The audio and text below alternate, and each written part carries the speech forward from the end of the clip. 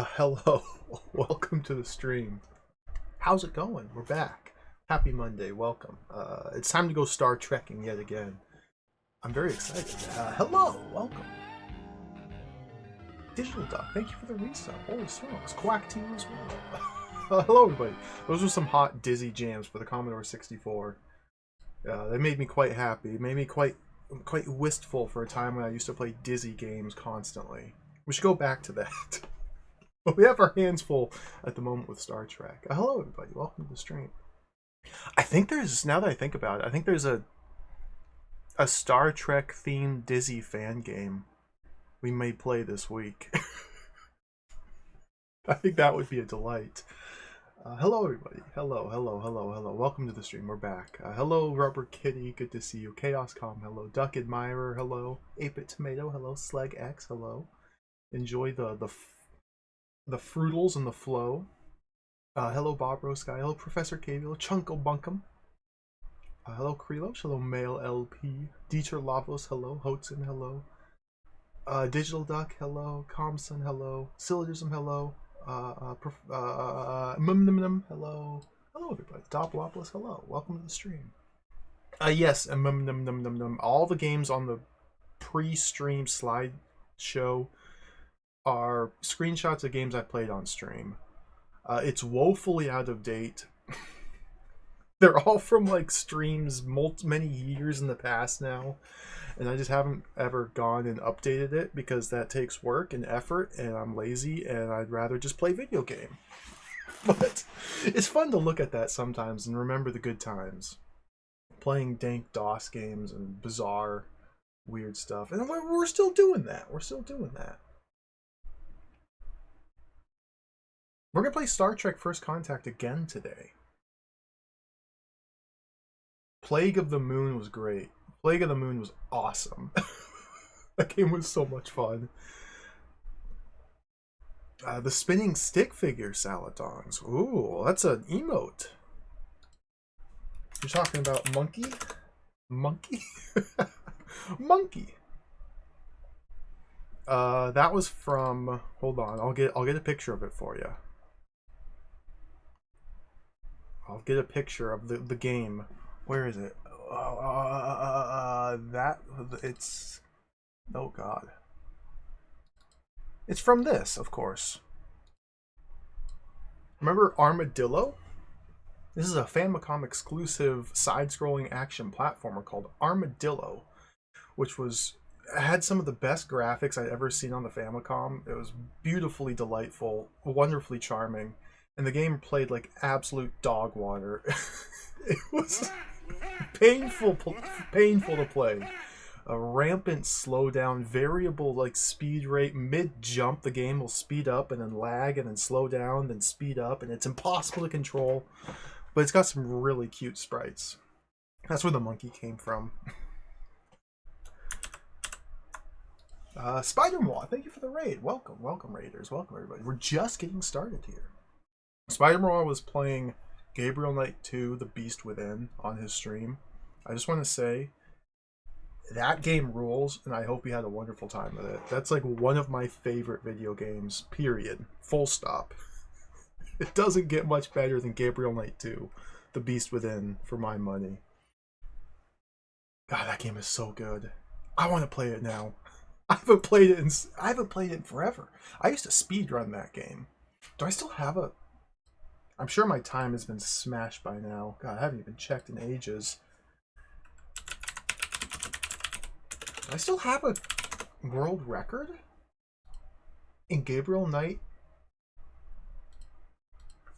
Oh, hold on. I gotta look it up now. Oh, 4th place! Oh dear. It's been 8 years since I sped run Gabriel Knight 2, The Beast Within. I'm in 4th place now. I'm washed. I would like to point out, though, looking at the leaderboards here, I'm in 4th place. My run was 8 years ago. There was not a single other run on the leaderboard until 3 years ago. There's a 5-year gap between when I did a speed run of this game and then the next person finally speed ran it. I mean, it's adventure gaming speedruns is the smallest niche ever. God, they beat my time by 7 minutes. Man, I was slow. Cool thing about speedrunning adventure games, point and click adventures at least,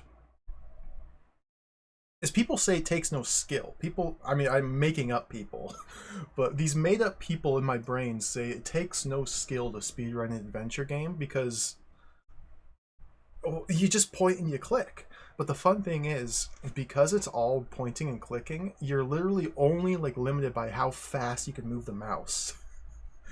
So you can point and click so dang fast. And if on every screen you're able to point and click like a fraction of a second faster than the next person, but there's like 100 screens in the speedrun, well then you just save like 10 seconds and it looks like you didn't do anything different. It's wild. I say that's cool, but in actuality, it's very boring to me to practice the art of moving your cursor very quickly.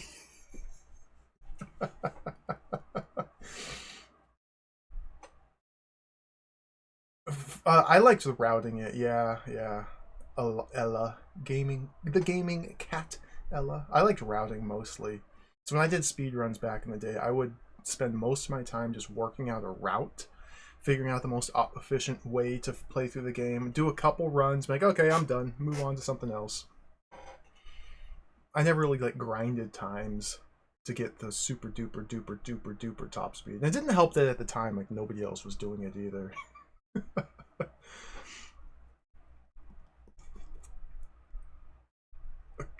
King's Quest 3 is another one, Bannikin. King's Quest 3, I love that game. That's another one that I speed ran, spud runned.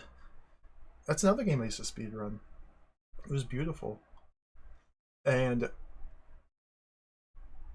the cool thing about speedrunning King's Quest 3 is there's a section where you are riding on a boat and there's literally nothing you can do except sit there and do nothing for 13 and a half minutes or whatever. So in the speedrun, you get to the boat and then you literally stand still for 13 and a half minutes and there's nothing you can do about it. To this day, I'm pretty sure nobody's figured out how to break it or sequence break it or skip it. So when I was doing speedruns, I would literally just get up and like go make a sandwich and go watch something, put a timer on, and then just walk away from the computer for a while. Oh, but you can skip the boat now? Oh, I gotta get back into it. Wild discoveries. Yeah, the King's Quest 1 remake is really cool too. King's Quest 1 Gabriel Knight 1 remake that Katie mentioned. Because there's like a debug key left into the full release of the game. So you press the B button on your keyboard and it just literally breaks the game. For whatever reason. It's cool stuff. We're going to play Star Trek today, though. We're not going to speedrun Star Trek. I don't know how to finish this game. I got stuck when I played this. This is a text adventure. Interactive fiction with graphics. This is a text adventure. Lord Santa Claus, yeah, he's a machine. 17 minutes, that's wild. I think I got my time down to like 30 minutes, and I was really happy and excited for it, but there's so much randomness to the run. With the 13-minute long wait that it was just dreadfully boring to to do repeated runs. 30 minutes, oh wait, that's me. Yo, Retro Gaming Denmark, hello, hello.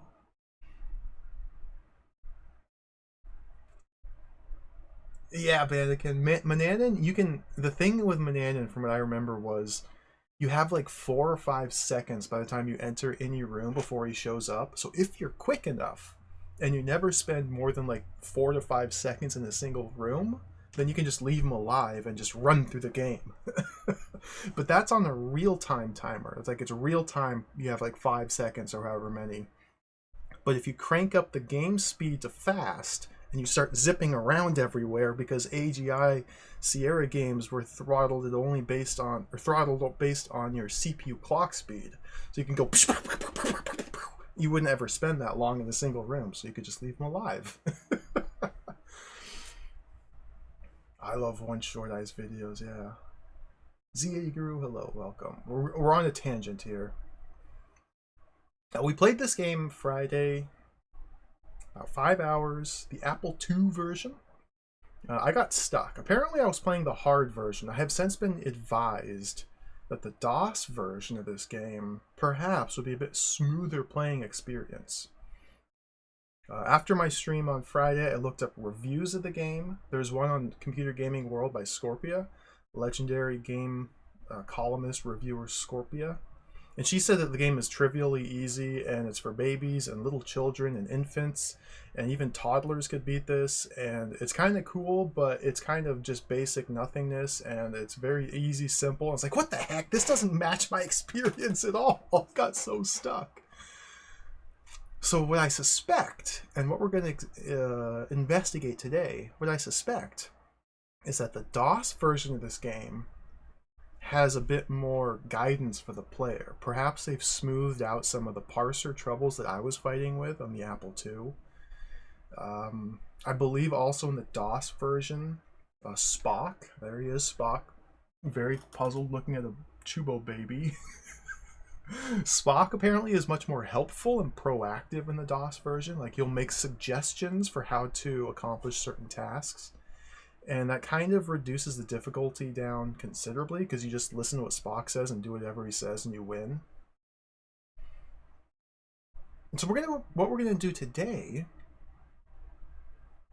is play the DOS version. And we're gonna play the DOS version. We're gonna play the easy version for babies. And then perhaps, if we can get through the DOS version, we'll jump back to the Apple II version and kind of compare and contrast, see what the differences are, see if I can use my experience on the DOS to get through the Apple II version. And yeah, that's the plan. I've got Star Trek games all week long I want to play, yet again. Maybe we'll get to more than 2 this week. Last week I wanted to play a bunch of Star Trek, and then the Rebel Universe came along. I was like, oh, this game is so cool. I got engrossed in it, and that's pretty much all we played last week. This week, we'll see how it goes, but we have Star Trek First Contact. We have at least 3 others after this I want to play. Maybe a 4th. There's almost no way we'll get through all of these this week. And maybe we'll even sneak in that Dizzy Star Trek game. Ooh, that would be so much fun. That'd be so much fun.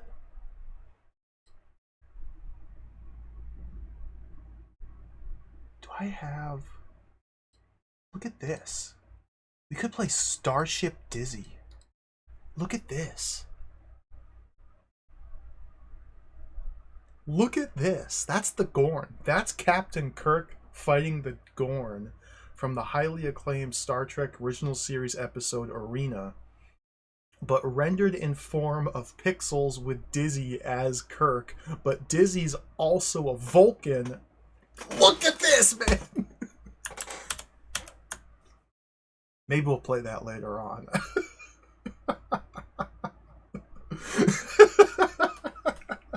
I think that'd be so much fun. Rustwell Spider Moa, thank you for the raid. Maybe Star Trek Week 2 will stretch into Star Trek Week 3. It could happen. It could happen. It could happen. I've never played the Final Unity, no. That one looks really cool. That's like a full-on graphic adventure game, point and click. I haven't played that one. It might be on the list of games I want to play. This week, it might. I will keep it vague, though. Game. Let's go to this screen. Let's play. We're going to switch to the DOS version. So we got DOSBox open here. Let me change this. Oh, this little bit here. No Apple IIe DOS. Okay, we'll leave the timer as is. The all-important timer. Okay, we're already in the right folder. Directory. Oh dear.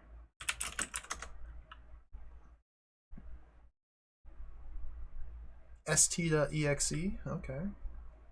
Deadplan.bin. Oh, look at all these files. White Roo? What does that mean? Let's go in.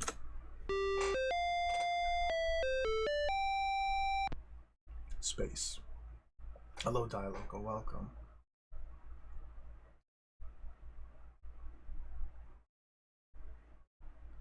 So we'll see pretty soon why I opted to go with the Apple II version rather than the DOS one. Like this, I'm not saying this is bad, but just on a visual level only. It's, well...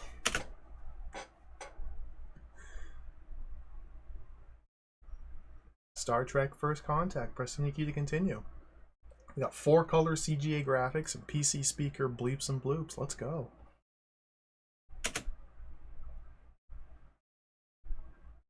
I couldn't even read those.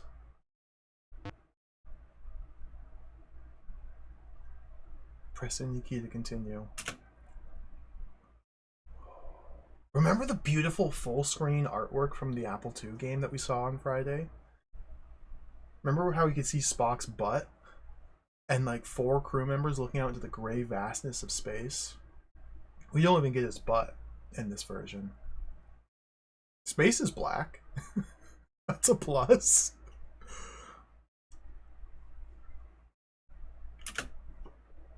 The brilliance of the star system Sirius shines forth. Its brightness is legendary throughout the Starfleet. It seems to burn now with a special intensity. There's a message coming in on Starfleet frequency, Captain. They request the Enterprise to orbit Earth and the Sirius system to await a mission briefing. Alright, so we're just going to replay from what I remember. So we want to tell Sulu, plot a course for Earth. That is our current location, sir. Oh, we're already in the Sirius system. Orbit Earth.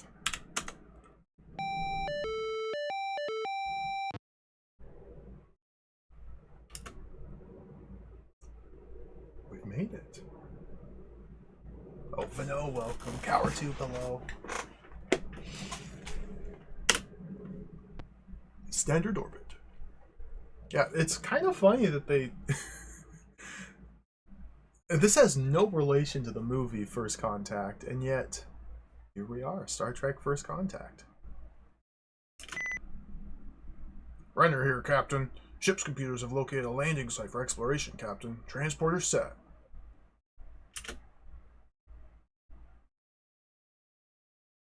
Appearing in the bridge view screens, a blue-green world known as Hearth. Deep brown land masses and vast green-gold oceans cover most of the planet's surface. As the Enterprise closes on Earth, its image grows until it all but fills the screen. You can make out a great mountain range running across the breadth of the planet's largest landmass. Tendrils of golden waterways crisscrossing its prime agricultural sector. Captain, I've received a message from Starbase Earth.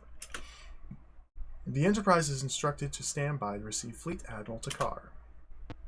Captain, Admiral Takar is beamed aboard safely. Request that you escort him to the bridge. Okay, so now we have to go pick him up. So we just move using the arrow keys. We go down to the turbo lift. And now that we're in the turbo lift, we speak to say where we want to go. We want to go to deck 7, because that's where the transporter is. Okay, now we go up to go to deck 7.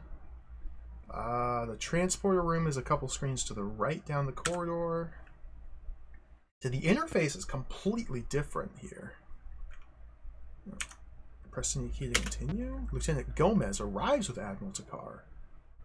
Already? Wait, this is playing out very differently. Lieutenant Jacob Gomez reporting, sir. This is Fleet Admiral Brandon Takar. You notice that even the ample doorways of the Enterprise seem inadequate with the hulking young Lieutenant Jacob Gomez. The Enterprise's energetic security chief strides through one. His toothy grin does not entirely hide the latent capacity for decisive, even violent action within this mammoth man. This is already playing out very differently than before. In the Apple one, you literally have to walk to the transporter room to pick him up, but here they met me in the hallway. I didn't waste any time. That's weird. I believe, yeah, Hudson, these were released at the same time. Hard lines around the eyes and mouth belie the youthful carriage and bouncy walk of Fleet Admiral Takar. He's a powerful-looking man. His uniform is freshly maintained and his bearing impeccable. Thank you for meeting me, Captain. Please take me to the bridge. I'd like to brief the crew on your mission. Okay, so let's tell him to follow me. Yes, Captain. Take a step left to the deck, down to the turbo lift, bridge. Go up to the bridge.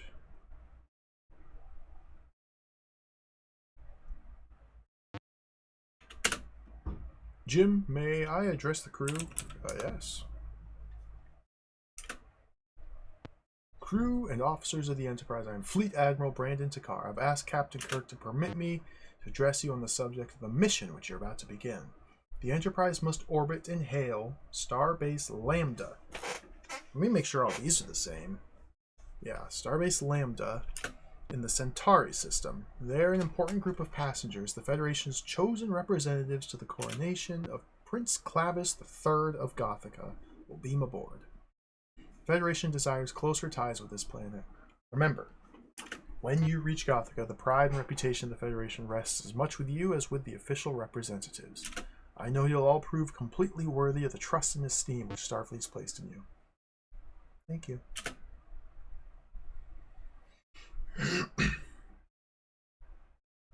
This is different. Takar takes you aside for a moment and slips you an envelope bearing the Federation seal. He quietly tells you so that no one but you can hear him. The Starfleet Command has entrusted the Enterprise with a vitally important top-secret mission, the details of which are enclosed in the envelope. He then shakes your hand firmly and with a serious expression wishes you good luck. Takar then leaves, escorted back to the transporter room by one of your crew members. From there, Fleet Admiral Takar will return to Earth. So how do I pause? If it's running in real time, okay, I guess we hit F1, F10, F2. There we go. This is subtly different in many different ways already. We did not have to physically go to the transporter room to pick him up, nor do we have to return him to the transporter room. He just gives us the secret message envelope while on the bridge. We don't have to walk him back to the transporter where we are alone, so he gives us the secret envelope then. There's a lot of changes here. This feels very different. It's much more on rails, much more railroaded. Like, I don't have as much agency, it feels like, in these opening moments. And yeah, he told us to wait to open the envelope last time until we get to the Lambda station. Here's the envelope. Interesting. Interesting.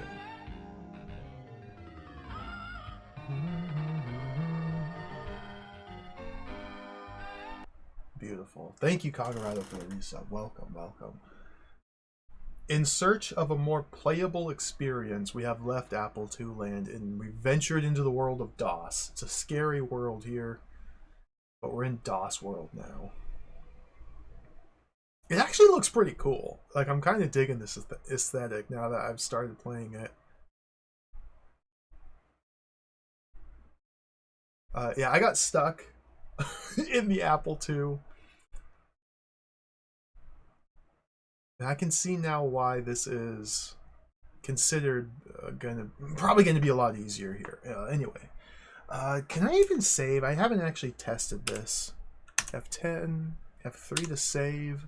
Captain, please type the name of the file you wish to save. Start. Call it start. Transferring data. Chekhov saved for us. Okay, that's cool. That's cool.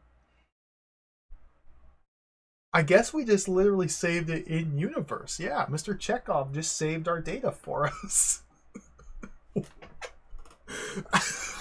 Okay, F1. We need to examine the orders. Oh yeah, we have tricorders now. Tricorders aren't in the Apple version. Secret orders, F5. Press any key to continue. Secret orders bear the distinctive seal of Starfleet Command to Captain James T. Kirk from Fleet Admiral Brandon Takar. Starfleet Command has picked up a super pulse, a beacon with the intensity of a quasar, originating from somewhere within the Tall system. Pulse signals the presence of an intelligent alien race heretofore unknown. The ultimate objective of this mission is to seek the origin of this super pulse and to establish contact with that alien race. Your immediate mission is to proceed to Starbase Lambda. Once there, a group of diplomats will beam aboard to be escorted to the coronation of Crown Prince Clavis on Gothica. To avoid Klingon suspicion, proceed to Gothica at Warp Factor 1. The diplomatic mission is merely a means to bring you close to your ultimate destination, the Super Pulse. After the coronation on Gothica, follow your instincts and stand by for further orders. Remember, Jim, the ruse of the diplomatic mission is vital because you must cross dangerous Klingon space to reach the Super Pulse. Also, we must be first to contact the aliens, otherwise the Federation may lose a potentially powerful ally to the Klingons. Spock watches intently as you finish reading the secret orders, then looks away quickly. I wonder if this is fake Spock or real Spock. Sulu, set a course for Centauri. Yes, sir. Warp 8. Going to Warp 8, Captain.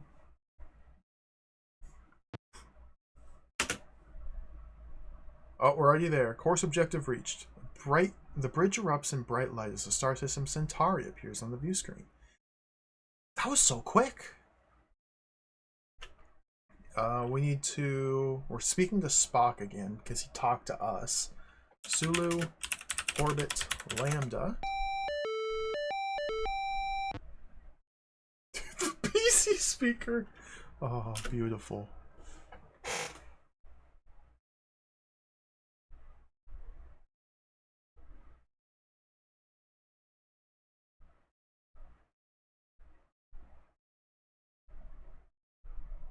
That's space station. It looks kind of cool. Like, even the composition of the graphics are very different, wildly different. Because the Apple II version, you saw it from a different angle. It had like these extension, like, I don't even know how to describe it. It looked very different from this. They completely redrew the graphics here. Cool. Standard orbit. Ship's computers have located a landing site for exploration, Captain. Transporter set. Appearing slowly on the bridge view screen is the Starbase Lambda. Superstructure is a wire-frame globe of phosphorus rods housing a massive steel core. We need to hail the Starbase. So Uhura, hail Lambda. You must use accepted Starfleet protocol. Uhura, open channel. To whom, sir? Starbase Lambda. Open channel to Starbase Lambda. So I need to speak in full sentences to her. For locations within the ship, Captain, the intercom works best. Open a channel to Lambda? Oh, you can't use the word Starbase. Frequency established, Captain. Message from Starbase Lambda, sir. The diplomats are ready to beam up, Captain. Shall I instruct them to begin transporting? Yes. Lambda base, this is the Enterprise. You're clear to beam up. This is also different from the Apple version. In the Apple version, when we arrived at Lambda... Sorry, I'm going to always be saying this. In the Apple version, when we arrive at Lambda, they contact us. And if we don't respond in 30 seconds, they shoot us and we die. Here, we're just free to contact them at our own leisure. and there's actually no communication that we're privy to. It's just Uhura talking to them. We don't get to hear it. Captain, the party of diplomats has beamed aboard without incident. I suggest that we meet our guests in the visitors' lounge. Oh, I gotta bring up my map. I don't remember where this is. I didn't open my map. Where's the map? There's the map. That's not the map. That's not even a map at all. There's the map.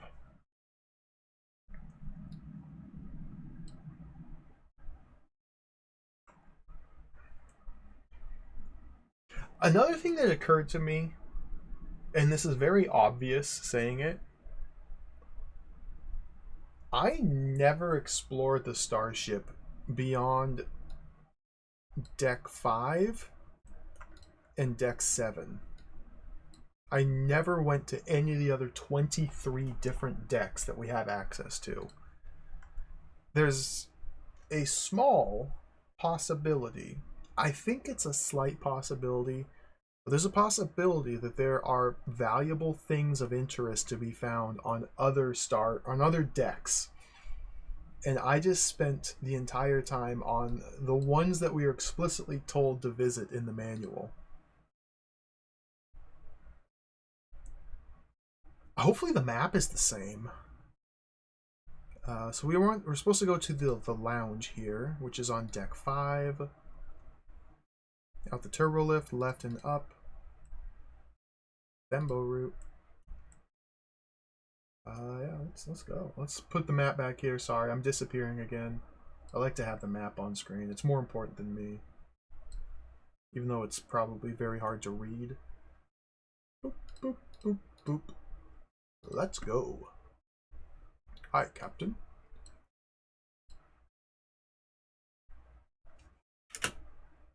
Spock leaves for the visitors' lounge. Let me follow him. So go to the turbo lift. Deck 5. Hey, Kunky, Gordanario, welcome. We just gotten started here. We switched over to the DOS version. This is the same game I played on Friday, but now we're in the DOS version instead of the Apple version. Yeah, it looks so much different, I know. Go out to deck 5. Let's take a left here. Oh. Spock here, Captain. Captain, may I remind you that the diplomats are waiting for you in the visitors' lounge. Mr. Spock! Spock lets out a wolf whistle as Nurse Chapel walks by. Wait, what? Isn't he in the visitors' lounge?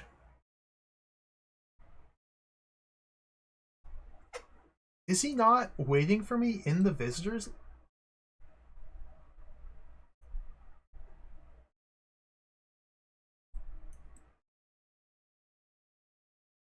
Medbay's on deck 7. Why is Spock... Why is Nurse Chapel on deck 5?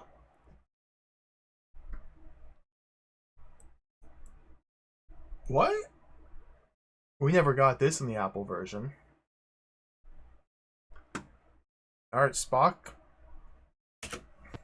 Nurse Chapel's quite attractive, Captain. But of course, you must have already noticed that.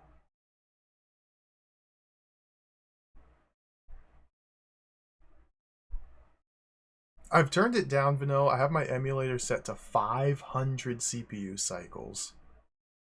But there's an in-game speed setting, which maybe I need to turn down as well. 500 CPU cycles for a DOS game is very slow. But it does still seem to be going pretty quick. Nurse Chapel is quite attractive, Captain. But of course, you must have already noticed that. Pardon me, sir. I was only thinking out loud. This is... Mr. Spock!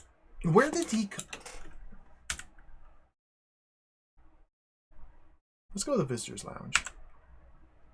Padded chairs are clustered around small, low tables and conversational groups in the main visitors' lounge.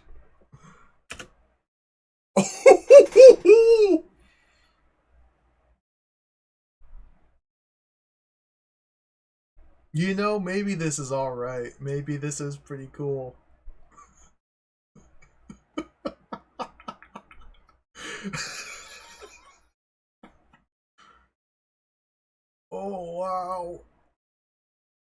These are some good faces.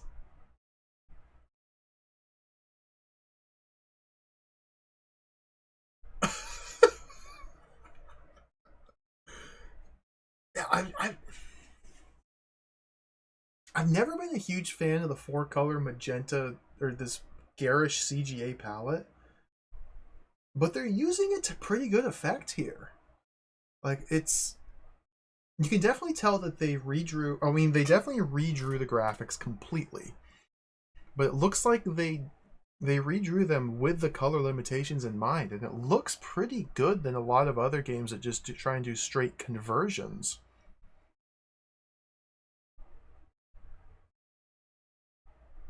Oh, this is pretty slick. Yeah, I like how they didn't even try to use the other palette either. It's just all this.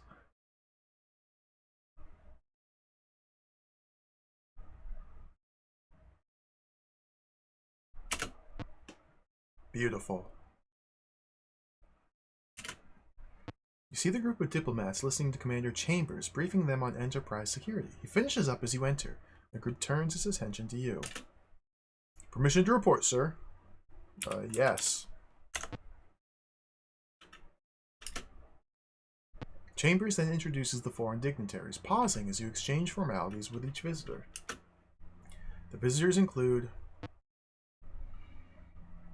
Ambassador Siori and his 2 former assistants, Dennis and Marie, Minister of Foreign Affairs Kenneth Stewart. These are all the same people. Dr. Hodges, the minister's personal physician. Senior advisor Leon Popolsky. Kurt Vanderwise, president of the Interstellar Chamber of Commerce. Cavalis Rablar, chairman of the Federation Sentient Relations Committee, and his legal counsel, Flogus Amgriel, and Zlitiv, the non-human ambassador from Belzix. Zlitiv is alone. Ambassador Siori.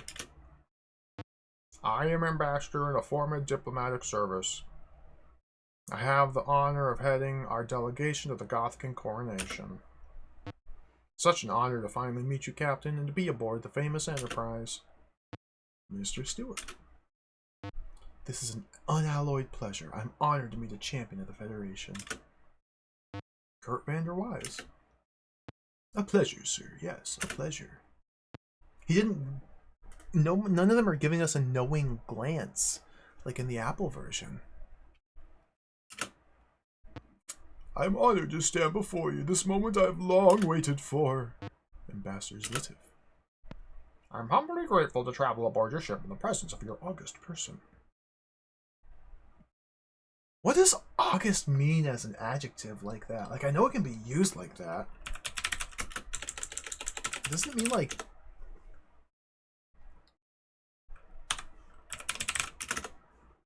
respected and impressive.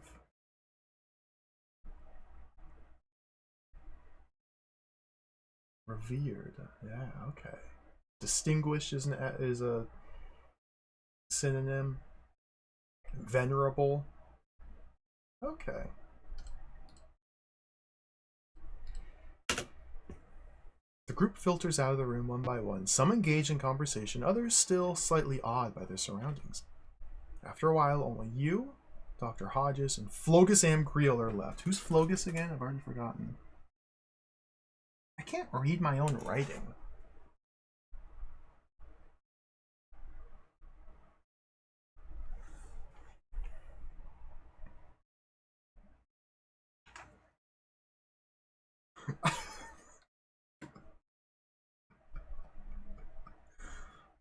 I get people asking me, well, Bill, why don't you ever update your or upload your notes for people? You take a lot of notes. It's one of the only resources for some of these games. Can you even... Okay, my cam's too blurry. I can't even read this. I just wrote this myself a week ago. I can't even read half of this.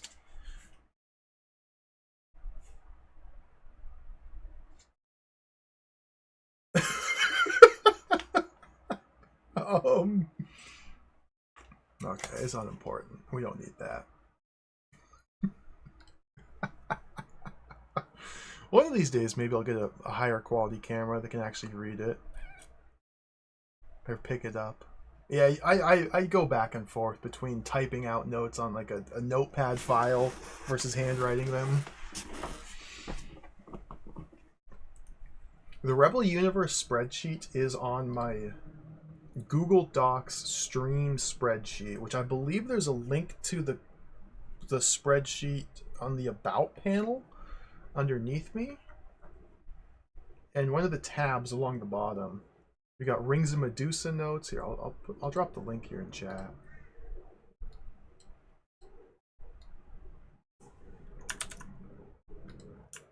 Boop. I haven't updated this for like the most recent games played since May. That's a while. But at the bottom, you can see Rings of Medusa notes, Trans-Arctica notes, and Star Trek Rebel Universe notes. There's a whole bunch of other assorted game notes. Oh, dude, Sentient. Man, I love that game. Saga Frontier. Yeah, there's random notes there, so you can do with that as you will.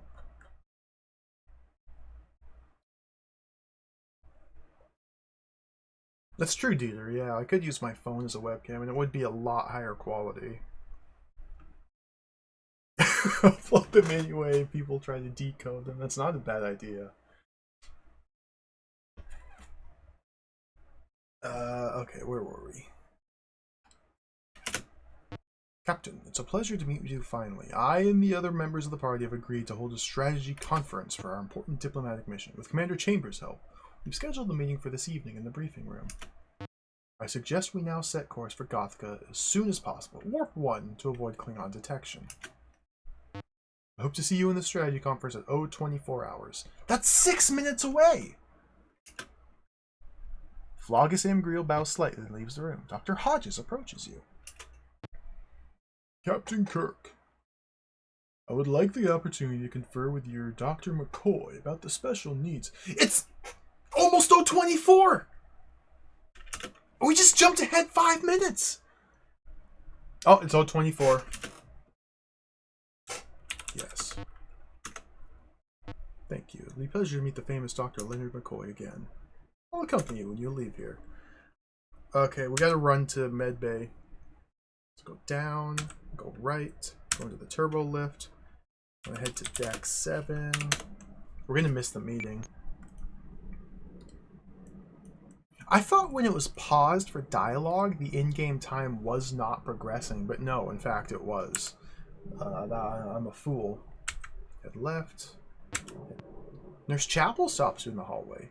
She appears unsettled. Captain, I'm really worried about Dr. McCoy. He's been acting very strange. This morning he wandered around sickbay aimlessly. He couldn't operate the diagnostic panel and didn't seem to know what a medical tricorder is. He didn't know my name. Something's definitely wrong. I think you should examine these notes. I'd ask Spock, perhaps even Dr. McCoy himself, to tell you what they know about it. For the record, Captain, I'd like to file these notes on the matter. Thank you. Oh, no one hears you. Okay, let's go down. Jim, I see you've brought company. Dr. Hodges, it's a pleasure to see you again. What brings you to my neck of the woods? Quite the contrary, sir. The honor is mine. I wonder if I could consult with you concerning a health problem Minister Stewart seems to be suffering from. That's what we're here for. Jim, excuse us while 2 country doctors go talk shop. This is different. Pause, pause, pause, pause, pause. Pause. This is different. Hello, some guy in a hat. Welcome. You Goonie, hello. We switched to DOS World, yeah. In the Apple version, we get stopped by Nurse Chapel in the corridor. Same as this one. She gives us the message. And then Dr. Hodges just tells us, oh, I see sickbay, I'll go visit the doctor myself. And he walks in here, and we never even get to see or talk to Bones. And then from here, we just go on our way. Nurse Chapel, also, her dialogue is different in this version. She explicitly says to share the note with Spock and McCoy. She doesn't say that in the Apple version. This is wild how different these are. I wonder why it's so different. Maybe they ran out of space, like memory in the Apple II version to put in all of the different like guiding features or text they wanted to, and then this one's more complete. I don't know. This is mysterious. Insufficient storage could very well be it. But these play out completely differently. Like the experience of playing these is wildly different, just with the little changes they've made along the way. Okay, so let's head to the not the recuperation. We need to go up to the strategy meeting. We're already late for it. Captain, can I be having a word with you in engineering? I'd like to have Mr. Spock's keen mind in on this too as soon as you can. Kirk, to Spock. Spock here, Captain. Come to me. Yes, Captain. Spock enters. Follow me. Yes, Captain. Chapel! I was talking to Spock! Spock, follow me. Yes, Captain. Okay, let's go right. Go right. Go down to engineering. Captain, we need Spock down here right away. I'm literally right outside your door. Out of the corner of your eye, you notice Spock approaching. How could this be? Spock is standing right next to you. Suddenly, the other Spock reaches out to apply the Vulcan nerve pinch to the Spock at your side. Startled, you watch as this Spock falls unconscious at your feet. His features undergo a startling transformation. This is happening in the middle of engineering. We didn't even have to go to Mr. Scott's office. His features undergo a startling transformation, revealing that he's actually a shape-changing being from the planet Celtic. In his normal state, the shape-changer has an enormously high forehead and a slight, unmuscled, humanoid body. It seems we have a wee bit of an imposter here, Captain. I found Mr. Spock, the real one, of course, tied up in an access tube. Apparently, our gentle visitor sang Mr. Spock a lullaby and took his place on the bridge. Even I find the appearance of another Spock a little disconcerting. Fortunately, the deception was quickly discovered by Mr. Scott. I'm sure, Jim, that you must have observed uncharacteristic behavior by the Celtic posing as me. He appears peaceful and harmless. However, he is also incredibly horny. Perhaps he can explain his presence on board the Enterprise. A moment later, the Celtic stirs to consciousness. Captain Kirk, forgive me for my deceptive guise. My name's Denjik, of the planet Celtic. I beamed aboard at Harith.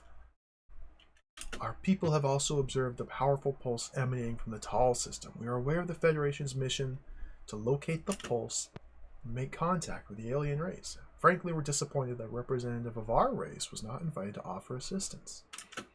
We've long been faithful allies of the Federation, Captain, and I can assure you that my purpose on board the Enterprise is friendly and without evil intent. My only desire is to offer whatever help I can on this mission. Captain, it is logical to accept that Celtic's words as truth. For though they are a race of clever shape changers, they're also known to be incapable of lying. On Vulcan, they are much admired for this trait. I don't know, Captain. I cannot. I didn't know, Captain. I cannot trust this shape changer. Not after he tied up Mr. Spock here. I'd arrest the crafty devil. Captain Kirk, may I remain on board the Enterprise and assist you in this mission? Yes. We're going to befriend him. Thank you, Captain. I'm sure this association will be mutually beneficial. Celtic bows his head in thanks. Then leaves quietly, walking in direction of the turbo lift. Johansson here, Captain. Please meet me in the briefing room. It's urgent. Spock, follow me. Yes, Captain. Let's get out of engineering. Into the turbo lift. Go to deck 5. Briefing room.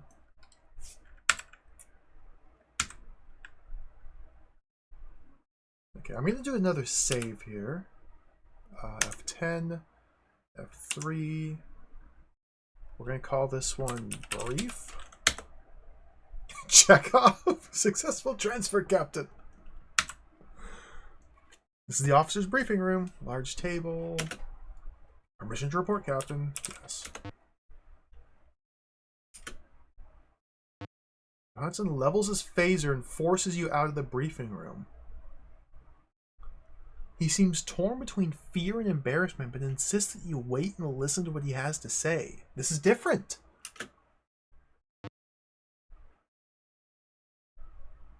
Lieutenant Johansson hands you a list as Spock approaches.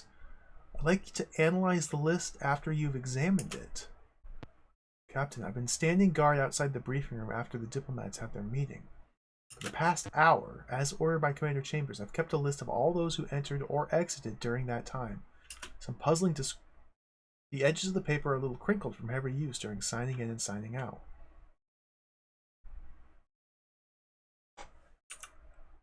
So we missed the briefing meeting? Let's examine it. The list, F6.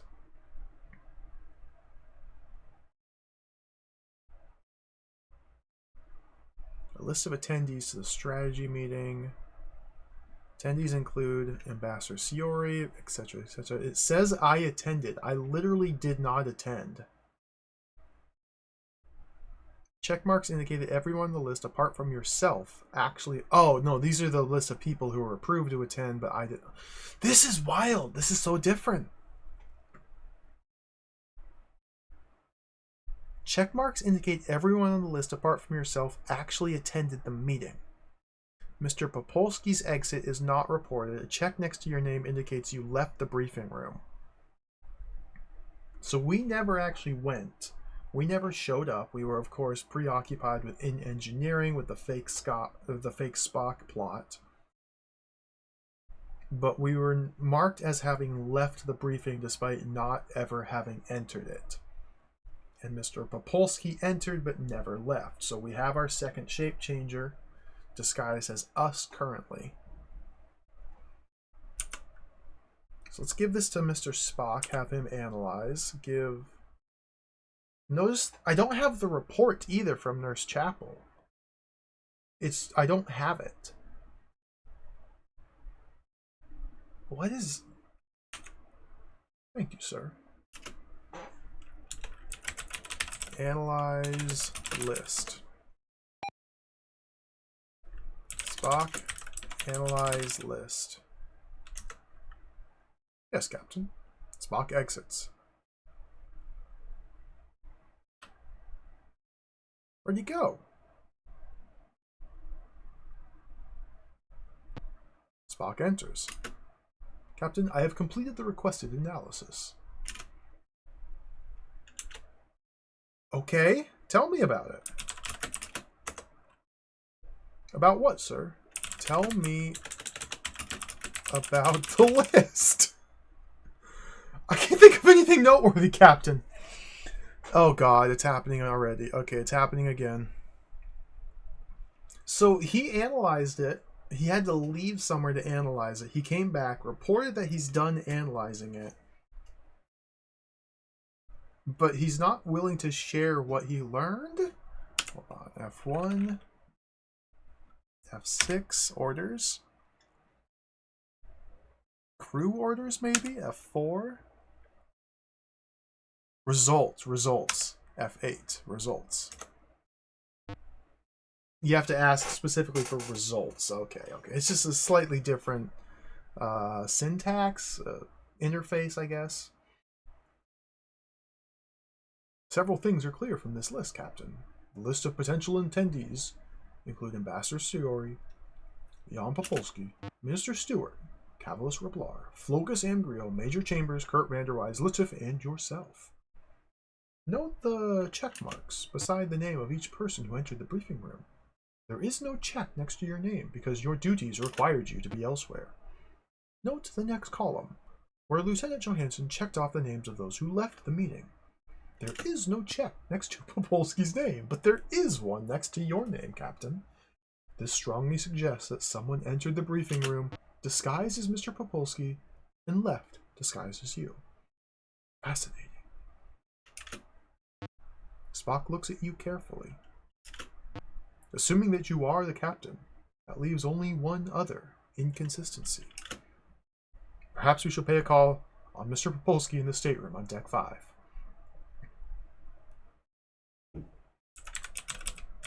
Agreed, Mr. Spock. Yes, Captain? Pause. Huh.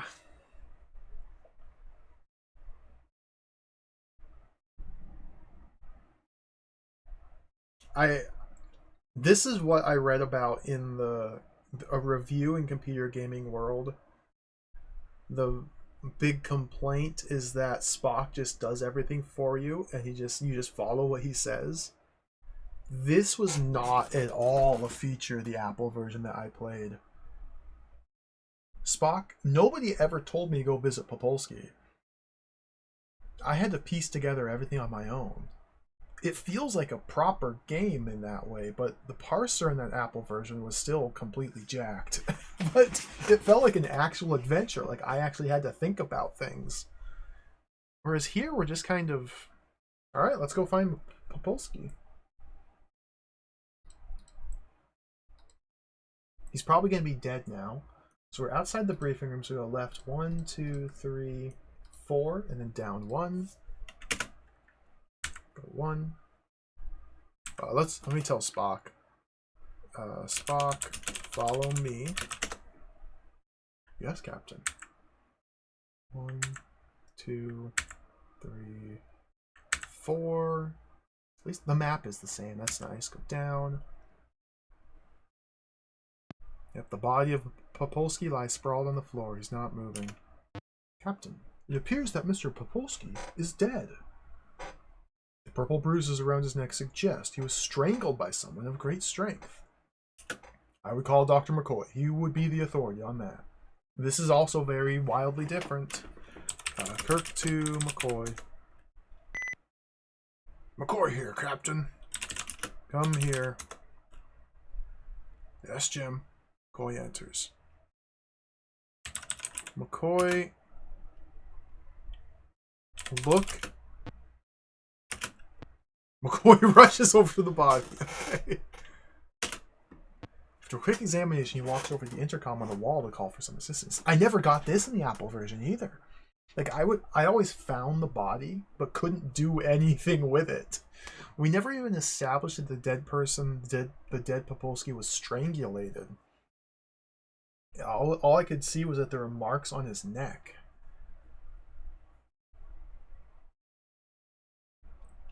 This is really interesting. 2 orderlies enter the room, remove Popolski's corpse to the IC unit. Uhura here, Captain. Receiving a message from Starfleet on priority channel. It's marked eyes only, sir. I'm holding the transcription of the message for your examination. On my way.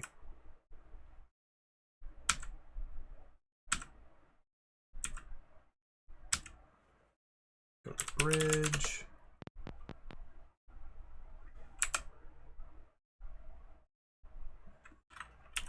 Uhura, give me the message. Yes, Captain. F1. Examine F8. Message F6. We haven't even set course for where we're trying to go for Gothka yet. Oops. This is from Thomets G. Admiral, Commandant, Starfleet Academy, San Francisco. Lambda Base reports a security breach at the time of the Enterprise's departure. Unauthorized personnel may be aboard the Enterprise, including a suspected Klingon agent who may be a shape changer. Even the content of the message is different. They never said it was Klingon before. Klingons? How are Klingons shape changing? Are there... Whoa. Can Klingons do that?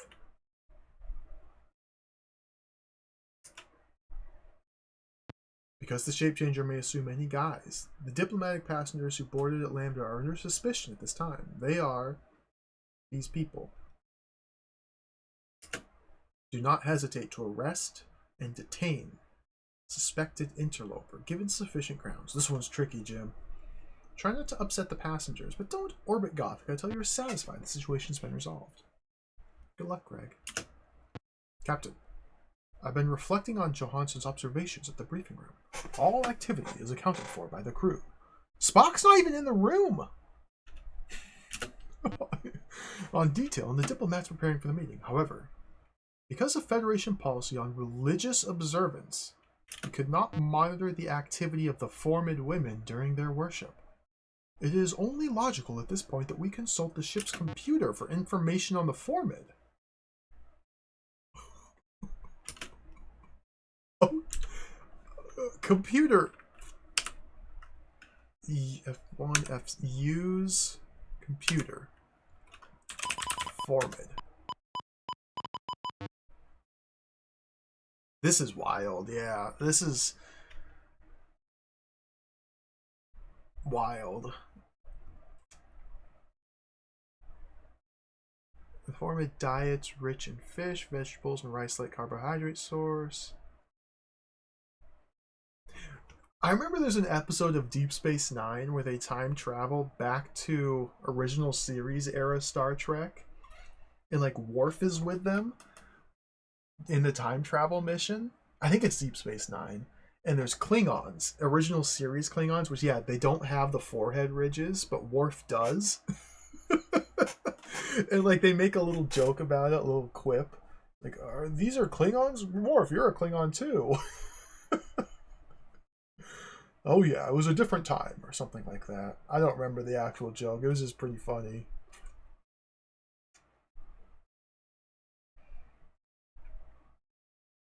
Average. We don't talk about that. It's a long story, Cat. Yeah. Here's the Thembo root coming back. Broth made from Thembo root's a requirement. Okay, so we should be able to get some explicit direction as to how to get through the Thembo root nonsense.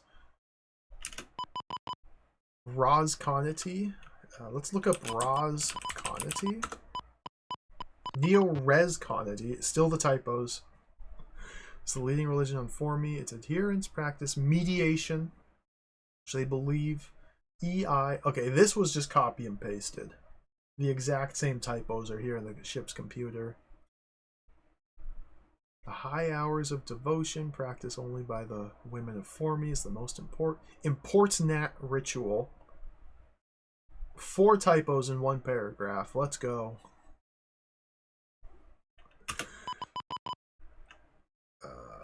Thembo root.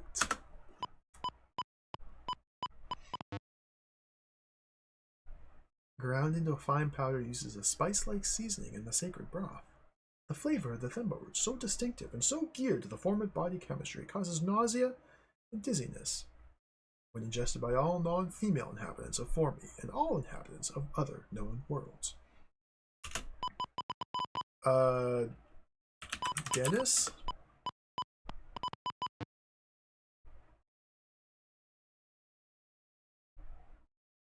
Dennis T. Dennis, graduate of Ellen Terry University. Marie.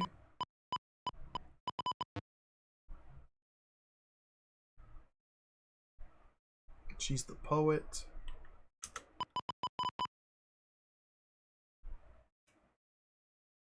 I don't really know what all we need to look at. High hours. Yeah, the text seems to be the same between this and the Apple version. Typos and all.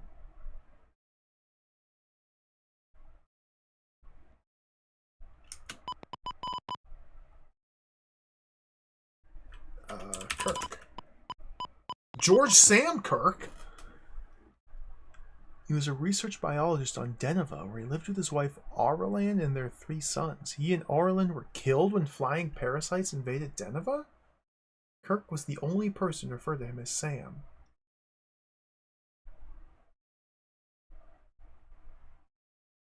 I didn't know that. Kirk's brother died by flying parasites?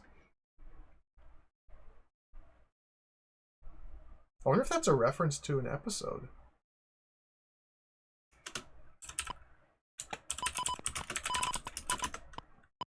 James Tiberius Kirk, Captain of the United Spaceship Enterprise, serial number SC937-0176CEC, the best and the youngest, age 34, starship captain the Federation has ever had. He's very dynamic, stubborn, irritating, efficient, and independent. He's also very handsome, warm, caring, generous, intelligent, and is somewhat of a ladies' man, sometimes tending to use women. He's never been married because he's married to his ship, which he loves more than anything in the universe. He considers Mr. Spock, Dr. McCoy his best friends, and is greatly admired by his crew. Probably one of his hardest jobs is trying to joke around with Spock, who does not understand any of his subtle jokes. Why is that in the official... Yeah, he wrote his own entry. Yo, Helical, welcome. Hello. We're Star Trekking again. This time in the DOS universe. One of his most impressive traits is that he can con his way out of almost any situation. He's deeply devoted to Starfleet Command and the Federation and tries his hardest not to violate the Prime Directive. That's a lie. That's a lie. The Prime Directive wasn't even a thing. They didn't care about it. Remember that one episode, Space Seed, from the original series, where Khan tries to take over the Enterprise, and so Kirk banishes him to a planet full of like a medieval era life forms and says, all right, this planet's yours now. You can have it. Try to make the best of it, Khan. Remember that? How does that factor into the Prime Directive? He feels deeply pained when one of his crew has been hurt or killed, even if he met him only once. He's gone against Starfleet Command more than once, but always for good reason. Commendations include Palm Leaf of Axanar Peace Mission, Grand Kite Pranteri's Ribbon of Commendation, first and second class, Medal of Honor, Silver Palm with Cluster, Starfleet Citation for Conspicuous Gallantry. Conspicuous Gallantry? Karagite Order of Heroism. He'll most probably become an admiral someday.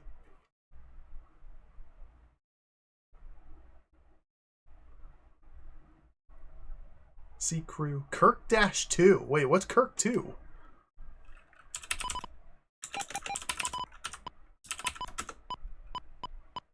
The mirror! Oh, the mirror! Captain James T. Kirk of the Imperial Spaceship Enterprise of the Mirror Universe. When he accidentally beamed aboard the USS Enterprise, he was quickly placed in the brig, where he tried to bribe Spock 1, not realizing he was the wrong Mr. Spock. That's the Spock with the goatee. With power and enough credits to make Spock 1 rich, if he would release him. He's not only a very efficient starship captain, he's also a barbaric savage and killer. He rose to the captaincy by assassinating Captain Christopher Pike, using the Tantalus field in his quarters. He'll kill anyone on any planet that does not cooperate with him. He's executed many inhabitants of various planets, including 5,000 colonists on Vega 9. Follows the Prime Order of the Empire very closely. It's not known whether he's still alive. Spock 2 had orders to kill him because Kirk 1 violated the Prime Order of the Empire while in the Mirror Universe. Hopefully Spock 2 carried out this act. ... Does the ship's computer just have like summaries of episodes of the show? I mean, we just read it, so obviously yes. What's credit?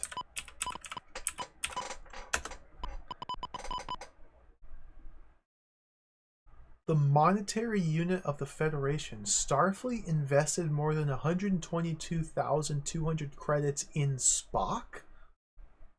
What?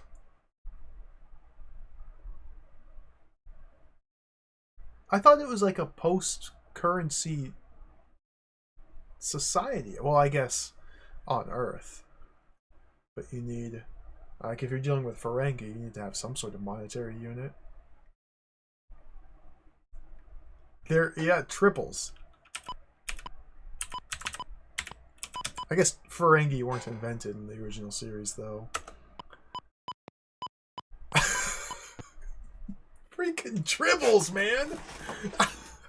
Small creatures resembling balls of fur. Although they have no arms or legs, they're capable of moving, though quite slowly. Tribbles also have mouths, and they seem to do nothing but eat and reproduce. Wouldn't that be the life? In fact, the more they eat, the more they reproduce. Their favorite items sold by Cyrano Jones, who sold them, or tried to, for 10 credits. Deeply affectionate towards everyone except Klingons. They hate Klingons, and vice versa, and shriek very loudly when near one. They have a tranquilizing effect on humans and Vulcans, although Spock wouldn't dare to admit this. Purr with content. See aliens? What could the ship's computer possibly have to say about aliens? The following is a list of aliens the Enterprise has encountered while on its journey. For more background on each alien, look directly under the alien's name as listed. Achilles, Alice in Wonderland, Amoeba, Giant Space, Andorians, Caretaker, Dog. What? Double, Gav, Gorns, Guardian of Forever, Horta, Iosians, Canutu, Klingons, Krako, Jojo, Mud. We're not looking at hardcore Mud. Get him out of here. Stella Mud, Mugatu, Oxmix, Bella, Tellarites, Tribbles, Vulcans, White Rabbit. Dog. A small dog-like alien was beamed aboard the Enterprise from the planet Alpha 177. Transporter malfunction split the creature in half, with one side being very passive, the other evil. When the two halves were beamed back down to the planet in order to join, the alien came back as one, but dead because of shock? Did that happen? Is that an episode? I don't remember that at all.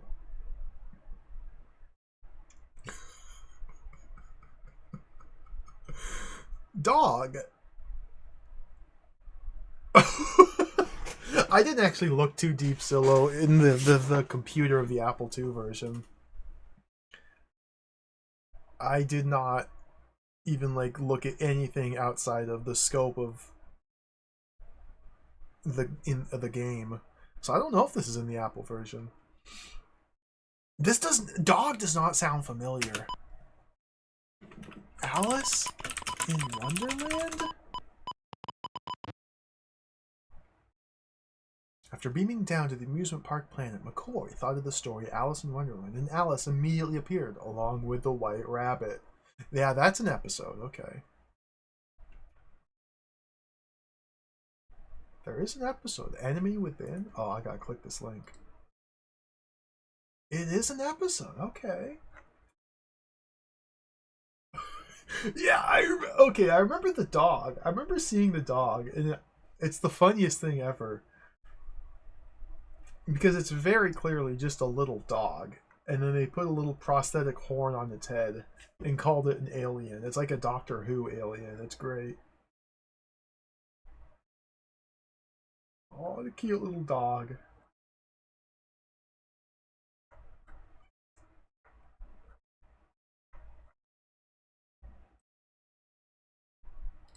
Good stuff.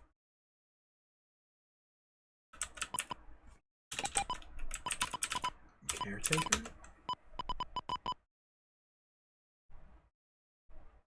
I'm so distracted here. Close computer.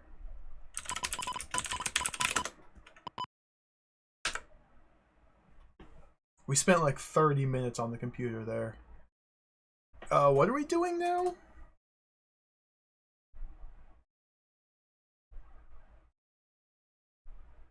We just set a course for Gothica. Oh, Something's happening. Tens are here, Captain. Sir, we've scheduled a cocktail party for the delegates to celebrate our arrival at Gothica. We haven't even left yet! It'll be in the officer's dining room at 56 hours. I have 2 minutes! Sulu, plot, of course, for Gothica. Yes, sir. Warp 1. Going to Warp 1, Captain. Okay, now let's head down to the turbo lift. Go to deck 5.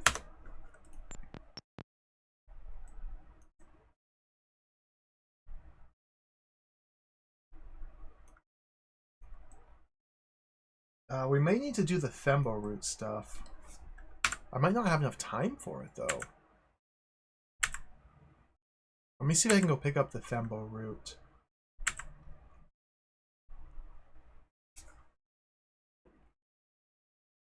We need to go down, down.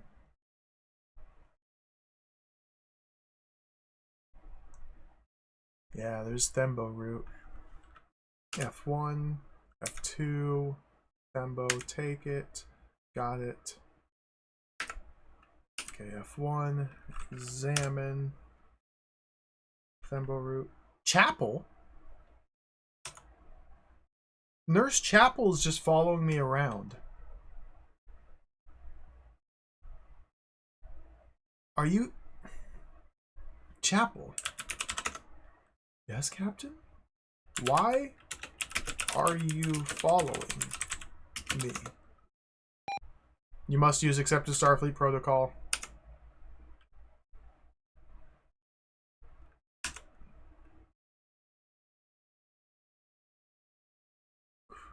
Orders. Go. Where, sir? Away.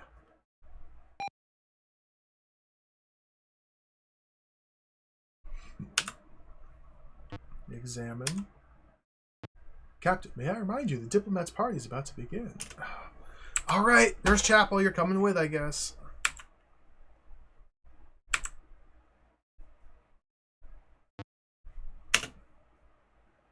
The officer's dining room is humming with activity. Harb Tanzer, the ship's recreation officer, is here to greet the diplomats as they begin to filter in. See Tanzer running around in a frenzy, making sure everything's in place. Hello, Captain. I see you have the Thembo route. A strange-smelling tuber. But I thought only the formed woman cared for it. Yeoman Swars, the ship's cook, approaches you. Yeoman Freyswars here, just getting ready for tonight's cocktail party. Any special food requests? I think I wasted too much time at the ship's computer. F1, F3, F5. Thank you, sir. Yes.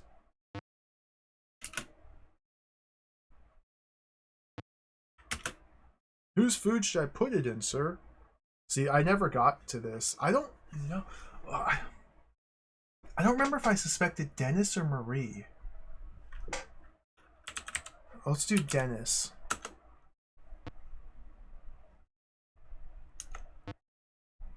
Aye, aye, Captain. I should get back to work, so everything will be ready for the cocktail party. Ross leaves. Celtic approaches. Zlitif and Kurt Vanderwise enter the room, laughing and toasting.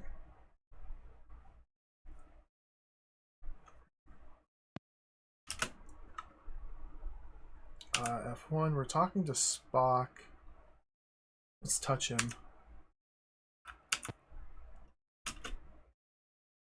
Okay, let's touch. Form a delegation arrives consisting of ambassadors Sori, Dennis, and Marie. Tanzer, I don't even remember this Tanzer character from the Apple one. Right this way, everyone. I've arranged a seating plan for your convenience. I just guessed which one of the formats to give it to. They exchange pleasantries. Captain, most folks don't care for the Thembo route, so I made very few appetizers with it. I'll serve them only to whom you've instructed. Everyone else will be served the other appetizers I prepared. Carries the hors d'oeuvres to each of the guests. Quite a curious aroma. Rather unpleasant, I'd say. Dennis samples the appetizer and smiles. What a delicious repast. So I guessed wrong. It was Marie and not Dennis I needed to give it to. Dinner proceeds amid the diplomats' quiet conversation. Swartz is happy to see that everyone's delighted at the meal he's prepared, for it's difficult to please such an intergalactic crowd. Several of the diplomats ask for second helpings. Their appetites, however, mask the tension of the moment. Everyone's anxious about the impending arrival at Gothica. To cap off the dinner, Flogus Amgriel makes a toast to the success of their diplomatic mission. See, I screwed up. We have to restore.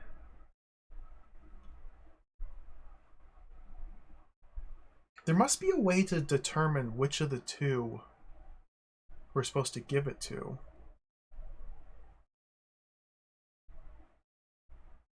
I just realized I don't even remember what I named my save game. Let's go back. I can just open up the directory here in Windows.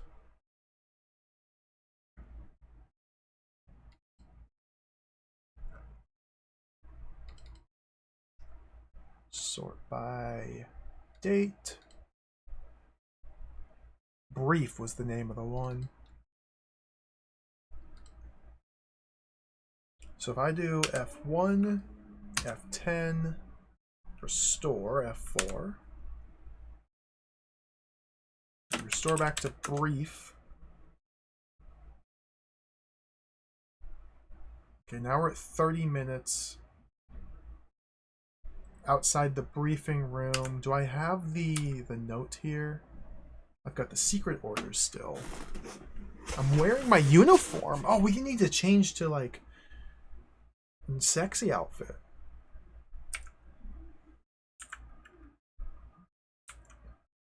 Did I go in here and do this yet? Permission to report, Captain. Yes. Okay, we have to enter to do the list nonsense. Okay. Skip through this. F1, F8. Let's examine the list for ourselves. Let's give it to Spock. Thank you, sir. Analyze list. Yes, Captain. Spock exits. So is Nurse Chapel still? She is! I just touched her. She slaps your hand playfully. Let's examine. Is her hair... I want to look at her corn-like hair. Captain, I have completed the requested analysis. Results.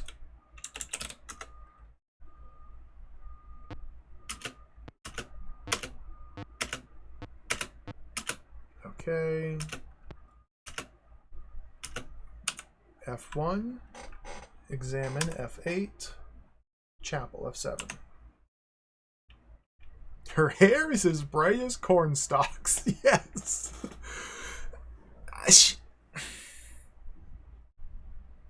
We're trying to get with Miss Chapel, apparently. She will not leave me alone. Like, she's just following Kirk around.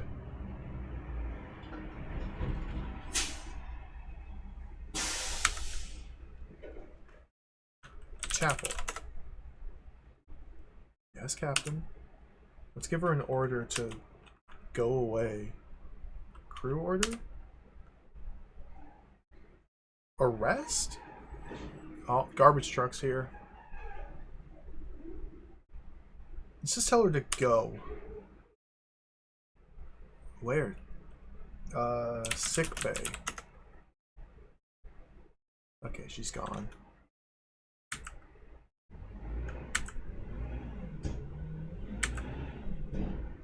Head to Popolski's room.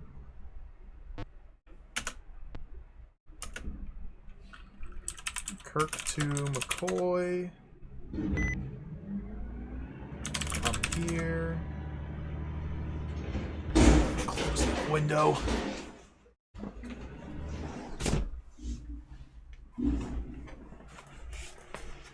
Garbage day. Koi made it.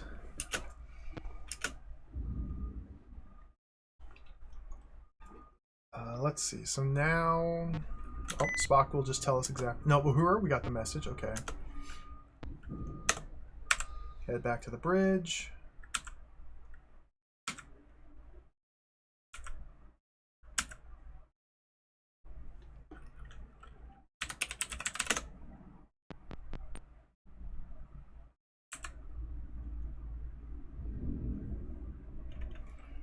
Uhura, give me the message. F1, F8, message, F6.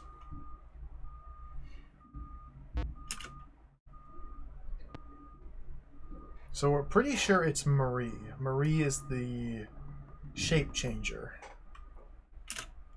Working for the Klingons. We just set the course for Gothica. Okay, let's save here. Let's save here. F10, F3.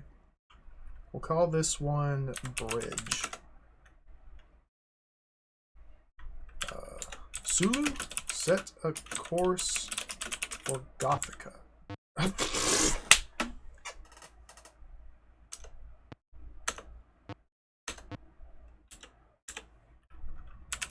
Gothica. Yes, sir. Warp 1. Going to Warp 1, Captain. F1, F7, F1. Let's not spend 30 minutes of in-game time looking at the computer.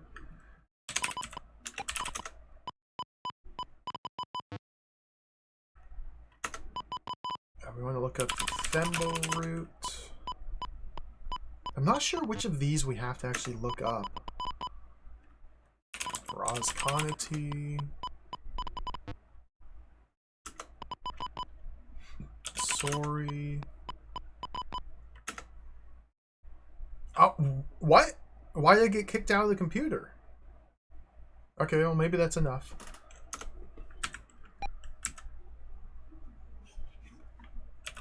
Deck 5. Tans are here. Okay. 3,800 hours.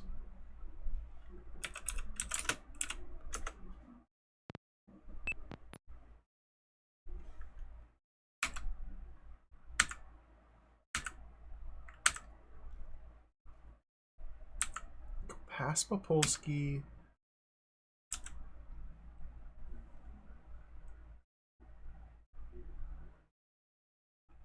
F1, F2, F2. Okay, we got the Thembo route.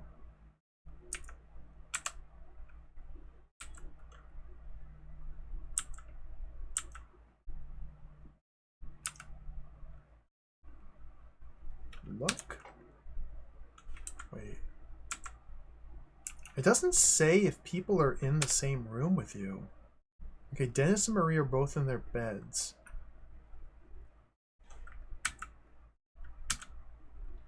You have to, like, actively look at the room to see if there are people here or not. I'm not sure how we're supposed to know which of the aides to give it to. Okay, let's do a save here. I mean, I guess we can just guess and then restore when we're wrong. Dinner.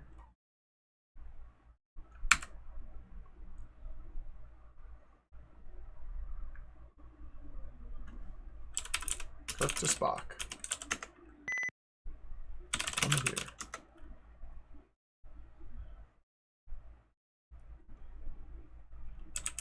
Spock.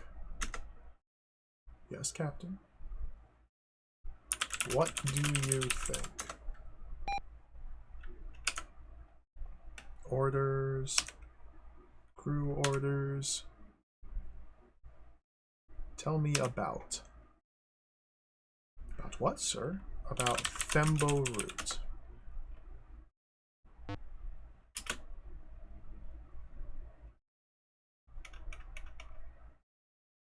Alright, let's just sit here until we're prompted.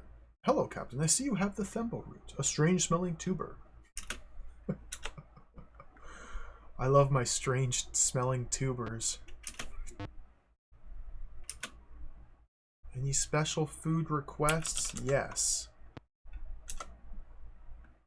F1, F3, F5,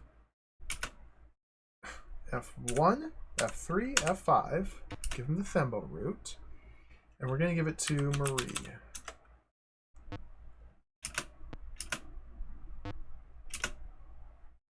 Now we should be able to just let the dinner play out, and hopefully it works now.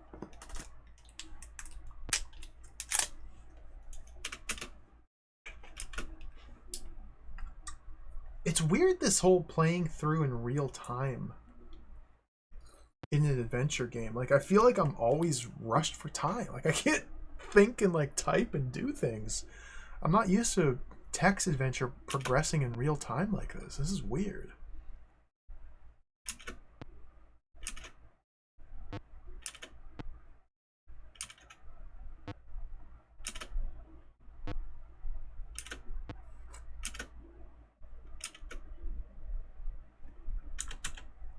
Like, there's windows of opportunity for me to type things, but they're like 1 second long. Marie tastes the appetizer. After a large swallow, her face reddens and she starts to cough hysterically. The other diplomats take notice, although Marie tries to hide her discomfort. We did it. It is obvious to everyone in the room that something is terribly wrong. How can this be? Foreman women love the root. I'm always saying this.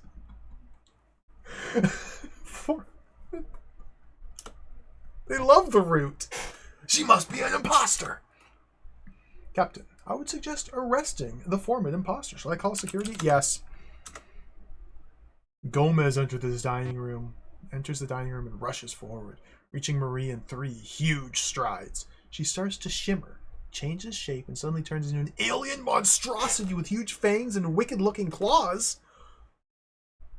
Unfazed, Gomez quickly spins the killer into a hammer lock and tightens his stranglehold till the monster passes out. What?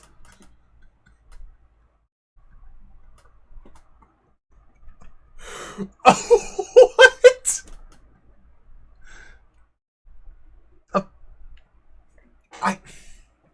That's awesome. I wish we could have seen it.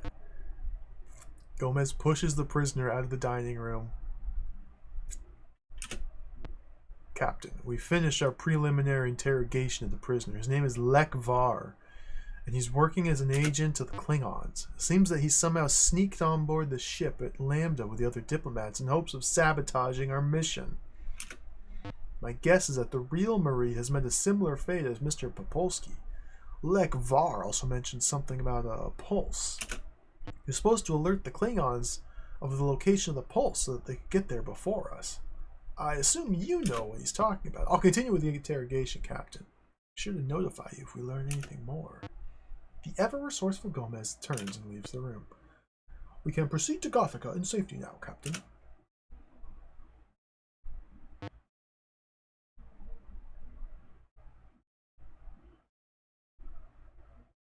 That was wild. Like, I feel like if there's some shape-changing alien who's explicitly described as a monstrosity, that you couldn't just walk up to it and choke it out. Like, just being able to simply choke it out implies a lot about the anatomy of the alien that is very unlikely to be correct. Like, to choke something out, you have to cut off blood or oxygen to the brain? That's how it works for humans, at least? And if it's like a giant toothy monstrosity, how do you know that it is... Gomez is awesome. He's my hero. Yeah. Oh, yo, Nivnov, welcome. Hello. This game rules. It's awesome. I'm really into this. Yeah, it's probably good advice not to think too hard about original series. That's probably good advice. Let me head to my room. Can I put on something fancier? Some nice clothes? Maybe some sweats?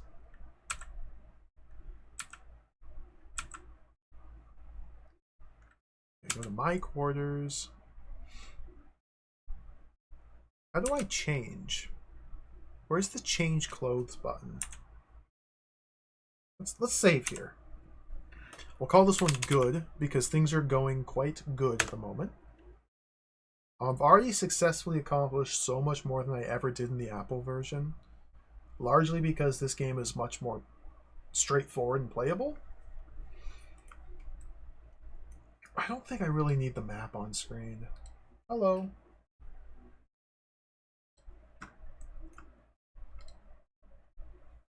How do I change clothes?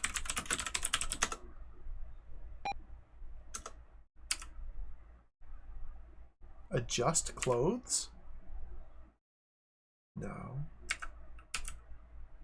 How do I change my clothes? F2? F1? Oh! I didn't even change into formal attire for the fancy dinner with the diplomats. Oh man, what a terrible impression. Oh, they must think I'm a giant bum. I wasn't even wearing the fancy dress uniform. Man. I feel like a slob.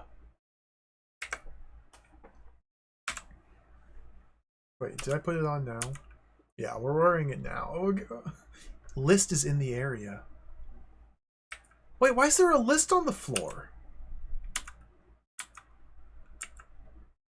That's the one I gave to Mr. Spock. Did he throw it on the ground? Mr. Spock. Examine list. Yeah, it's the list of attendees. Alright, I'll take it to my room and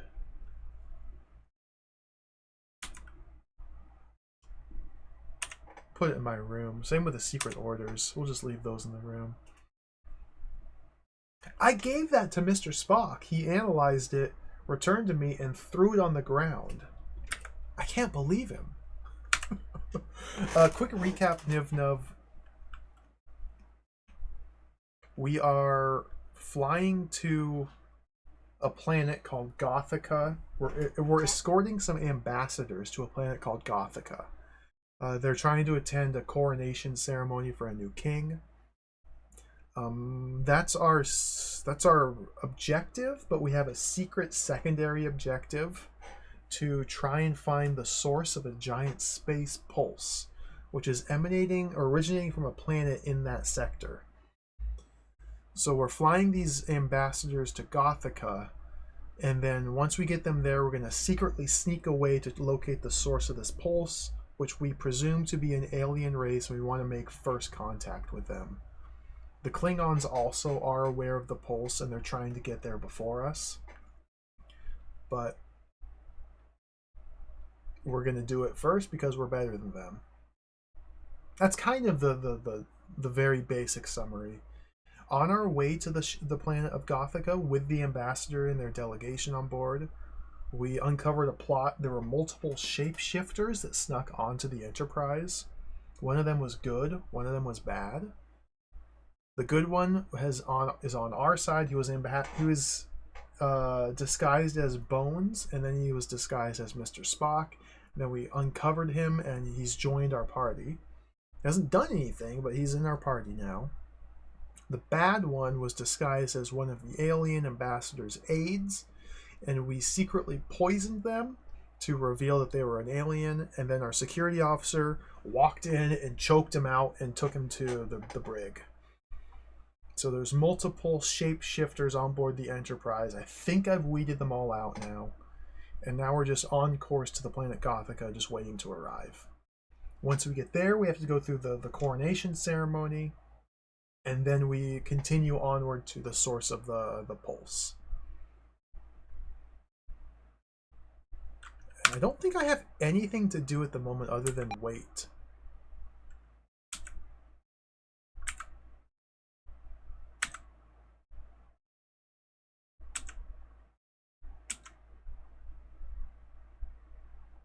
Lying on the floor in the corner of the room is the Vulcan lyre, which Spock plays very often and is quite good at.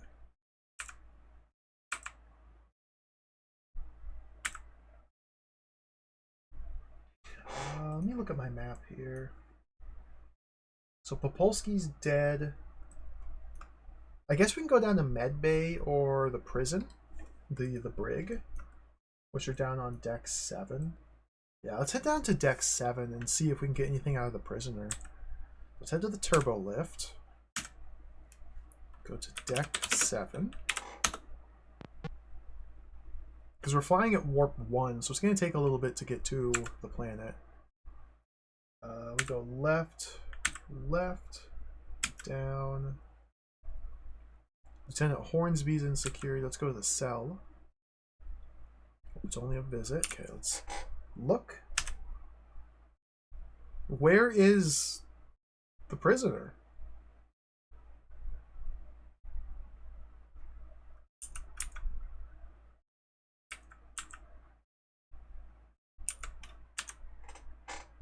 Gomez is here. Lee is here. Hornsby is here. Where's the prisoner? O'Hara? Striking blonde mane and his smile? Whoa, can we touch him?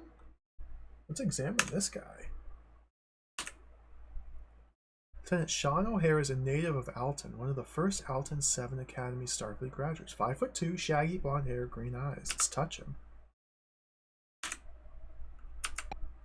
Nothing happens.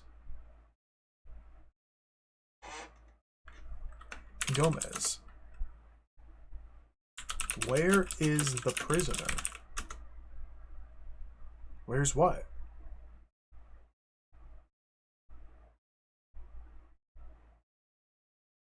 The monster that you choked out and dragged here. Gomez. The...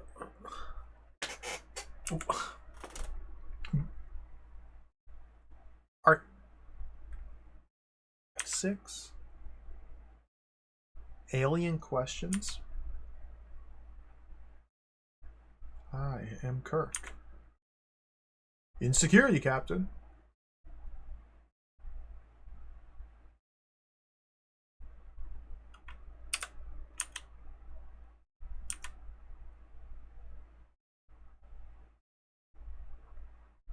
Results? I wasn't analyzing anything, sir. Where?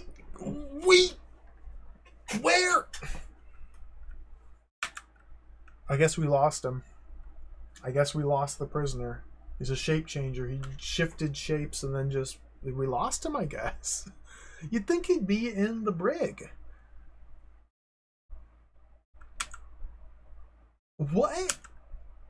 Let's go down here to... Okay, we're in security? No, go up to the corridor. Go right. Corridor outside security leads to the corridor outside security? Let's head down to sick bay.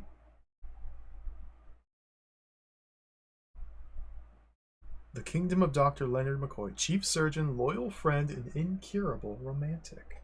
Go down to the IC unit. So they took Popolski down here to presumably perform an autopsy. Can we get anything out of this? Popolski's body is here. Okay, F5. Kirk the bones. Come here. Bones, analyze Popolski. No analysis is possible, sir. Bones. What did you find? Oh my god.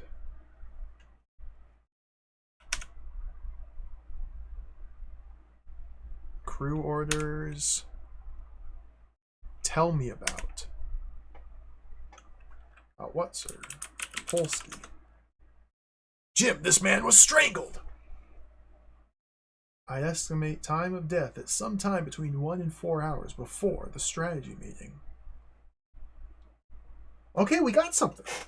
I didn't think I'd get anything out of him.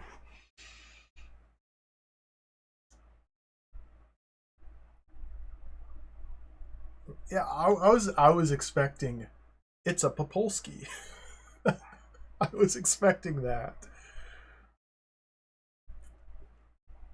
Okay, well, I guess that's all we're getting out of this.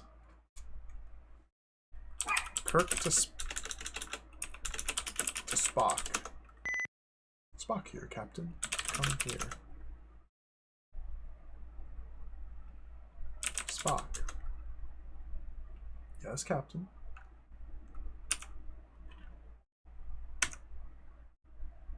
Crew orders. Tell me about what, sir? Gothica? I know nothing useful, Captain. Follow me. I have no idea what I should be doing right now. I think we literally just need to be killing time. Turbo lift. Let's go back to the bridge. I guess we took Popolsky to intensive care to perform an autopsy. That'd be my guess, but yeah, he's definitely dead. He's super dead. Warp 1, Sulu. Warp 5555. Captain, I suggest we stay at or below Warp 8. Anything higher is quite dangerous to the Enterprise.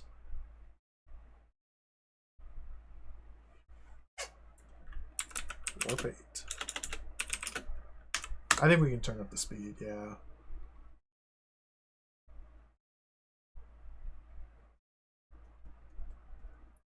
I guess we weren't ever explicitly told to travel to Gothica at Warp 1 in this version. That was an Apple exclusive command.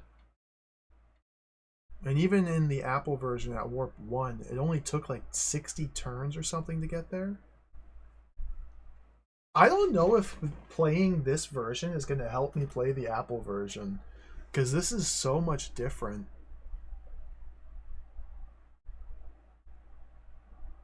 But I do want to try. The plan is we want to play through the whole game here in DOS mode, and then we'll try booting up the Apple one to see if I can get anywhere in it. I guess it depends on how long it takes to play through the DOS version, though.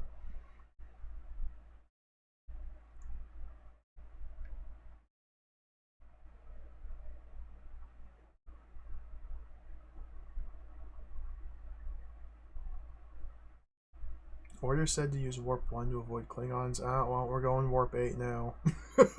Uh-oh. Maybe we'll get to fight. Like, presumably we can fight monsters and demons and aliens. Because we have, like, phasers and missiles and shields and... Sulu, get your text box, thank you. Phasers, torpedoes, target, things like that. Maybe we can blow up some Klingons.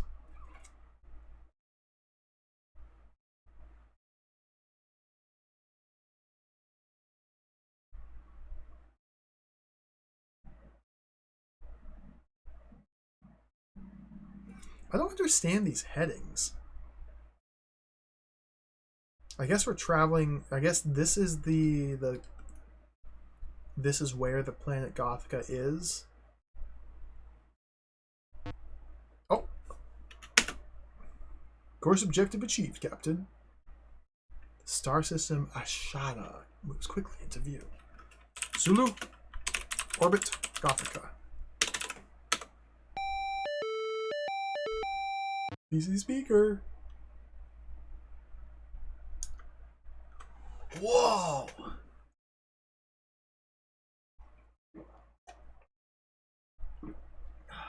Beautiful.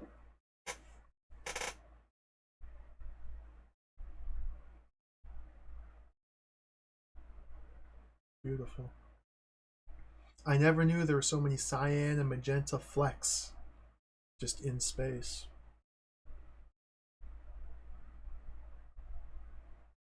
Beautiful. Standard orbit. Oh, the timer!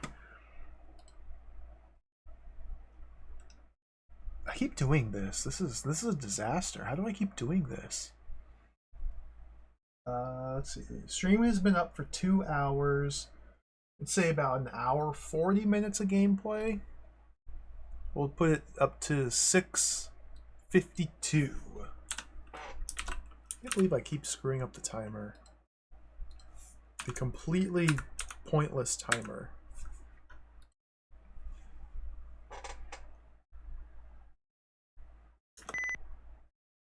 Render here, Captain.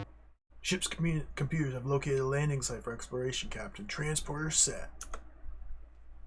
Appearing on the bridge view screen, the blue-green world of Gothica shimmers by. After the ship pulls into orbit around Gothica, a group of delegates beam down to the planet ahead of you in preparation for the coronation. Heavily armed security detachment from Gothica beams up and escorts the prisoner, Lekvar, to authorities waiting planetside. Oh, so we did have the prisoner. Okay. Good. I couldn't find him, but we had him.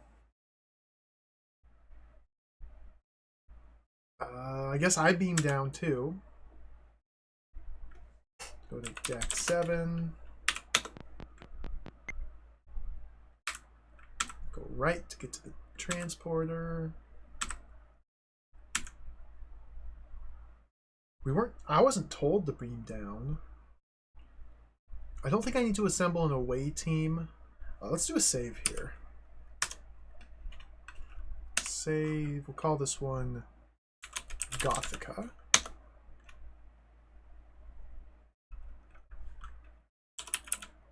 Kirk to Renner.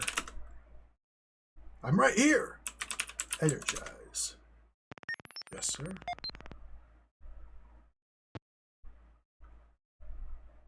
I'm wearing my fancy uniform. I have my good clothes on. Bring up the map here. Small antechamber in Gothica. The room's decorated with heavy tapestries, which depict famous battles in the history of the planet. Rachmir and Lord Demon are nearby. Gomez approaches you to report. The Gothican police took charge of the prisoner. I don't think we'll be seeing much of Lekvar for a while. See Lord Demon, a broad-shouldered man in the dress uniform of a Gothican field marshal. He's evidently the leader of the small reception committee. He's middle-aged, perhaps, but still a formidable figure in his plumed helmet. Welcome to Gothica, Captain Kirk. It does our planet great honor to have you and the delegation you bring here with us on this notable occasion. I've already met your Lieutenant Gomez. Please proceed to the Royal Chapel of Gothica, where the Crown Prince Clavis will accept the sacred golden scepter of Gothica and the kingship which it symbolizes. Okay. So we go right. We go... There's anarchy in the air and great unrest among the people. Who's Valdric? The Crown Prince has many enemies, and for his safety we have placed sentries at the door.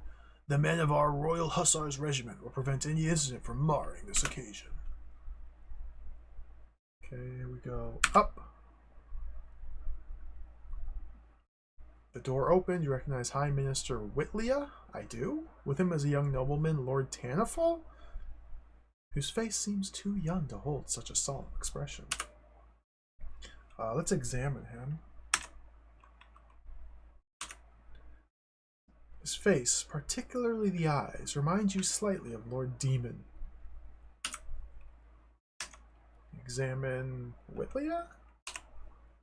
The High Minister moves slowly with age-stiffened muscles, but his gestures are still forceful. A little more exercise would help his lavishly brocaded robe fit better around the waist. He's fat!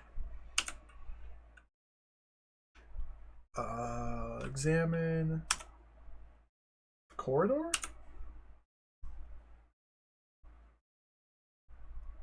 Well, let's just go into the chapel. The ivory throne of Gothica rests on a raised square platform near the center of the room. There's a set of double doors, the main entrance to this vast ceremonial hall. A steady roar shakes the walls of the royal chapel as the excited crowd waits for the future king. Suddenly the doors fly open. 2 liveried footmen enter and quickly unroll a royal blue carpet from the door to the raised throne in the center of the room. Their job completed, they turn smartly, walk back to the door, and stand to either side of the aisle. It's a great moment to end. We got music.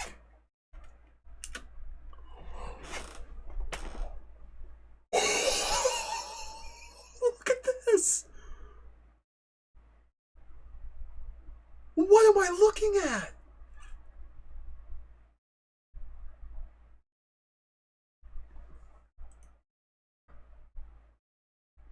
So this is like the prince. This must be...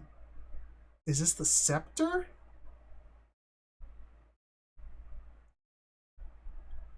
Is Is that the throne? I love these little people back here. I don't remember getting a full-size picture of the ceremony on the Apple version. Although maybe you don't get it unless you've successfully stopped the second shapeshifter, which I didn't do. Yeah, we didn't get a picture for this in the Apple version. The great moment is at hand. Oh, dude, the music. The roar of the crowd rises to a crescendo as Crown Prince Clavis, flanked by two grandly attired dignitaries, strides into the royal chapel.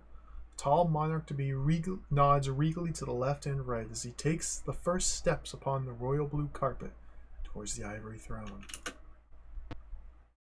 He advances 3 paces when one of the footmen shrieks and lurches forward into the aisle. Light glitters off the blade in the footman's hands as he lunges at the crown prince. This is still happening. Grand Patriarch Emmis, caught between the knife wielder and his quarry, panics. The elderly religious leader reacts quickly for his age, raises his arms in fear to ward off the attacker. Grand Patriarch's flailings have accomplished what diligent preparations could not. One of his wildly swinging arms entangles the would-be assassin's knife arm. The knife skitters away harmlessly. I thought it was the shapeshifter too. The knife skitters away harmlessly. As chaos temporarily takes over the hall, you see the traitorous footman, now weaponless, race through the double doors and out of the royal chapel. A miracle, the crown prince is preserved. Look, on the throne, it's gone. Someone has stolen the golden scepter. On this day there will be no coronation. Please come with me quickly. Lord Demon, some help from his personal guards, escorts you out through the double doors. Okay, we're in the corridor now. I am, as you may know, High Minister Whitlia. The young gentleman with me is my son-in-law, Lord Tanafal. Time is lacking for anything but honesty, so will you please believe me when I say nothing is more important to our planet than the recovery of the Golden Scepter. The monarchy already totters under the assault of former High Minister Murgon and others who fear closer ties to the Federation. The minister pauses and looks at you intently. Will you help us recover the scepter? Yes!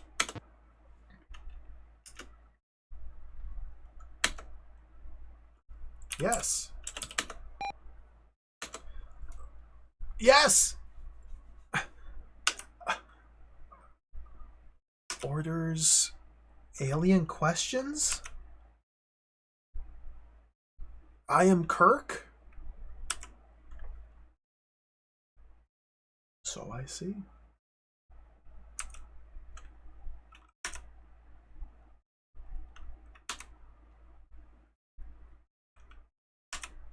Tell me about what, sir? Scepter. I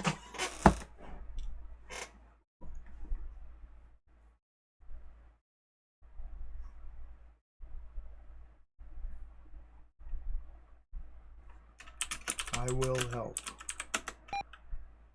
I accept. Kirk to Spock.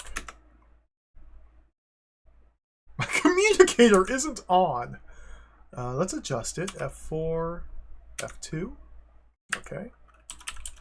Kirk to Spock. Spock here, Captain. Come here. Yes, Captain. Okay, so we are currently in the corridor outside the Royal Chapel. Spock's coming. So I know if we go... Oh, the trash basket's here? There we can find the trash basket. Let's examine it. Statue, west sign, south sign, tube of glue, trash basket? Hold on. Round wooden basket rimmed with beaten copper about a foot deep. When you dump the contents on the floor, bits of hair and a tube of glue falls out. Minister Whitlia enters with Lord Tanafel and all the guards. Spock pulls you aside and whispers in your ear. Captain, it is strange that The assailant was dressed as a footman, yet no one could recognize the man. It is logical to assume that the man was wearing a disguise, which explains this glue and theatrical mustache, a mustache that would have covered much of the man's features. This is a dark day for Gothica. The golden scepter is our symbol. Let us move through the halls quickly and quietly. We have much for which discussion is needed. What? Let me pick up the hair and tube of glue? I don't want the trash. Spock? Yes, Captain. Follow me. Yes, Captain. Let's save here.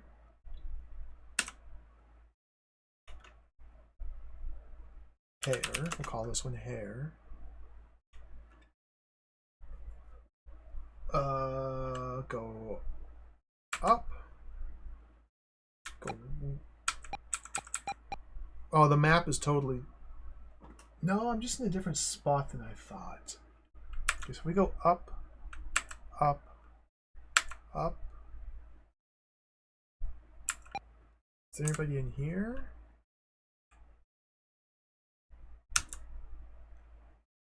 Spock is here. Maybe I need Spock to analyze the hair.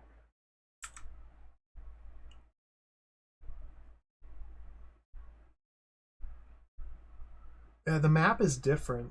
This is a different map than the Apple version. Slightly.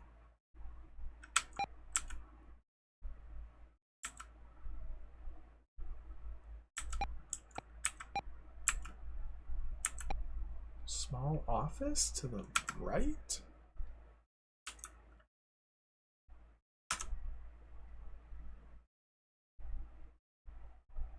Examine the small office. Look.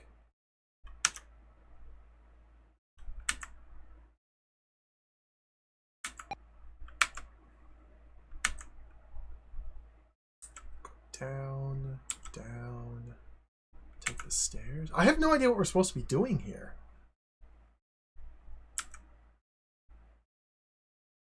Stairs.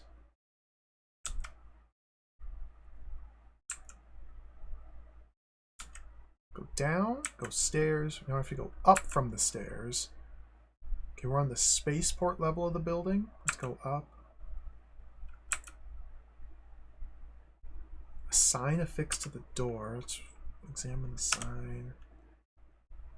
Can't examine the sign. So I guess we just look at the room. There's no read sign button. If I go to the examine, sign doesn't appear as a list of things to examine. So I guess we'll look at the hair. Hunk of brown hair like a mustache. Look at the tube of glue. Go down, go down. Stairway to the left. Let's go right from here.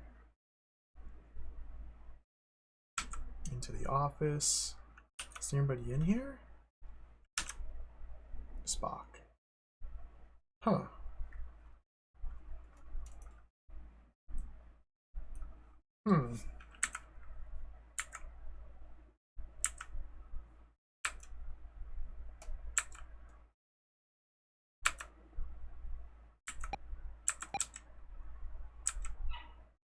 Go up the stairs.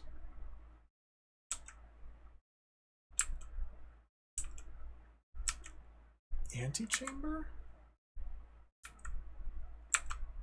Okay, Royal Chapel's to the north. Let's go left. Up.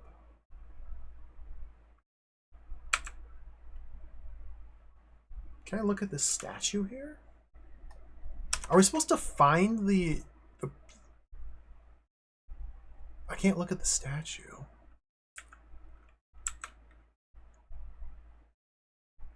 Okay, there's a soldier here. But we can't interact with the soldier.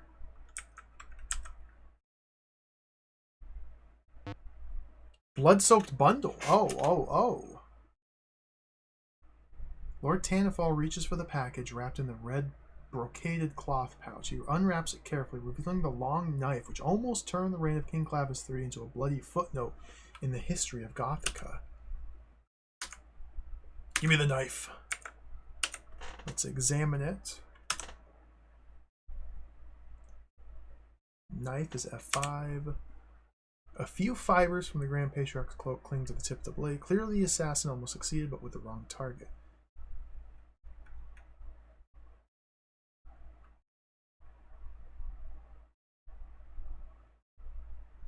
I think I've been to every room here and we haven't found the assassin. Presumably the assassin is at large here in the Royal Chapel and the surrounding corridors. At least that's my guess. But I don't really know how we're supposed to find him. I couldn't find him just by wandering. Maybe we can give orders to crew. Well, I'm speaking to Clavis. We can just talk to Spock. Yes, Captain. Orders, crew orders, maybe planet orders? Scan for life, fan out, regroup, scan for life?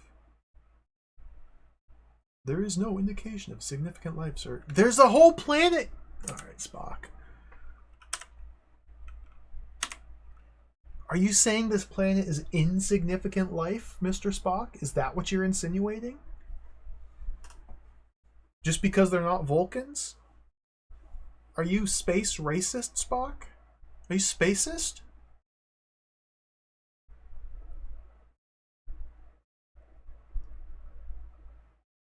Oh, F9 to drop. Maybe I should give... Okay, I'm going to give my evidence to Mr. Spock here. Give evidence, my clues. We'll give him the knife first and have him analyze it. Thank you, sir. Analyze knife. Yes, Captain. He dematerialized! Oh, he has to go back to his space lab. I guess we just wait? Captain, I've completed the requested analysis. Results. Did not yield any conclusive results, sir.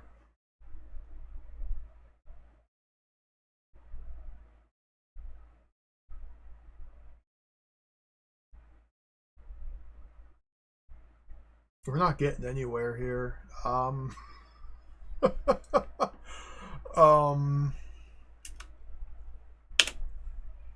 Wow. Okay. I don't know what I was expecting to find on the knife.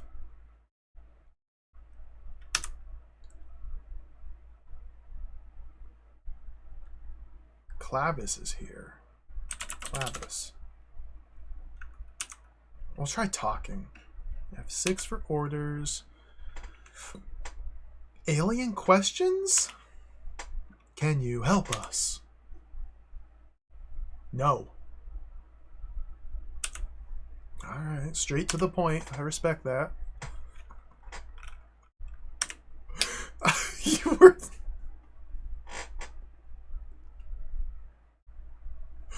Come in peace.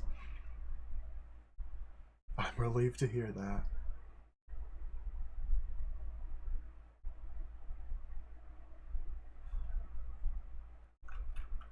Lord Tanafal.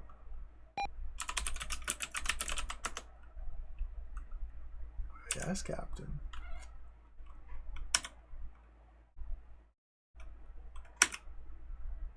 Who are you? Lord Tanafal. I have no idea what I'm supposed to be doing here.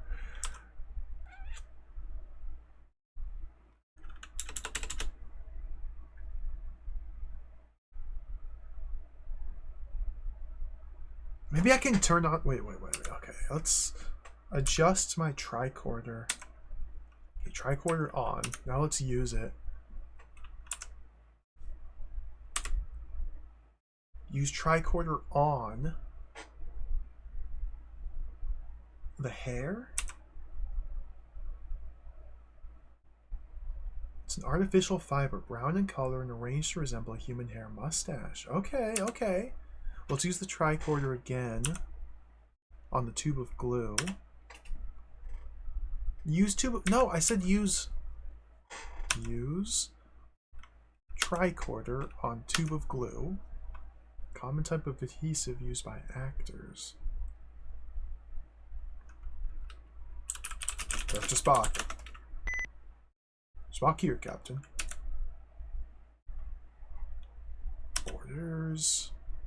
Crew orders. Come here.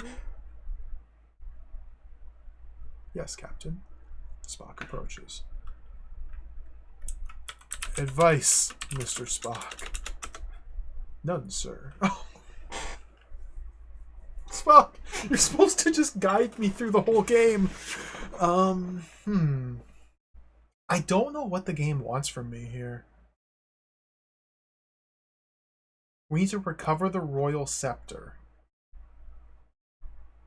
The thief and would-be assassin failed to assassinate the crown prince, but he was able to steal the royal scepter. He couldn't have got that far.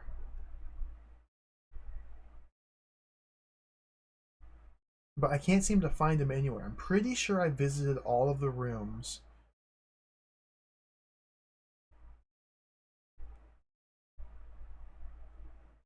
Now there is the spaceport on the other level.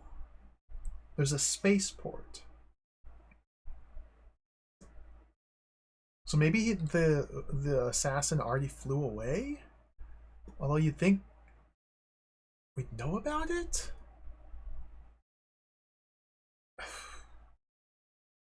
Huh. Okay. Follow me, Mr. Spock. So we go to the right, and then go up, and then go up, and go up. Now we're in the chamber. If we examine the chamber, just the hair, go down, down, down. In the Apple version, I made it to this scenario here, and there was something to do with like a Niles, one of the guards. Like the assassin was impersonating Niles, I think, but we haven't even come up against that whatsoever in this version. Let's look around here. Yeah, Niles is here, and Minister Stewart, Rackmere, Lord Demon, Valdrake, Hostier, Whitlia, Varg, Statue, West Sign, South Sign, Trash Basket. Who are these people? We're just in a random corridor and there's a billion people here. Rackmere. Bodyguards have a similar look all over the galaxy. There's no mistaking the tightly reined power in the aid. Niles? See a youngish, clean-shaven, blonde man with a slight smudge above his upper lip. The smudge is a thin, irregular line between Miles' nose and his upper lip.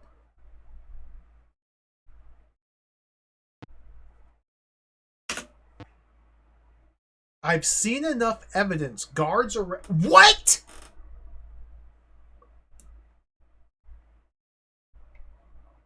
Huh?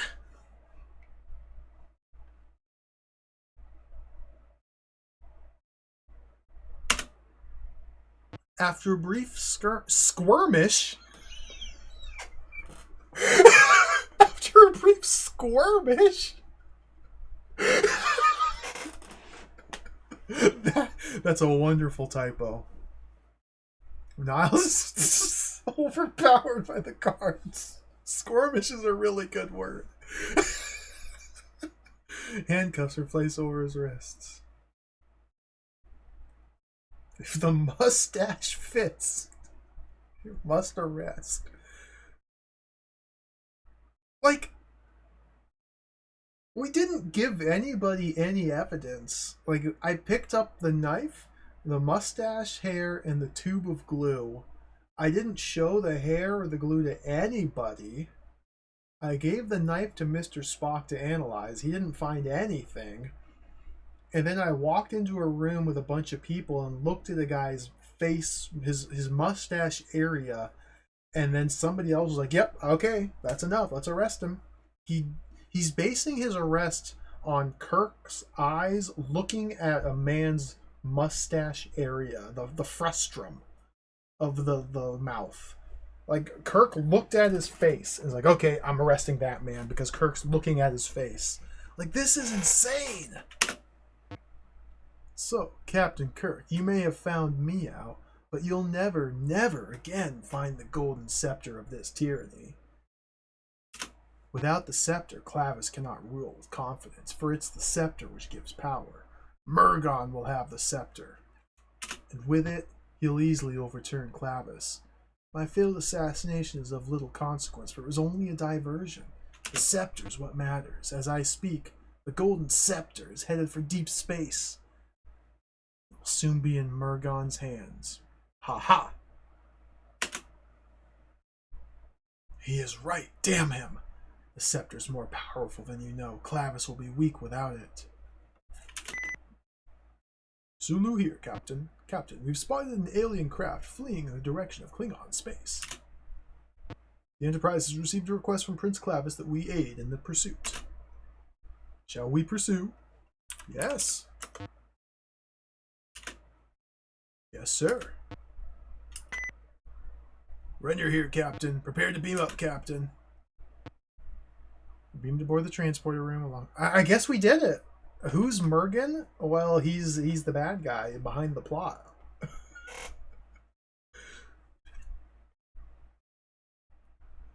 Squirmish is a real word? No way. I've never heard it before, and I think I love it. It's a great word. Sulu here, Captain. Beginning pursuit, Captain. Going to maximum warp speed.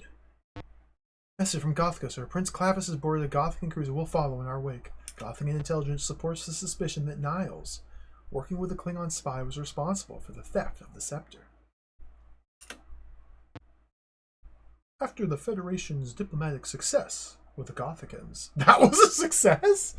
It's natural that the Klingon Empire would wish to destabilize that government in any way possible, Captain. Perhaps the theft of the scepter, an object of much symbolic significance, is their first such attempt. Gomez exits. Spock? Spock isn't here, sir. Spock here, Captain. Entering Klingon space. Now!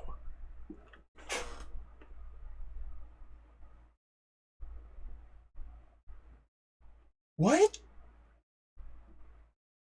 Is this...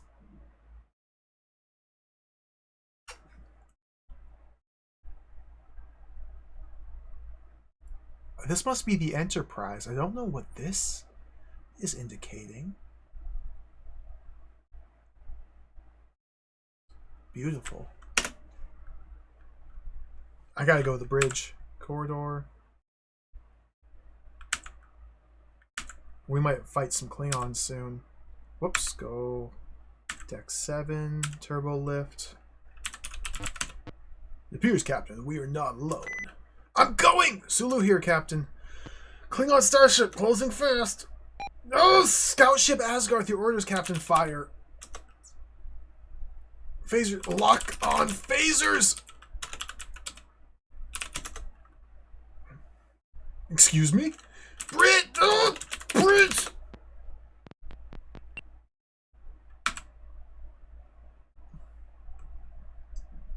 The Klingon warship, like a great bird of prey, pulses into view on the bridge screen. Like a robotic hydra, the ship's command module swivels in unison to face the Enterprise. Klingons firing. Prepare for impact. We're sending ducks, Captain! The Enterprise is struck amidships by a perfectly aimed photon torpedo. A tremendous convulsion rocks the bridge, hurling crew members about like 10 pins and sparking a sizzling fire in the navigation console. Before you can recover, you look up and see a second photon torpedo hurtling towards you on the view screen. The next instant, the screen and then the entire bridge implode with a terrifying, noiseless impact. You may play again. Hello, Cactus Bee. Thank you very much for the raid. Welcome, Cactus Bee and Raiders. Hello. We're playing Star Trek here today. Thanks for the raid. Hope you had a great stream. How's it going? We just died. You came at the perfect time. We just got imploded by Klingons. The Klingons arrived and they imploded us.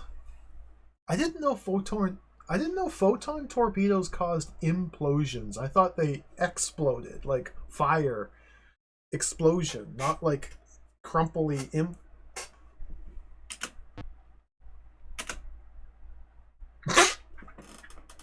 Well, we just got kicked out to the DOS prompt.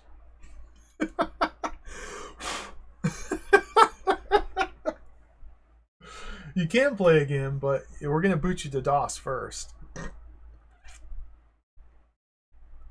Okay, so I wasn't on the bridge when the combat occurred. It took me too long to get to the bridge. I tried calling Spock and all this nonsense. I didn't raise the shields. I didn't lock on phasers. I didn't follow any sort of like space combat protocol. We should have just immediately assumed that the Klingon scout ship that we came across was hostile and raised shields straight away. But I was trying to communicate over the communicator while in the transporter room, when really I should have beamed aboard and headed straight for the bridge as quickly as possible. Let's try that again.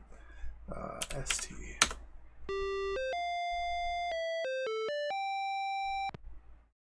Yeah, this game is really cool. Star Trek First Contact. Oh, beautiful graphics. I tried playing this game last stream on Friday. We played the Apple II version instead of this DOS version, and it was completely inscrutable. I couldn't make any progress. This version is a lot more streamlined. I'm not getting stuck constantly. Even though there's been moments of confusion, the game just kind of eventually just proceeds. What was my last save? I've already forgotten. Hair.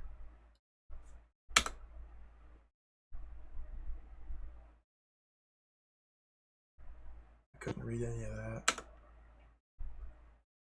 There's Mr. Spock.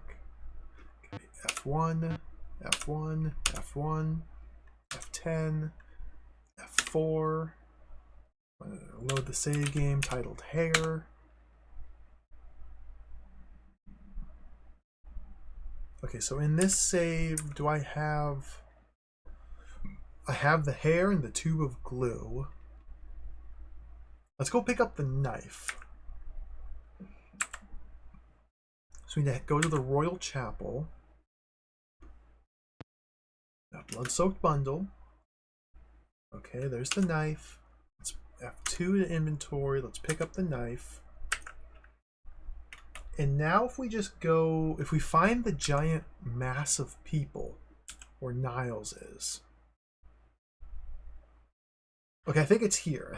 So if we F9, or F8 rather. Yeah, we've got tons of people here. Let's look at Niles. Okay, we look at his lip and see that it's smudged. Last time, the mere act of looking at Niles was enough to get him... Oh, okay. There we go. Now he's arrested.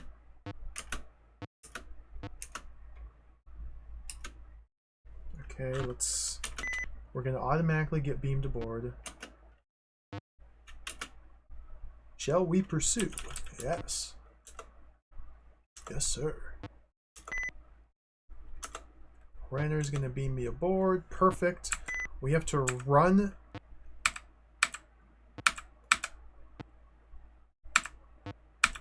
We gotta get to the turbo lift, the bridge. Perfect. Save.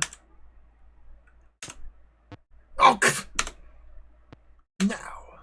And we're in Klingon space. This is what Klingon space looks like. F1, F10, F3. So this is a...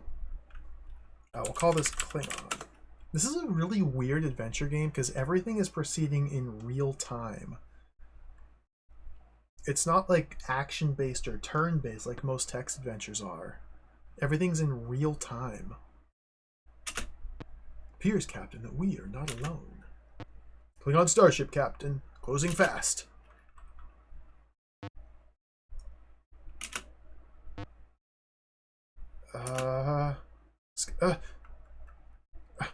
Raise shields.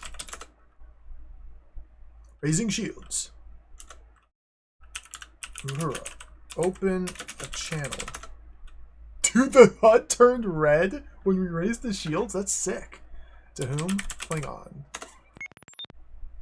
Yes, sir. No response to my hailing frequency, sir. We tried.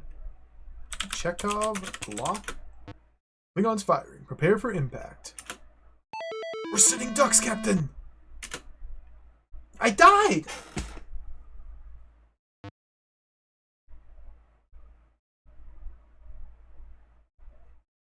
The shields didn't do anything!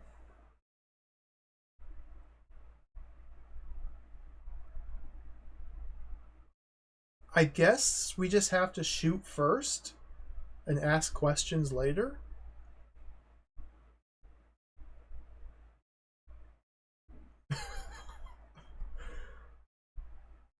I guess we just have to kill them?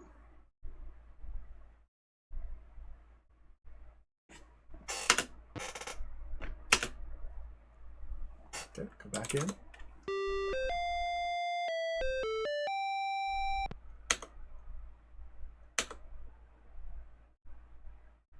Can't even read these names on the credits. I don't think the comms would make the shield go down, but yeah, maybe. F1, F10, F4. I might need to bring up the manual again and refresh the proper Starfleet protocol for combat engagements. Klingon. We are going at warp 8 during this battle. Okay, Sulu, raise shields.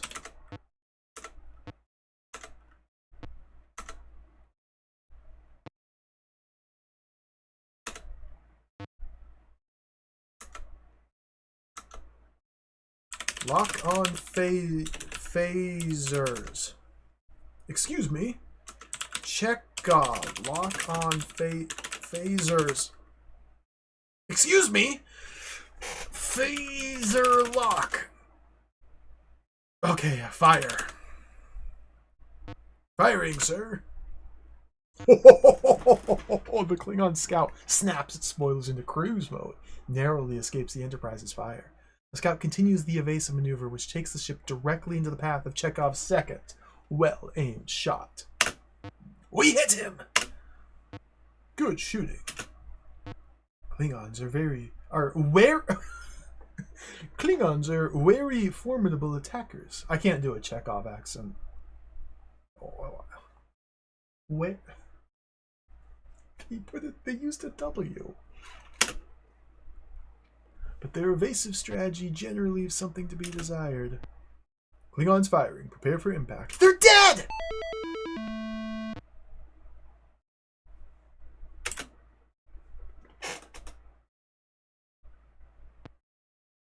I killed them!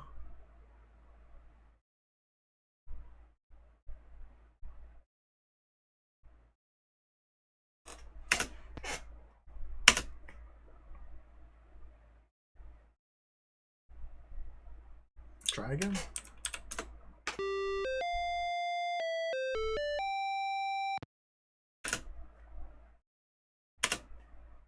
They're using photon torpedoes and I was using phasers.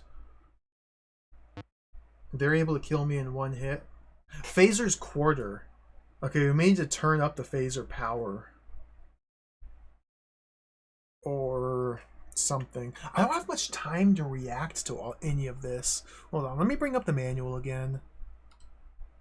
I did not get this open ahead of time. Where did I put it? Where's the manual at? It's in the manuals folder. I have a manuals folder on my hard drive that's 11 gigabytes. I have 11 gigabytes of video game manuals on this computer. Where's the Star Trek one? I could use a few more. Star Trek First Contact, there it is.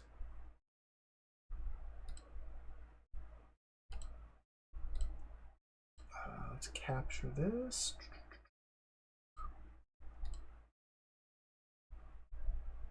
Okay, here's the game's manual.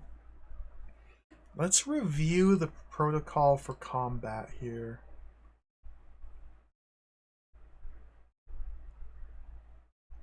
We do have attack orders. Perhaps it would be easier to use these attack orders submenu rather than trying to fight like a normal person. And that's really all we have for combat here.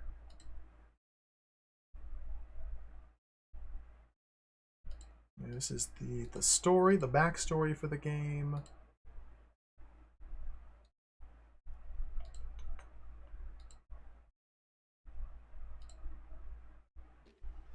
I don't get this at all. I thought Low Panda... Shut up, Mr. Burton. You are not brought upon this world to get it. Come on. Come on. Bootlegging for the 100 brandy bits. System scan. We may need to do some scans. Okay, wait, we gotta survive the combat. One thing at a time. One thing at a time here. I think I might want to turn the speed down a little bit as well. Give me a bit more time to think and type. That'd probably be smart.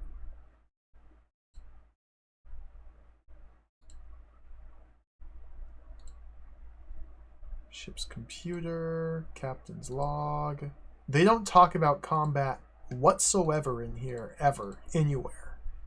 Nowhere in this manual does it explain how to fight. Alright, I'll just figure it out then. That's fine.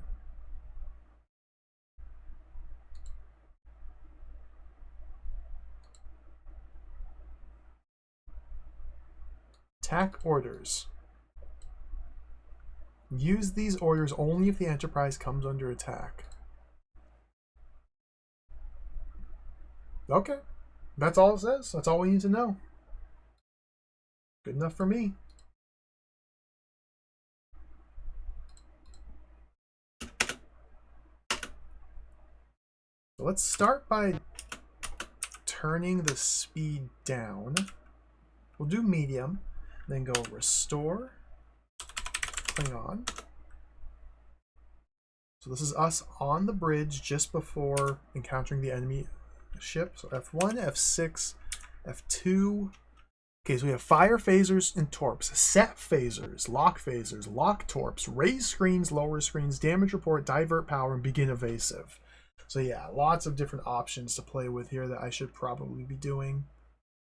No shields here, interestingly.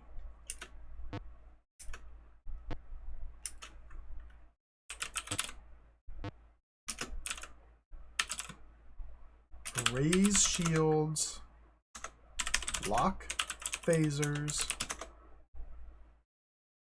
fire. I should set phasers. We hit him. Good shooting.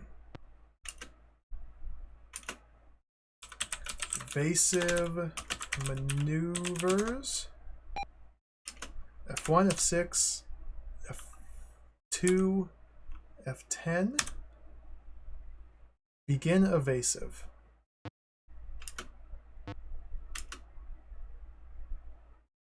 The Enterprise arcs slightly as the crew braces for impact. It doesn't come. Fire. Phasers. Firing, sir. Your follow-up attack is successful, ripping away the scout's left spoiler. Simultaneously, its next photon torpedo rips into your left nacelle. But though you're hit, the Klingon ship hangs in space, immobilized by the Enterprise's firepower. Klingon ship has been disabled, Captain. Gothican cruiser has taken the derelict Klingon under tractor beam. Message from the Gothican ship, sir. They're preparing to board the Klingon cruiser and retrieve the scepter. Why are they telling us? Scott's here, Captain. Captain, she's in sorry condition right now. I'm gonna need some time to put things back in shape. You have 2 hours, Mr. Scott. Seriously injured, the damaged Enterprise barely manages to reach the nearest star system designated Tall. That's where we're trying to get to. A huge planet fills the bridge view screen. Captain, the signal received by Starfleet originated at this star system. Course objective achieved, Captain. Did F10? It is back to fast speed. Yeah, good call, Silo. Go back to medium. Save. So we won the combat in fast speed this time. Call this one Tall.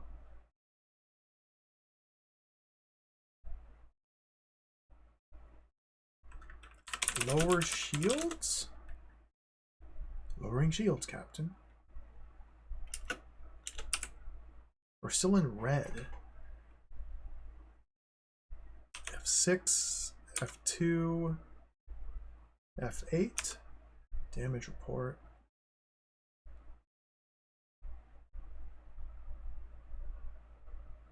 Ship status report. All systems normal. End of report. Huh? It did... What?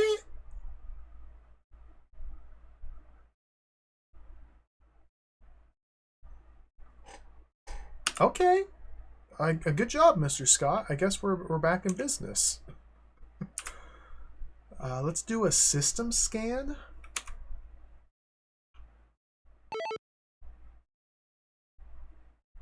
What is this? The star system Tall, period. Enterprise Avon, end of report. What?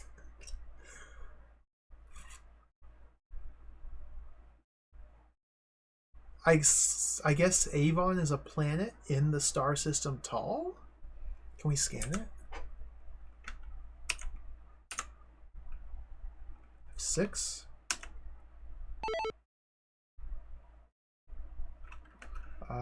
Sulu orbit Avon.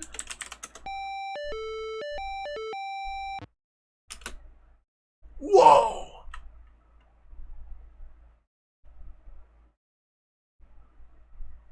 Cool. Standard orbit. Renner here, Captain. Ship's computers have located a landing site for exploration, Captain. Transporter set. I don't know if I want to go here, though. Like, I have no reason to go to the planet of Avon. Other than it's the only planet I found in the system? Question mark?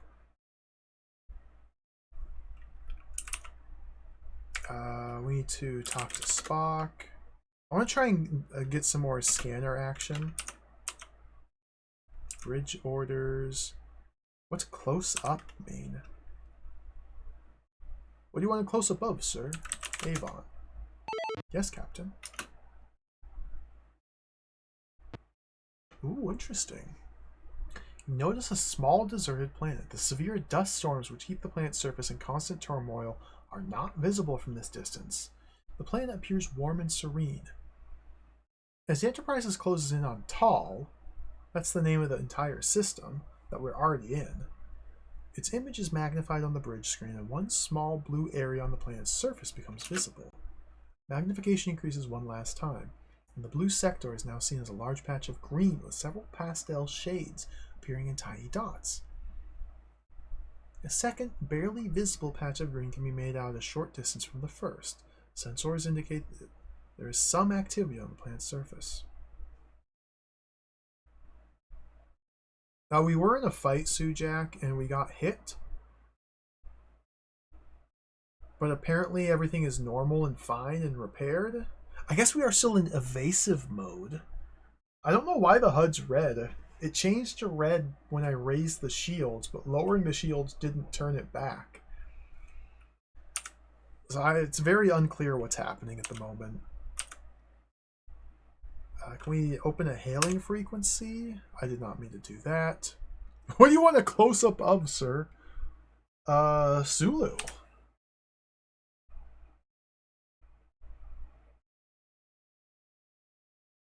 His hair is thick, combed forward, 5'10". Oh my.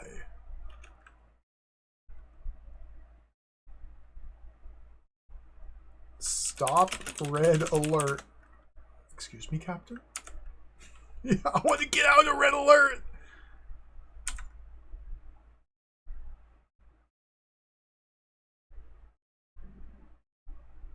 Torps.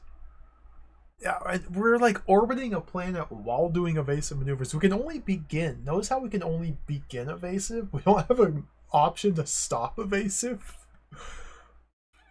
We did the damage report and everything's fine. Yeah, maybe I need to lower the screens. Shields are lowered. Are screens the same as shields? Let's lower the screens. Already implemented, Captain.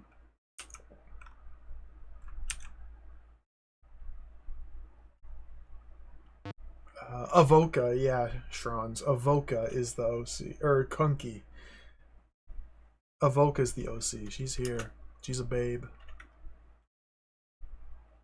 We can examine Avoca. And it's going to talk about how hot she is. Strikingly beautiful woman. 6 foot... 6'11"?! She wasn't that tall, was she? Was she that tall? I thought she was like 5'11". She is a giantess. Can she perhaps step on me?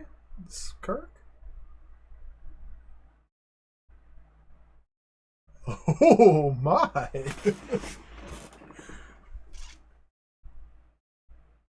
6'11"? Is she?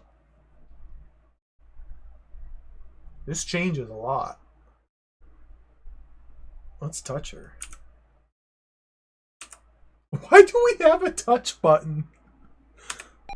Nothing happens.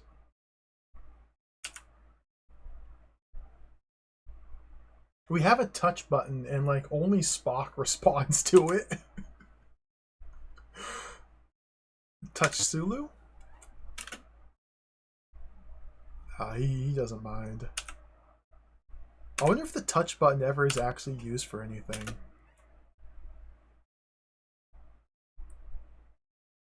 We should probably just beam down.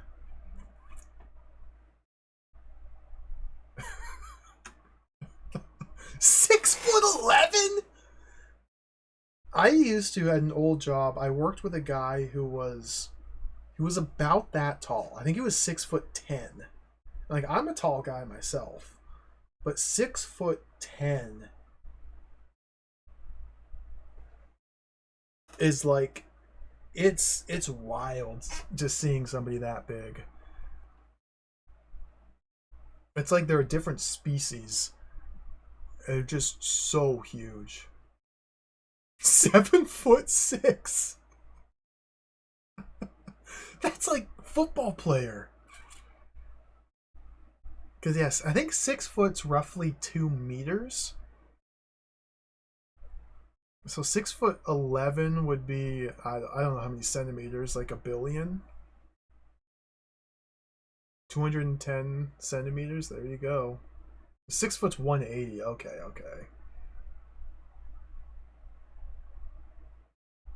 So that's over 2 meters tall. That's wild. I'm an American. I use freedom units such as feet and inches. I don't know how to convert.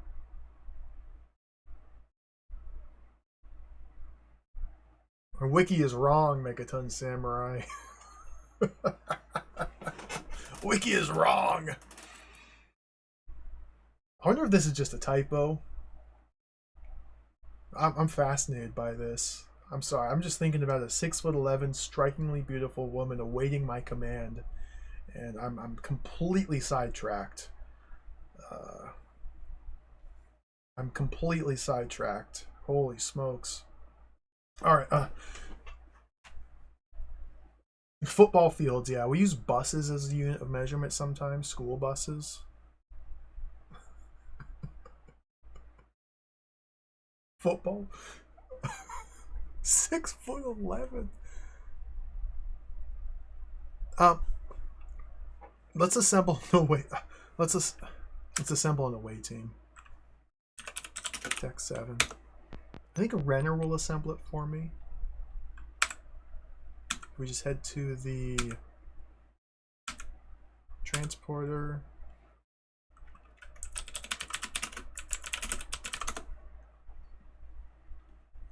Yes.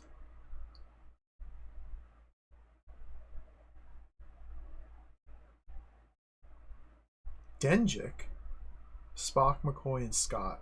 Nice. Okay. Beam us down.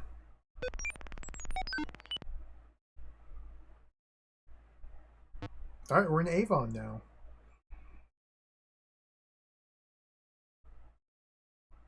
We didn't track the Gothican ship here, by the way. We didn't like follow anybody here.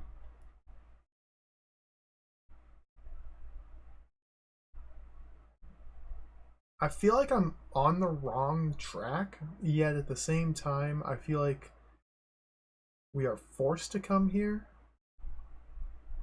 And it's just going to work out, but we didn't like follow any logical procession of clues to lead us to this specific planet. But because it seems like it might be the only place we can go, it's probably fine. You're standing at the northern end of what appears to be a town square of a type popular on Earth, circa 1600 AD. Square is ringed by a metal gate with periodic entrances/exits on all sides. The centerpiece of this area is a lush green mall dotted with flora. To the north, you see a road leading to a great hall or theater. There's a cathedral-like edifice on the east, and to the west, a dirt road runs parallel to the west side of the square. The square continues to the south and beyond. You can see rolling hills dotted with what appear to be grave markers. Nearby is Hamlet.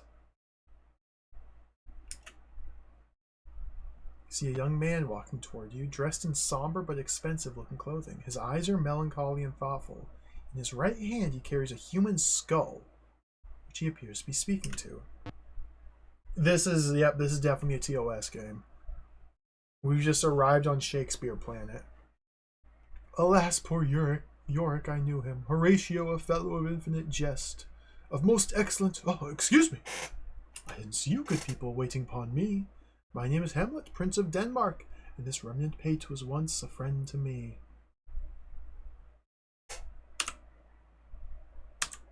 It definitely feels like we're playing an original series episode now, to just randomly appear in Shakespeare world.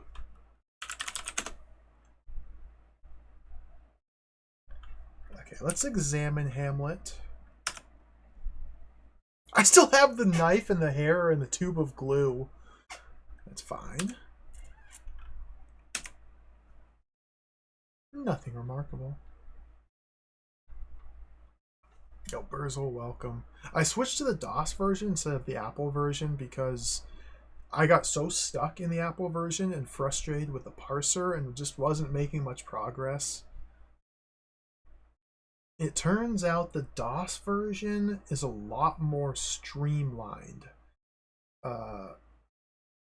The game is much more explicit as to what it wants you to do in the DOS version for whatever reason. And in the Apple version, it's much more just you're left to your own to figure it out. They play out very differently. So rather than look up hints or a guide, I figured we'll switch versions and see how it goes. And turns out it's going very well. We may go back to the Apple version and see what that's like. I think I should make a map here. Okay, let's do orders. Crew orders. No, planet orders, because we're on a planet. Scan for life. Hamlet doesn't see a tricorder. Spock. Scan for life. There is no indication of sticking. What about Hamlet, who's literally right in front of me? Let's use my tricorder on him.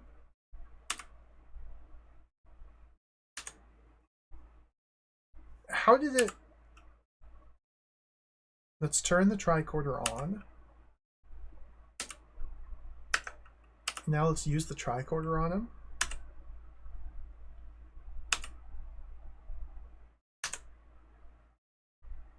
Readings indicate that Hamlet is not a living being.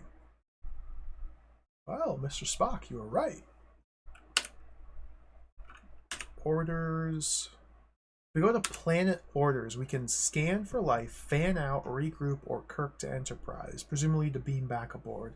Let's have them fan out. Yes, Captain.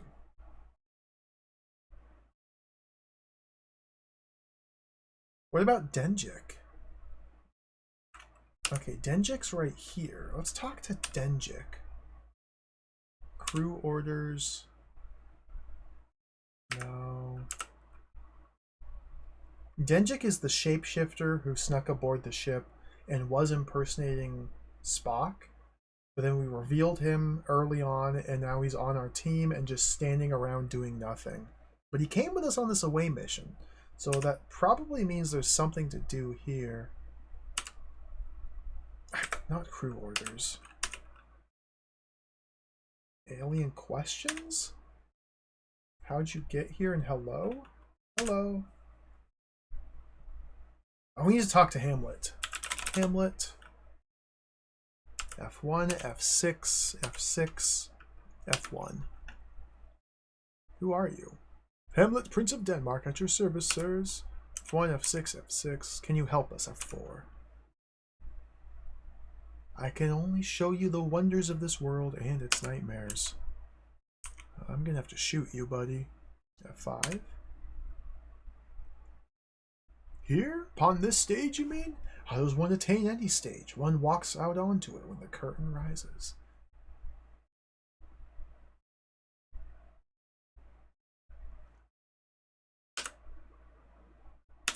Adjust phaser. Phaser's on. Use phaser on Hamlet.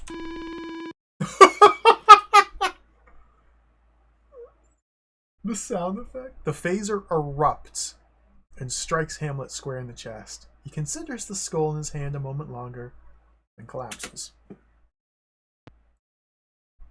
Two men in technician's garb arrive on the scene in a tiny white cart. They emerge from the vehicle and move instantly to the fallen actor, capital A, whom they scoop up and deposit in the rear of the cart. They seem oblivious to you and your crew.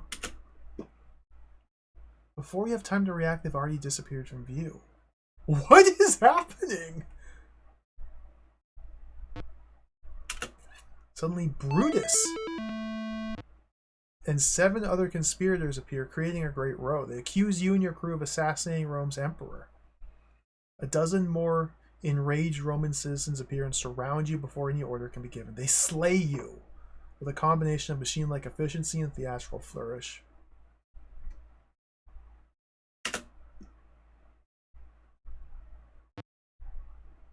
A little while later, repairmen arrive and gather your remains together, then motor back to the repair shop with them. They're mystified to discover that, unlike the actors, you and your crew cannot be reassembled. Game is over, but you may play again.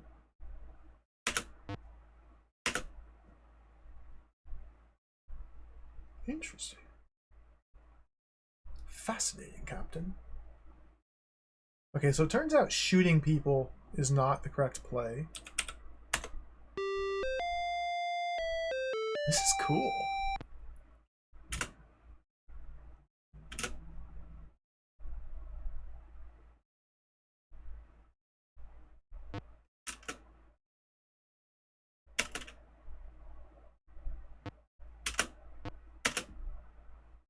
F1, F10, F4. I've already forgot the name. I think it was Tall.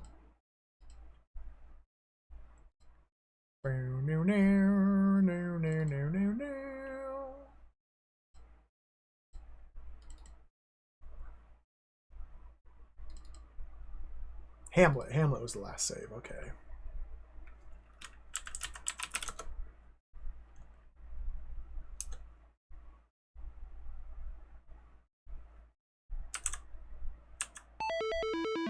I accidentally hit quit.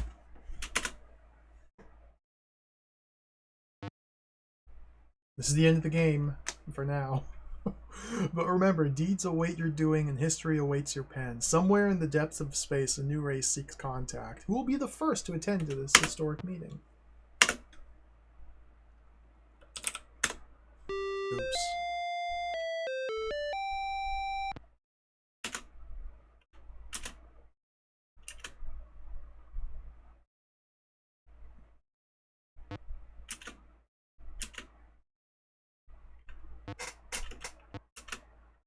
Let's get another unique ending.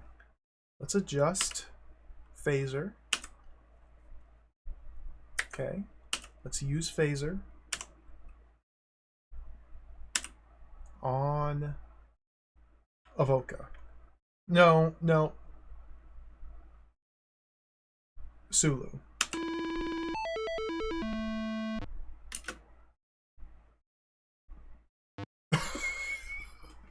A starship captain has many responsibilities, but executioner is not one of them. As security takes you into custody, your crew sadly shakes their heads in disappointment, thankful that you didn't shoot one of them.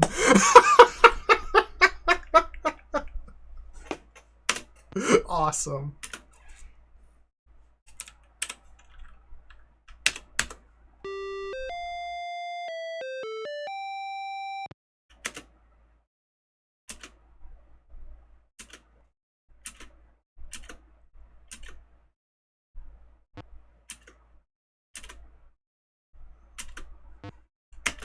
Skip all this. Okay, F1, F10, F4, Hamlet.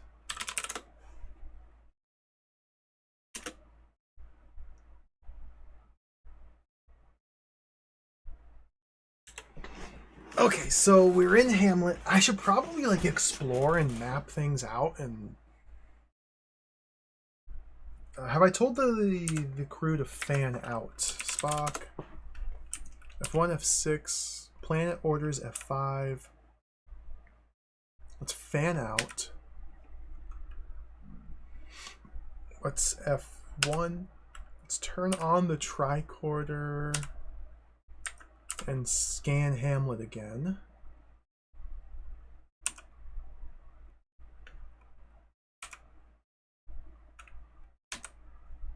Not a living being. I wonder why Denjik is here and how I can talk to him. Help. Help me. Can you help me, Denjik? Denjik. Advice? Follow me? Yes, Captain. Let's head to... I want to make a map. I love making maps. Map is back.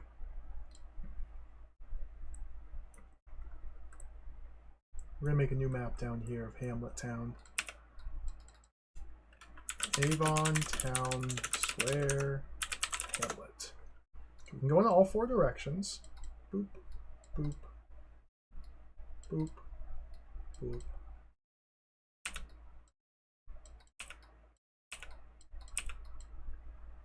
Up is road, left is road, down, town square, right, Cathedral Lane. Let's go up. You're on a road. To the north is the vestibule of a great hall. The facing of the vestibule is inscribed with the words Avon Theater of the Bard, and its stone steps are flanked by 4 large pillars. A massive wooden double door leads to the theater's vestibule. To the south is the town square. The road is intersected by another trail which continues to the east and west. You notice a weapon on the ground. Consists of a wooden handle, leather thong, and spiked metal ball.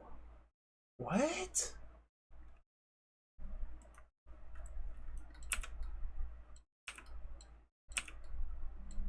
To the right is path, left path, up vestibule. Let's connect all these. F1, F2. So even though I see a weapon, I can't like pick it up or use it or look at it or interact with it. It doesn't count as an object in the area, which is very strange.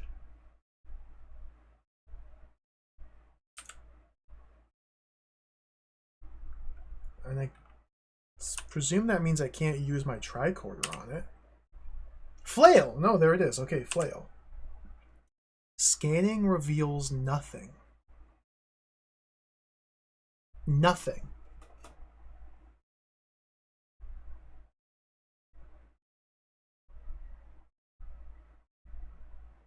Nothing.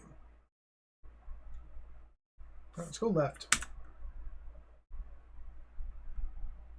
From here we can go left or right.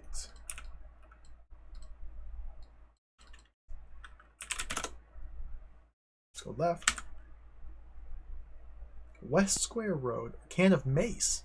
West Square Road runs north and south alongside the west end of the town square. To your west is what looks like a large house. To your east, small road connects with a path leading to the main hall. So I'm just going to explore for a little bit and see what I can find.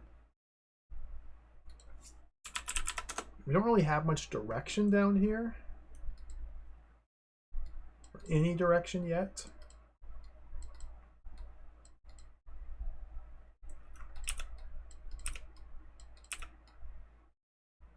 So up is road.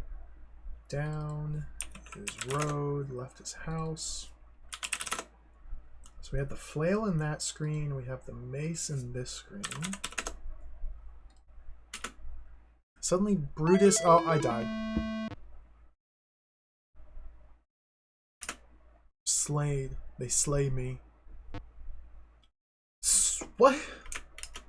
It's like this, huh?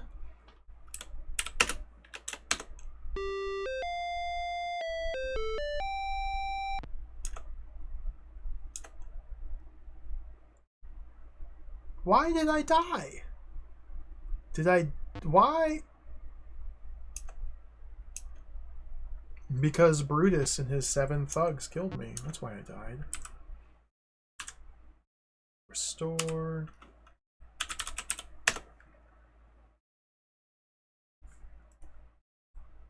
So put us back in the town square. Did I die simply because I explored in the wrong direction? Was I supposed to do something else before exploring? Spock. Not Spook.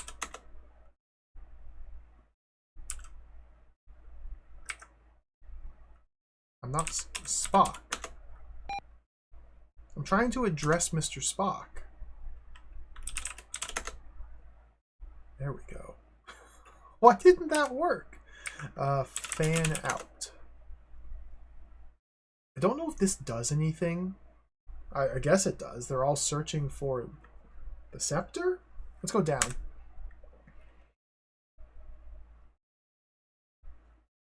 I couldn't even read it before it rolled off screen. A road run.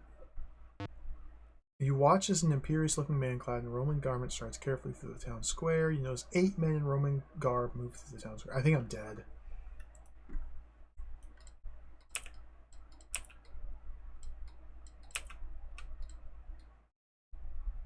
But while it's paused and before I die, I can at least fill out the map here.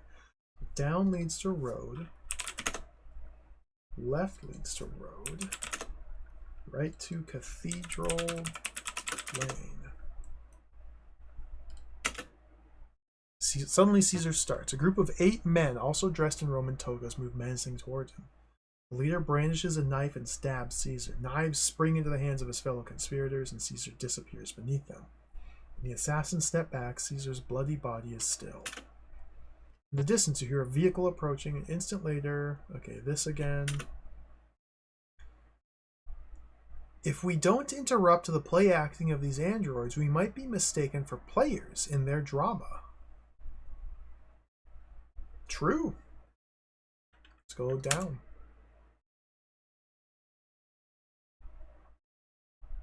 Standing in a road to North Town Square, you see an elaborately carved above ground tomb. Examine. Oh, sepulcher. The tomb is not stone at all. Its walls feel light and artificial. The door does not open. So we're standing in this road. There's another road down here.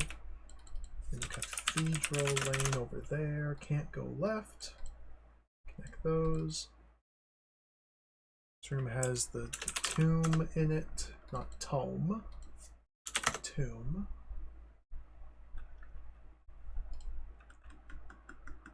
Can we shoot it?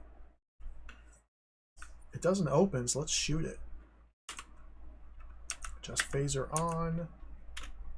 Use phaser sepulcher. It is destroyed by the phaser. Okay, let's examine it now. It's destroyed. It's not even here to examine. Well, oops.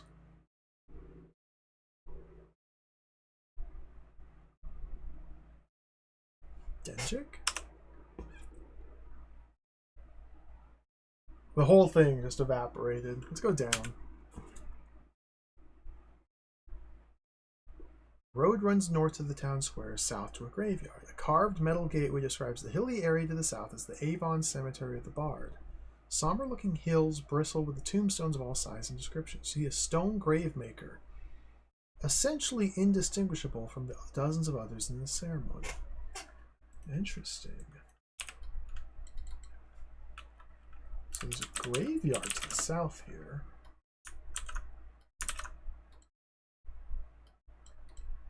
And this F1, F8. There's a headstone here to examine.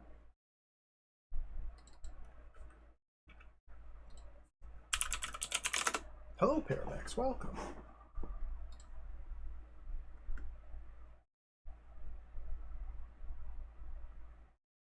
So we seem to be in theater acting world. Or at least the part that we landed on is just some elaborate play set. Like a set that's constructed based on different Shakespearean plays.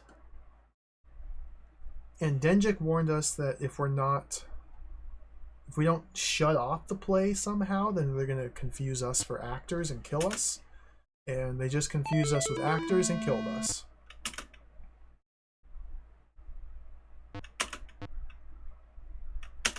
The actors seem to all be robotic people working out these plays. Maybe the technicians are real people, but maybe they're robots as well. It's unclear what exactly is real and what isn't. Perhaps this is just an elaborate ruse based on our species, human species, historical records to test us to see if we're worthy of meeting the highly advanced alien race who sent out the Warp 34 pulse. That seems like a very Star Trekian situation to be in. So far I haven't been able to do anything here, and I die before I can explore very far. Yeah, Terravan. The story for this game is Starfleet finds a pulse traveling through space at warp 34, and they trace it back to their origin and discover, whatever, that it's sent by a life form or a species, and so we're trying to make contact with that species, first contact with them. It's coming from Klingon space, so the Klingons are also trying to get there. We had to fight off a Klingon on our way here, in fact.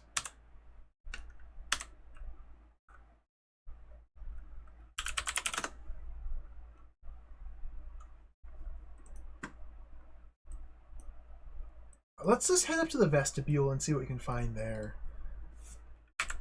I'm not even going to tell the away team to fan out. Let's just head straight for the vestibule. Standing in the vestibule of the Theater of the Bard. On the west wall you observe a pair of masks, one smiling, the other frowning. The south wall, the large doors are framed by a variety of mounted weapons, flails, axes, longbows, spears. The east wall of this anteroom is filled by a mural depicting a small island being lashed by a great sea storm. The second set of double doors on the north wall leads to the theater itself. You notice a carved mask displaying a wide, smiling, humanoid face.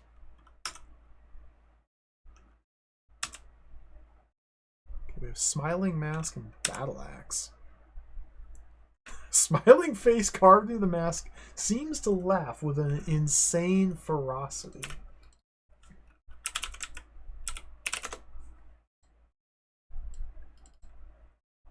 So we have mask here, battle axe. Let's look at the battle axe. A spear just appeared. That spear was not there 1 second ago. Okay, it's a prop.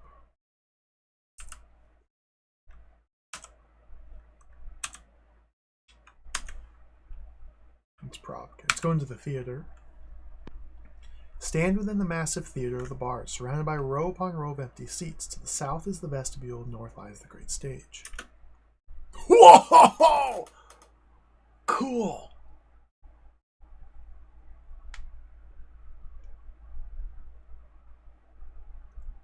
I wonder what this is. Is this King Lear? I'm not too familiar with Shakespeare. I slept through those classes back in high school.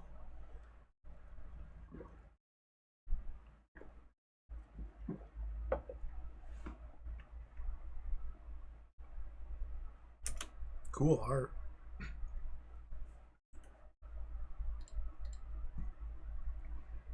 So the stage is to the north. I'm sure I could really get into Shakespeare nowadays if I actually gave it a proper chance. I just haven't in forever. So the frowning mask is here.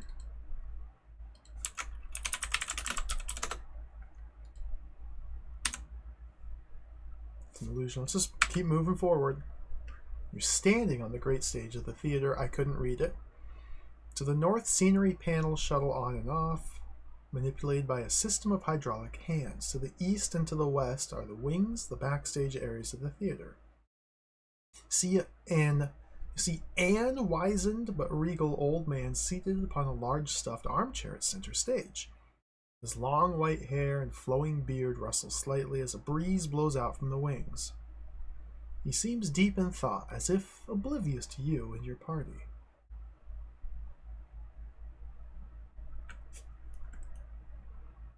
Hosanna, welcome, hello. We did switch to DOS mode. The DOS version is a lot easier to play than the Apple one I was playing the other day. A lot more of the events are just more streamlined. There's been multiple instances where someone, usually Spock, explicitly tells me exactly what to do. So I'm not fumbling around blindly trying to figure out what to do. It's weird. They really changed the game for the different versions. Let's see. Let's examine. Prospero. Yeah, it's Prospero. Good call.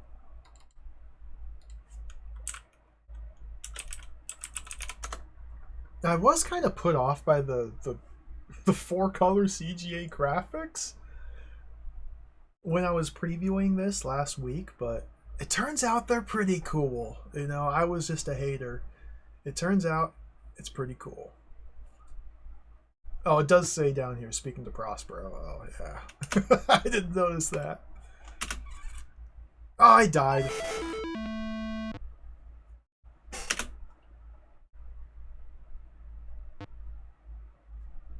So we have some sort of timer going where we just die if we take too long to do whatever it is we're supposed to be doing.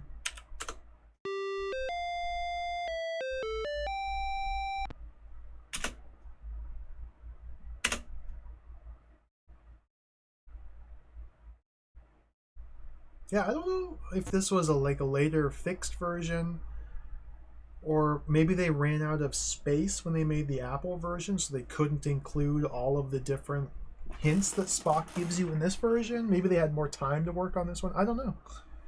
Very mysterious.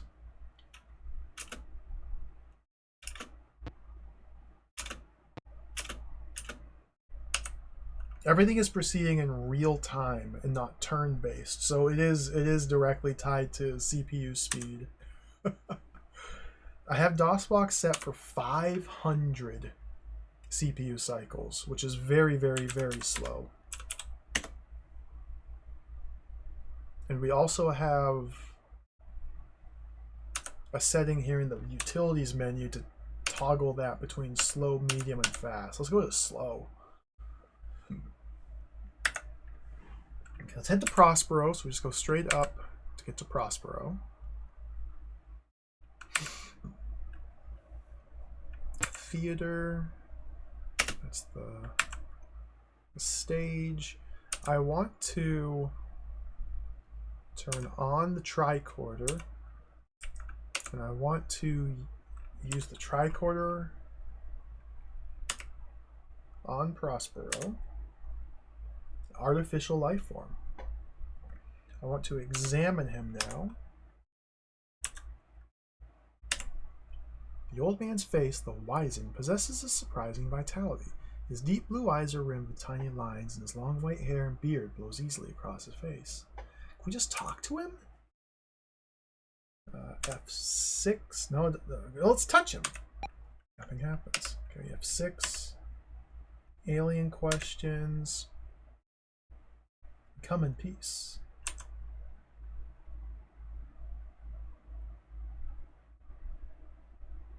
Oh, putting it on slow is causing this to take a very long time, or he just doesn't. Oh no.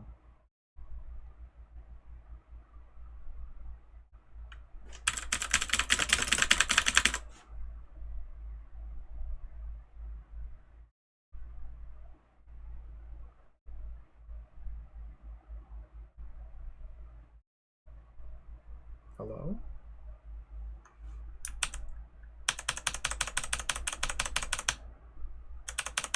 It seems to have frozen, and yet, like, the cursor is still blinking.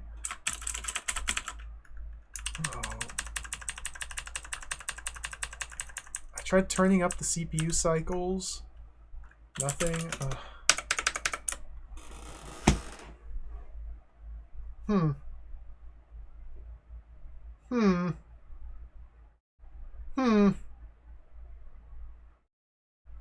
Was it Alt F12? Fast forward on.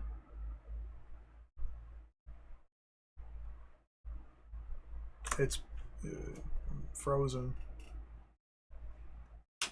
Function keys don't do anything.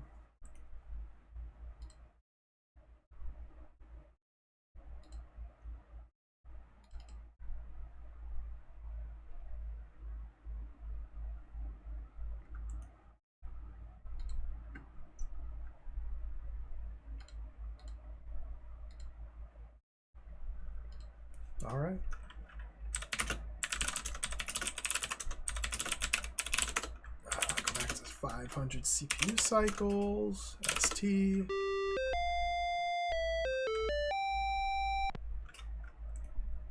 Try this again.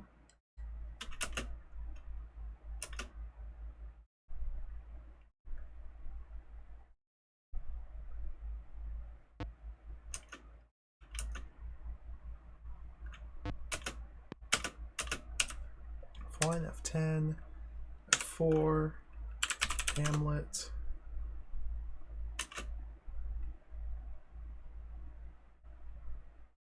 Go up, go up, go up.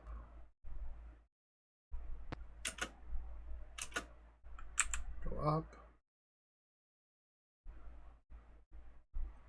Let's just go right now. Standing in the wings, one of the two backstage areas which flank the Theater of the Bard's Great Stage. From this position, stage hands manipulate the light scenery and curtains. Stage lies to the west. Old frayed rope holding the curtain in place. No other ways to go. We have old rope. Captain, the key to stopping the androids must be in this general vicinity. What? Okay. Well, let's look at curtain rope. Leaning too closely, you accidentally inhale a lungful of the acrid dust which has settled on the unused rope over the years. After a healthy sneeze, you're none the wiser for your curiosity. Let's use the rope. The curtain falls. I can't use the rope. Let's touch the rope.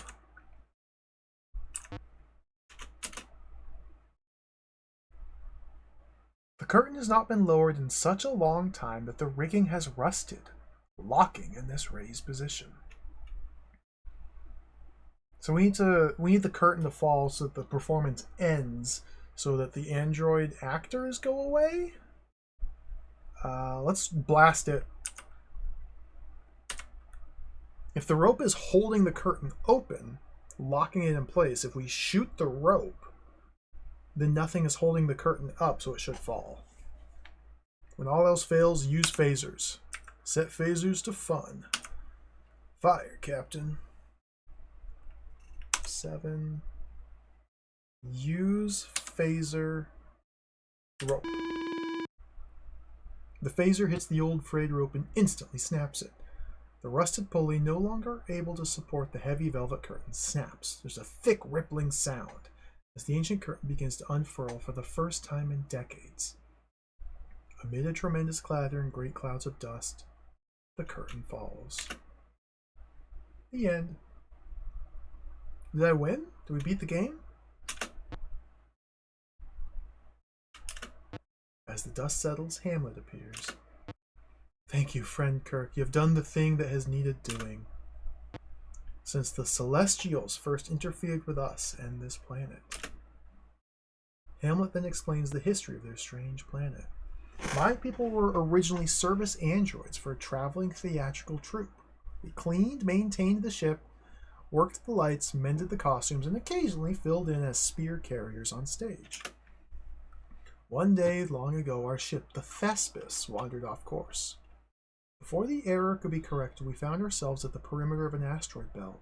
The Thespis was badly battered, but our navigator managed to extricate us from the swarm with the hull intact. We limped through space, utterly lost, our navigation equipment destroyed, and the warp drives dead. It was then that we were intercepted by the Celestials, a greatly advanced race who did their best to save us. The human crew members were dead. These were humans? The human crew members were dead, alas, and only we service androids survived. So the Celestials brought us here to what was a dead world, and before our optical sensors recreated the idyllic sector on which we built Avon. They similarly recreated us, and we were no longer maintenance android but sentient, albeit severely circumscribed life forms. I see now, however, that the Celestials, while benevolent and powerful, were not all-knowing. Their misguided attempt at providing us with a compatible environment, in fact, locked us into the strange ritual patterns we were compelled to repeat. Hamlet then leads you to the location of the ship that brought the robots to Avon. Ho ho ho, cool!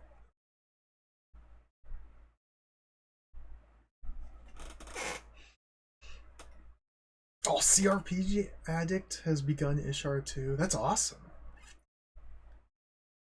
I saw it was in his upcoming games list. Ooh, that's exciting. We should play Ishar 2 again. I should play that again. I didn't get very far in it when I played it.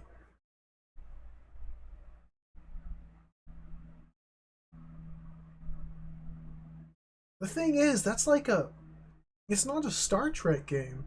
It's a lawnmower game. This used to be an Ishar stream, I know. And then it was a Nishiron stream, and then it was just no stream. And now it's a Star Trek stream. I do want to play Ishar 2 again. I do want to get back to it, but I don't know. I don't know when. Maybe I'll read CRPG Addict's account of the game and be like, oh man, I gotta play this. And I'll be inspired to play it.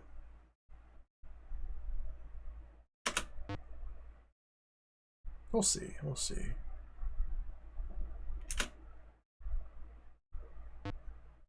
Come upon an area of Avon which the Celestials did not terraform. It's harsh and inhospitable, full of sand and glittering rocks. Ahead, half submerged, you see the tail assembly of a crushed spaceship. There it is, Captain. The ship that brought us to Avon so long ago. The dire spectacle of the wreck, which touched the very virtue of compassion in thee, as the bard said. Captain, the ship has been here for hundreds of years. Like a poor beached whale she is, abandoned all these years. Save. I'll call this one Whale.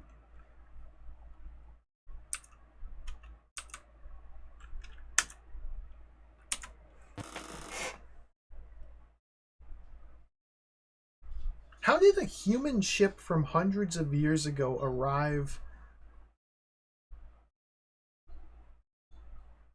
in this deep, deep, deep, deep, deep part of space? Klingon space. Hundreds of years ago. With like a full android crew complement. They explicitly said they were human crew. And yet, we, the Federation, have no records of this part of space, and we've never been out here. And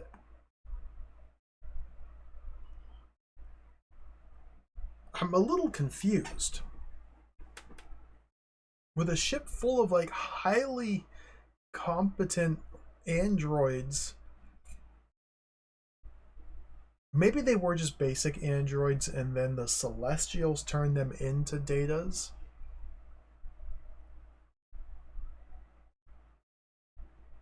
Hundreds of years ago. Star Trek is set in like what, the 2200s? The original series? So hundreds of years ago would be like our time right now? I'm skeptical of this plot here. Let's continue mapping. So we solved the first puzzle of the town square. We are now in the rocky area. We've been teleported over here. The trick is to not think about it too hard, I believe.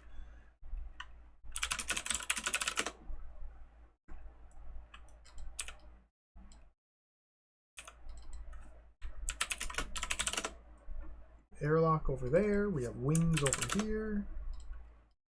Boop. Boop. Let's examine.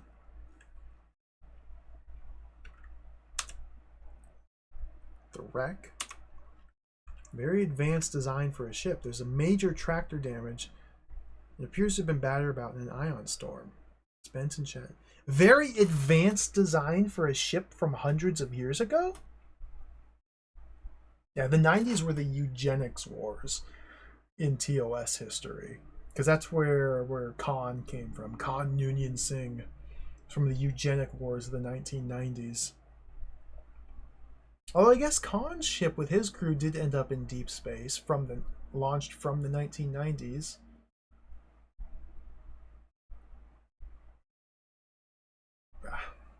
Thinking too hard about it. Let's... Spock? Yes, Captain. Orders. Planet orders. Scan for life.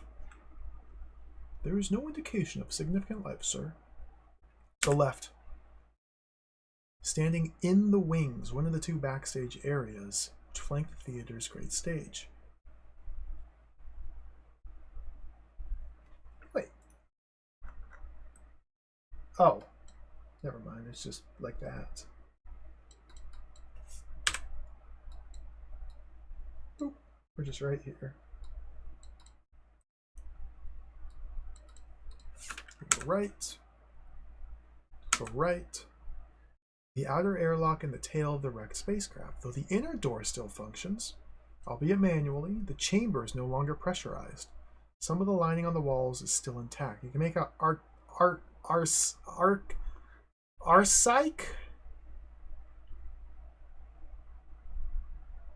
archaic symbols dating from the early Federation period. There are 2 doors to the airlock. One door leads to an inner room, the other leads back outside. Examine. Nothing to examine.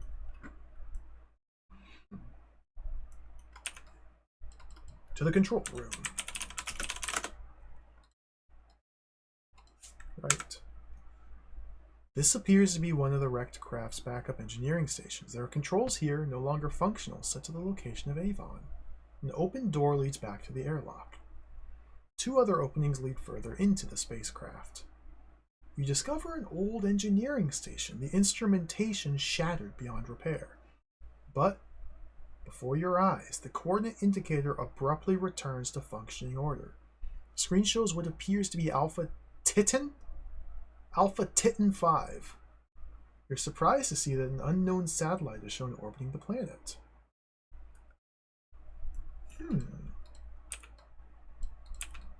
Alpha Titan 5.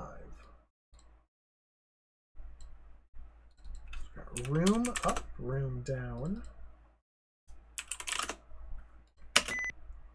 Zulu here, Captain. Sir, we've sighted a large unidentified object orbiting the planet. I suggest you beam up and have a look. Right to Renner. Beam us up.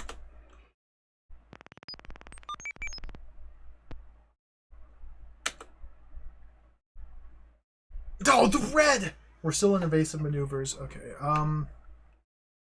there's a specific command we can issue to Spock to have everybody return to their post. Is it bridge orders? No. Transporter orders? Return to stations. There we go. Yes, Captain. Although I probably want them all hanging out there because we're going to go back soon. Let's head to the bridge.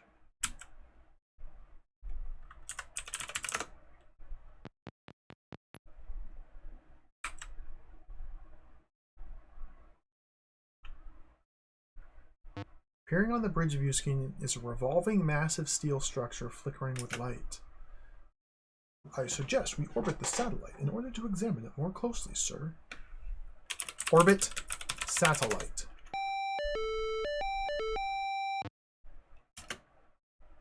Oh, cool.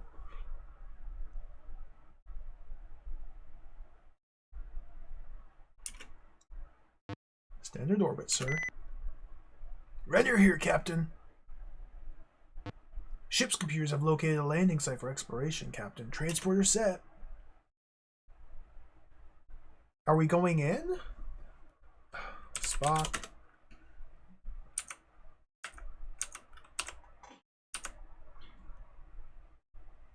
Scan it.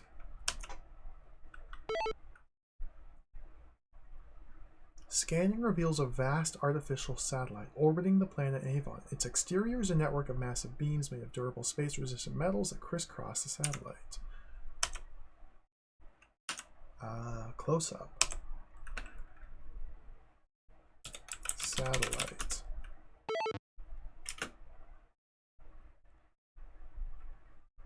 You notice a gleaming brushed steel satellite glinting with an radiant glow. As the satellite turns, it vibrates with colors, emitting rays of light that make it seem like the satellite's constantly changing shape. It's unlike any satellite you've encountered before. Well, let's beam into it.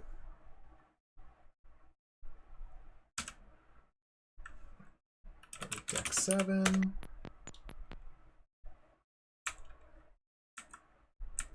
Head to the transporter. F1 of 6 transporter orders. Prepare a landing party.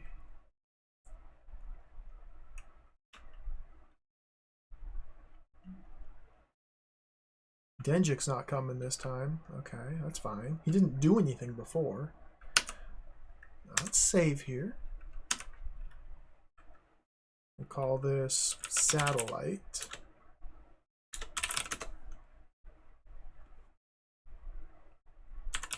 Beam us down.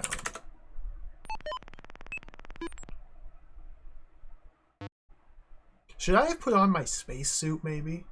I'm still wearing, like, my fancy dress uniform. You're standing in the center of an artificial landscape deep within the satellite orbiting Avon. In the distance, you can make out a series of flashing multicolored lights. You seem to be imprisoned within a cube of radiating energy waves. The energy cube extends overhead as well. Through the translucent energy ceiling, you can dimly make out a network of macro systems, like veins and arteries working with silent efficiency along the hollowed-out satellite's interior surface. They got macro systems here. The force field does not cover the surface, which is mostly dry dirt.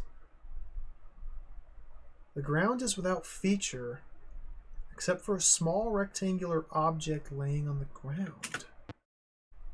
Oh, Denjik's here. He wasn't part of the away team. How did he... Whoa!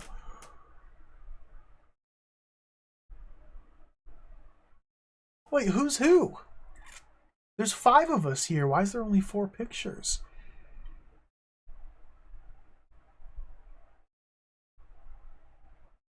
We're in the cube.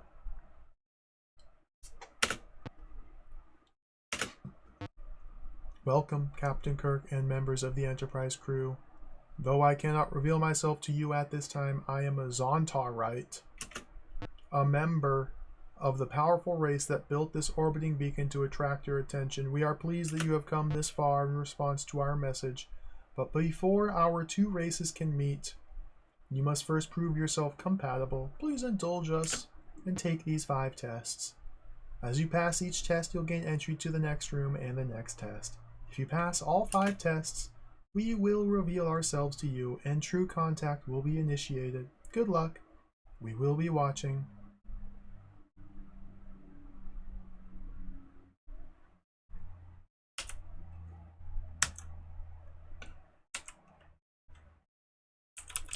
Test 1. Surely it's something to do with these symbols on the ground. So let's examine the symbols on the ground. I still have hair in my pocket. I have a pocket full of hair. I can't look at the ground. Whoops. F1. F8. Let's examine the entry points. F1. That gives me the picture again.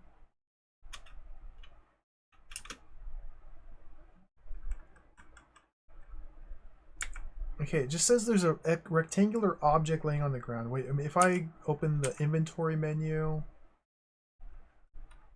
I'm wearing my formal attire. Okay, if we... Is my tricorder on? It's off. Let's turn the tricorder on and scan. To use the tricorder on... There's not... I have to target it, and there's nothing to target it. Oh, well, it does say I can go down, left, or right, so let's go down.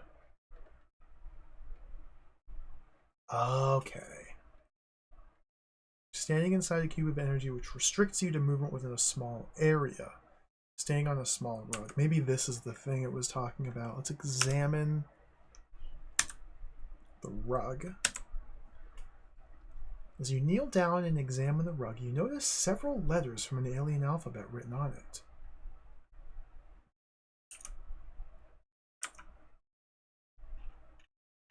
Okay, it's not an object I can pick up, but maybe I can use my tricorder on it. Use tricorder on rug. Scanning reveals a rug that's composed of synthetic fibers commonly used throughout the Federation. Spock? Yes, Captain. Analyze the rug.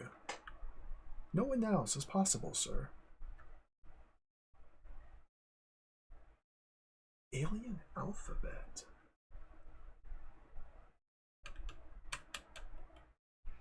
Hold on, let me get my map action.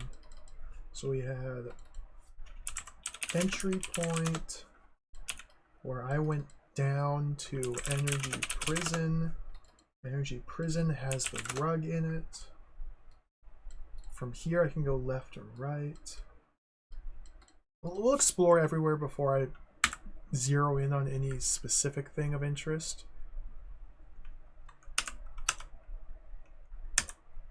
Okay, there's nothing here.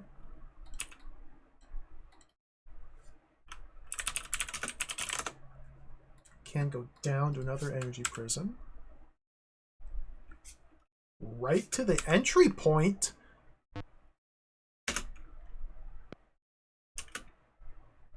Oh, okay, there's this non-Euclidean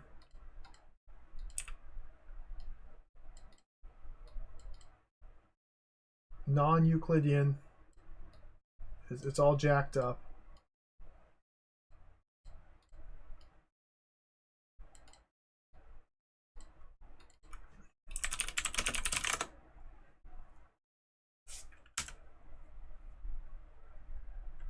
I went down and oh my god, I was to the left of the entry point and I stepped down and now going up takes me to the entry point. I'm not going to map this. Nope, cannot be bothered. Okay, go down. And this should be where the rug is. Rug. There's only one thing we can possibly do here. And that is use phaser on rug. The phaser blast obliterates the rug, leaving a gaping hole leading down to a darkened chamber. Is that the puzzle? Spock then brushes away fragments of the rug, revealing a ladder that leads down to the darkened chamber below. This is quite peculiar. On the one hand, we are surrounded by a highly advanced force field.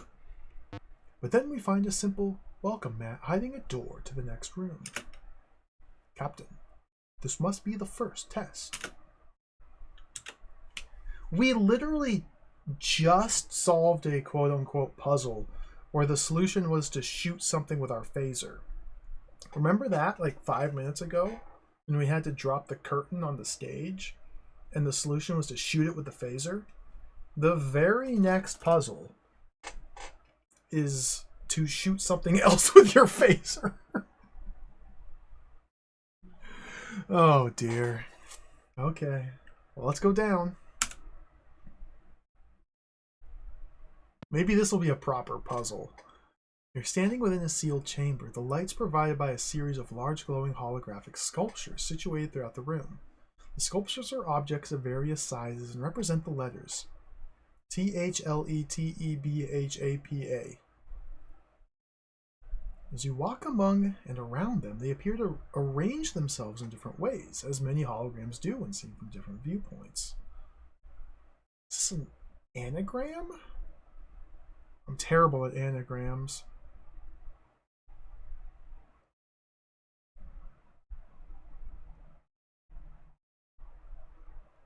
Full...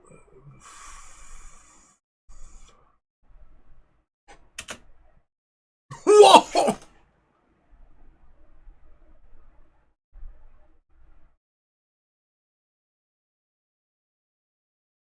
Can you imagine being in this situation, seeing this? Look at...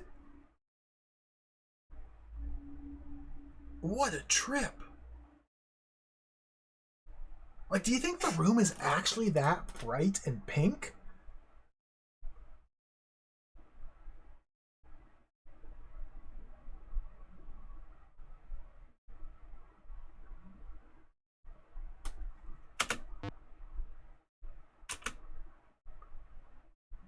These sculptures represent fundamental building blocks.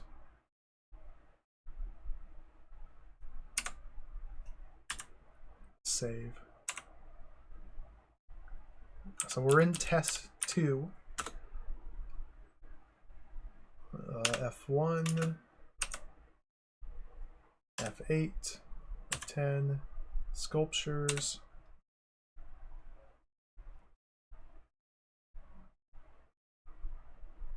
Yeah, I don't know if there's anything I can shoot here. Let's use the phaser on the sculptures. The phaser strikes and destroys one of the sculptures. However, it immediately reappears.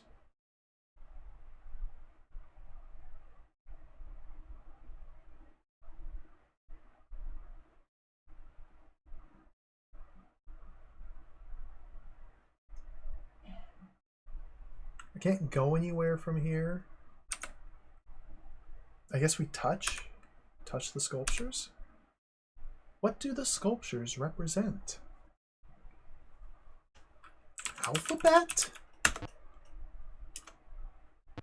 That is correct. It was literally just an anagram. Just an anagram. That was the puzzle. Just an anagram. Alright, good stuff. I love The Prisoner. We have to play The Prisoner 2 soon. Because I played through The Prisoner 1 on stream, the Apple II game based on the show. There's a sequel. There's The Prisoner 2 as well. We got to play that one.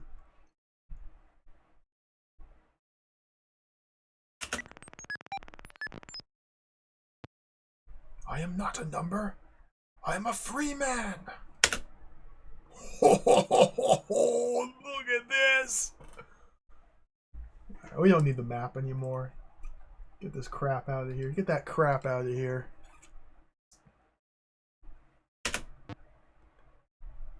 The nullifier room. In this, I couldn't even read it before it disappeared. You notice a large, complex-looking device vibrating madly in the center of the room. No doors? We can always blast a hole in the wall. Oh, I like the way McCoy's thinking. Captain, I believe our phasers are being interfered with. They'll be ineffective on anything larger than a tricorder. Save.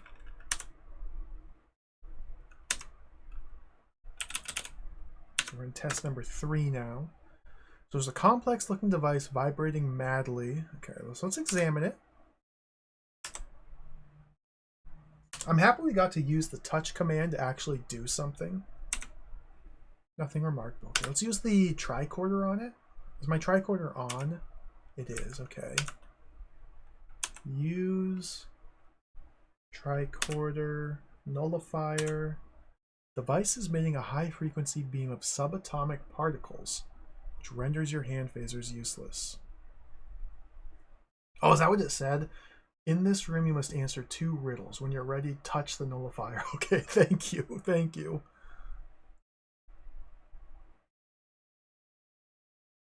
There doesn't seem to be anything else I can do other than just touch it. So let's just touch it.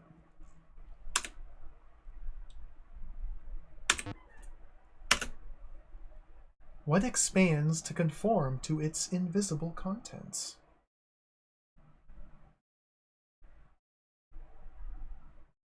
Okay, I'm not looking at chat. I've blocked out chat. So this is just straight logic riddle? What expands to conform to its invisible contents?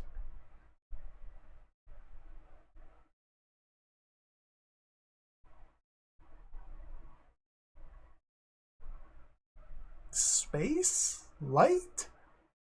Its invisible contents? Clock? Clock? Time? Spock? Hair?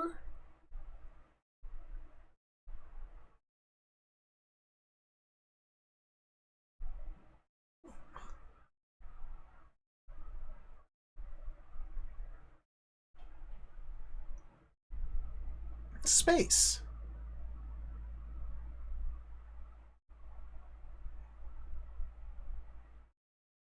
Yeah, not looking at chat.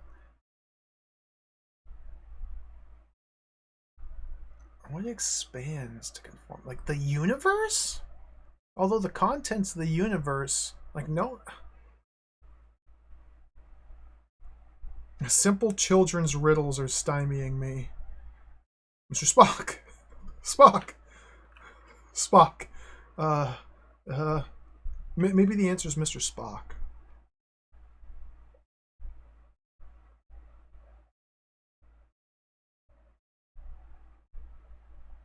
What expands to conform to its invisible contents?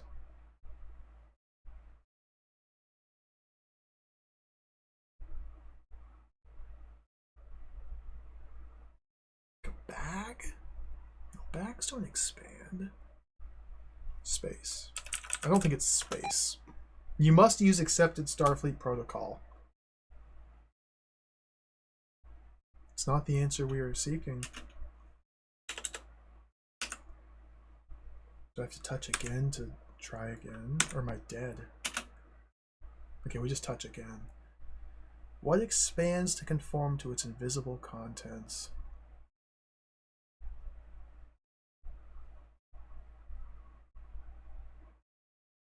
What's invisible? Space. Wind. Air. Oh, a balloon! A balloon! A large deflated balloon appears before you. We got it. Okay, now I can look at chat. Hello, Zenek Reverie. Welcome. This game's awesome. This game's really fun. I'm quite enjoying the Star Trek.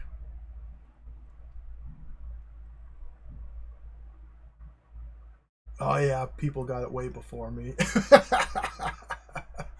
Could be a black hole. A bubble? I guess a bubble might work too, yeah. Bubble, balloon, basically the same thing. Examine the balloon.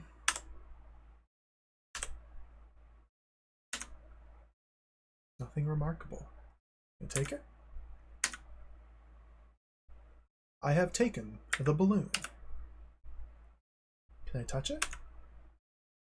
Touch the nullifier. What is the most excited state of nature?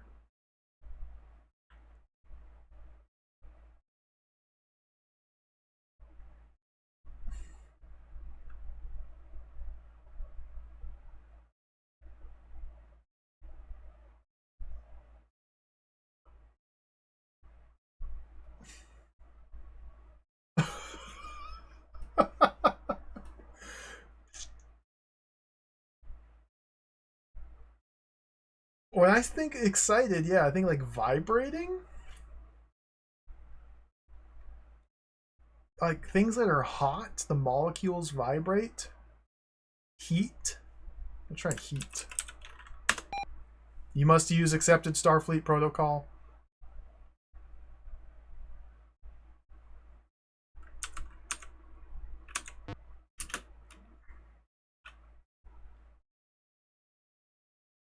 The most excited state of nature.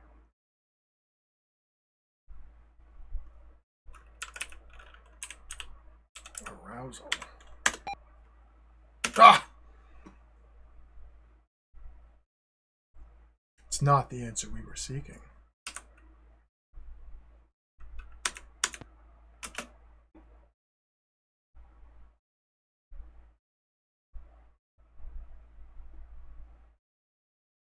The most excited state of nature. Joy, happy. Excited, stoked. Being stoked is the most excited state of nature. I'm stoked. This game was probably made before the word stoked was invented, or rather that the usage of it. Flame? Fire? Hype? I'm glancing at chat and there's a lot of good suggestions.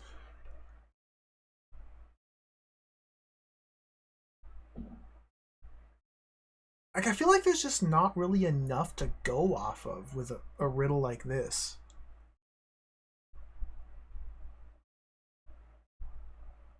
The most excited state of nature.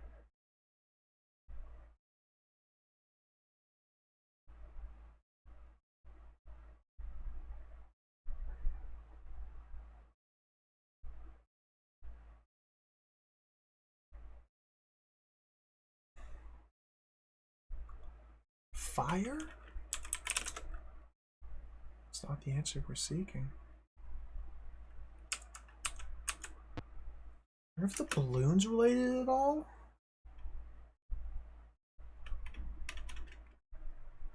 Because we did just get a balloon. Like, would that be related to this? Are they tied together? Growth, maybe?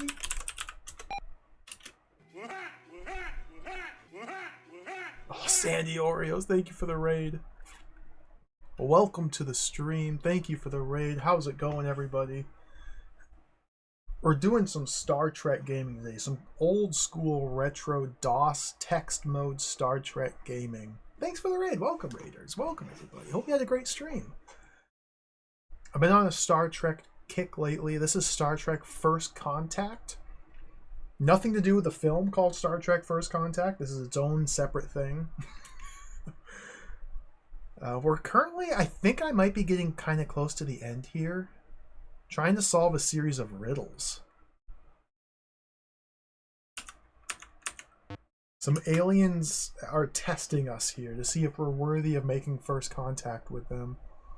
And they're testing us by giving us very simple riddles that I am struggling to answer.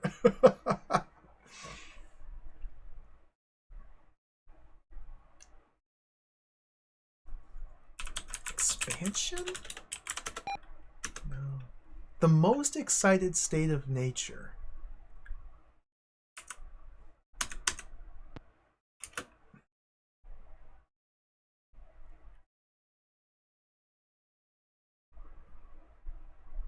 Are they talking about like forms of matter? Like liquid, solid, gas? You notice a canister of gas. Gas. Jumpin' Jack Flash. It's a gas, gas, gas.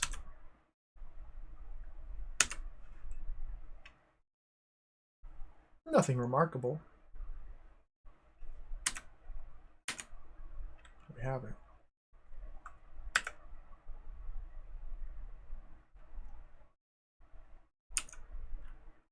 So the answer was gas, balloon, and then gas. Can we attach them? Let's use balloon on canister.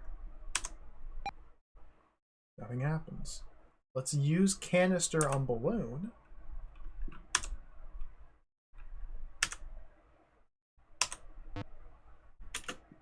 You take the balloon in your hand and fill it with gas. As it fills up, it starts to tug upwards.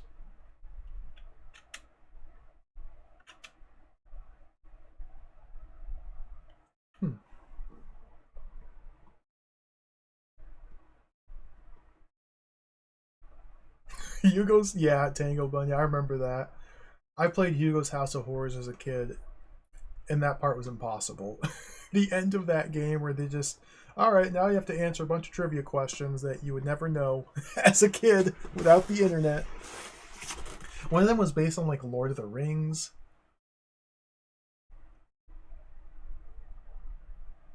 God, those games are so good. I should play Hugo's House of Horrors again. My favorite was Hugo 2, Who Done It.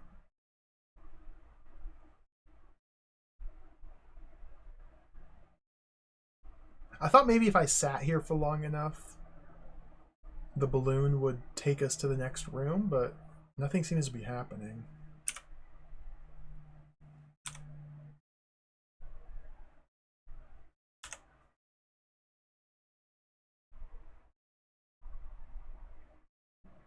Maybe I drop the balloon now?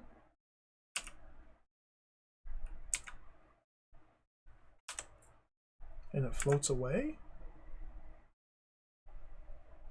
If this gas is helium, maybe I have to huff it and get a very silly high-pitched voice. That'd be pretty cool. Go squirrel mode. Touch. Touch the balloon. Touch the nullifier.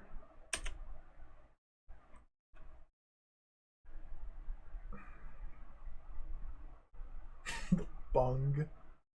I never knew what a bung was either.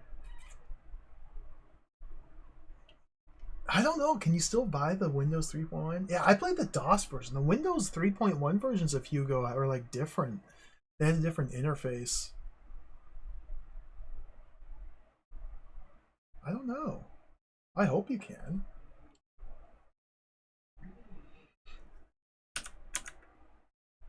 All right, give me the balloon. Maybe we have to do it again. Maybe we have to continually fill this with gas. So let's use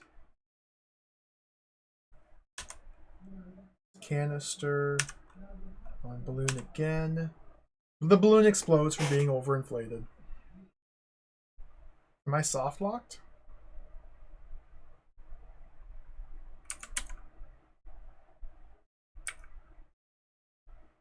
Was that good? Are my phasers working? Can I shoot anything yet?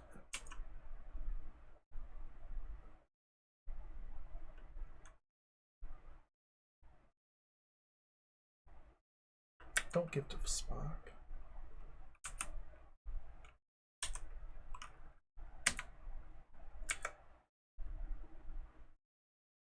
Let's drop the canister and shoot it with the phaser.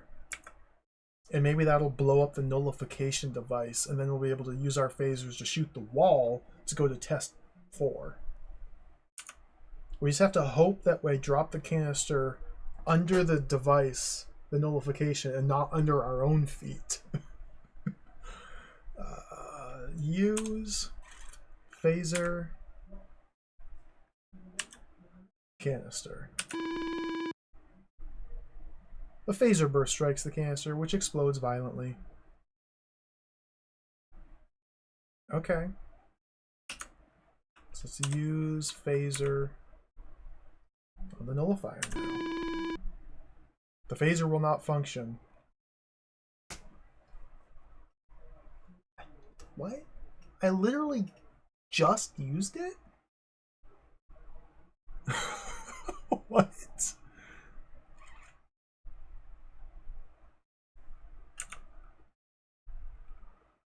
Huh?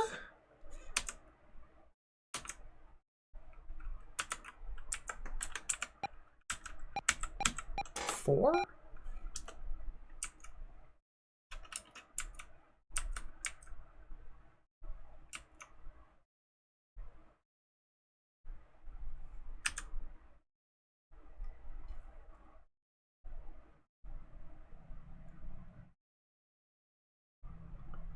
Open skylight high above.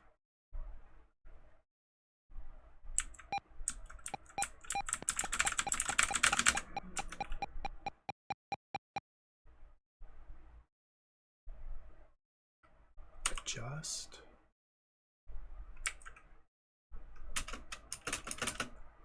You think we're soft locked? Like I was probably supposed to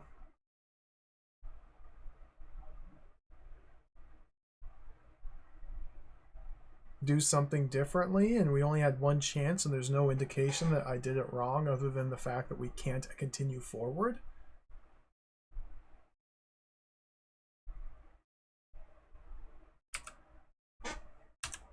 We'll restore. Test 3.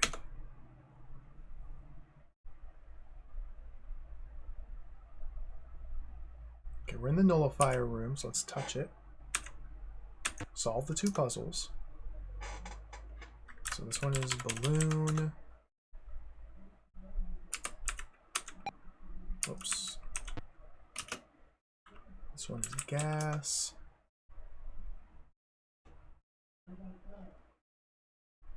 Large deflated balloon appears before you. Canister of gas. So there's the skylight up above us. And yeah, if we fill the balloon with the gas, it floats. Would the tricorder give us a reading of what type of gas it is? It's something lighter than air. Tricorder. Or will the tricorder give us nothing valuable? Oh! Lighter than air gas. Apparently helium. Okay.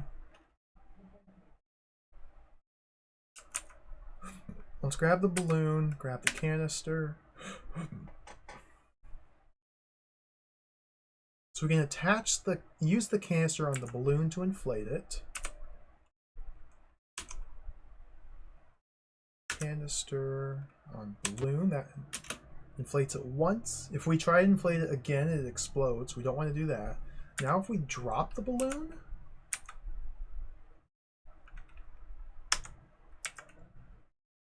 I've dropped it, so it should in theory float up to the skylight, and then we can shoot it and it's filled with helium, so it might explode. And I'm shooting it. Blast it. Use the phaser. Balloon. The balloon is hit and disappears.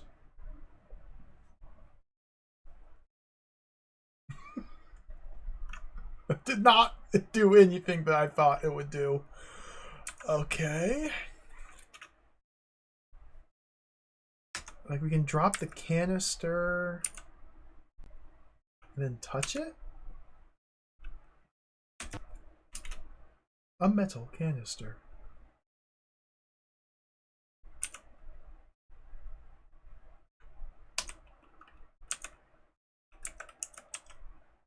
Crew orders?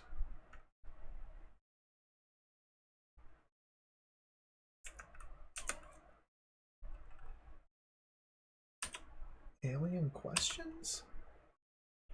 Hello. Hello, sir. Omega number, welcome. Hello. Yeah, it's gone a lot smoother here. I switched to the DOS version, as you can see, and it's remarkably different. It's much more straightforward, much more streamlined. There's multiple instances in this DOS version as opposed to the Apple one I was playing. In the DOS version, there's multiple times where Spock just straight up tells you exactly what to do. The parser, I'm not having as much trouble fighting against the parser here. I think we're almost at the end of the game, in fact. It's definitely a lot easier to play this on DOS than it was on the Apple version. I'm a little bit confused as to what I'm supposed to be doing here. I'm going to restore again to get that balloon back. Test 3.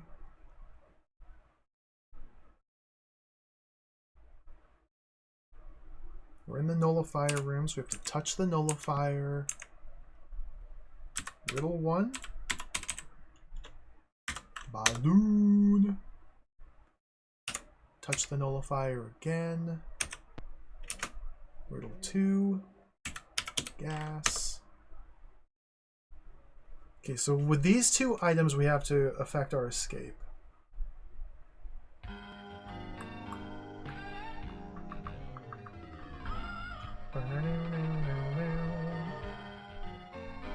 Randall Thor, welcome. Thank you for the Prime subscription. Thank you very much. Oops. Grab the phaser, grab the canister. I mean, it seems like we should fill the balloon. Use canister balloon. As it fills up, it starts to tug upward. Like, how big is this balloon? Can we, like, ride the balloon? Like, hold on to it and lift ourselves up to the ceiling? Can we drink some fizzy lifting drink? Like, what are we doing here?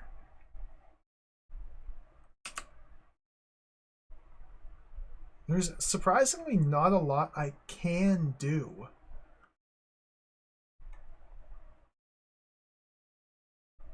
Yeah, the interface is like very limiting here. It's just, it's hard to come up with things to try with the way in which we're forced to interact with the world.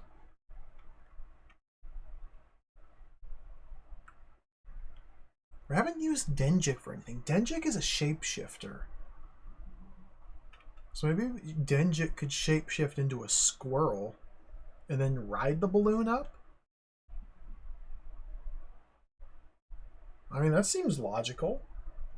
What type of shape... What are the rules for shapeshifters?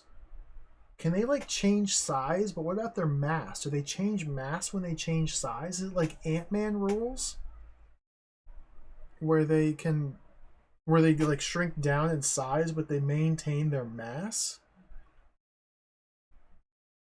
And so if you put like a shrunken Denjik chipmunk on top of a balloon, it would still have the same weight or mass as normal size Denjik, so it would just like fall right through the floor.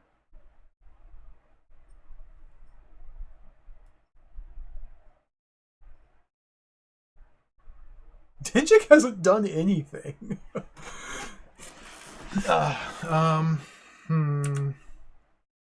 Let's give balloon to Denjik. I give it to Spock! Analyze balloon. Yes, Captain. Spock leaves!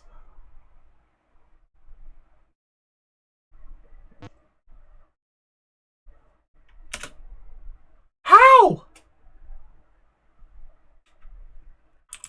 Results? Resluts? No, results.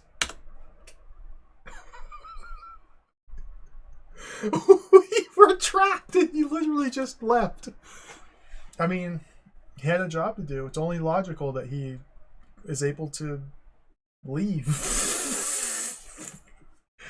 Mr. Spock, this is most illogical. There is no exit to this room. We are trapped here, Mr. Spock. How did you leave? Is he back?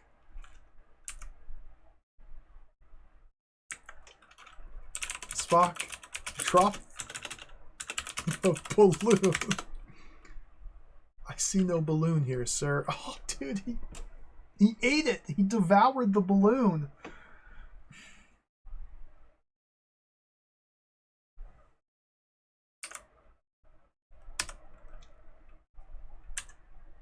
It's right. It's on the floor. Okay. He doesn't have the balloon, so he can't drop it because it's on the floor. Okay, I have the balloon. Let me examine this balloon. There's something obvious I'm just missing here. Let's examine the canister again. Let's examine the nullification device. Nullifier. Mr. Scott. Yes, Captain. Orders. Planet orders. No. Orders. Attack orders. Fire phasers. I cannot work the equipment for my present location, Cap. Why, Mr. Scott, you are useless. A touch? Mr. Scott? Scott pats your hand in a comradely way. He nods more to himself than to you and returns to his previous activity. What were you doing, Mr. Scott, before I touched you? What was your previous and now current activity? Are you standing there staring at the wall? Keep up the good work, Mr. Scott. I have no idea what to do.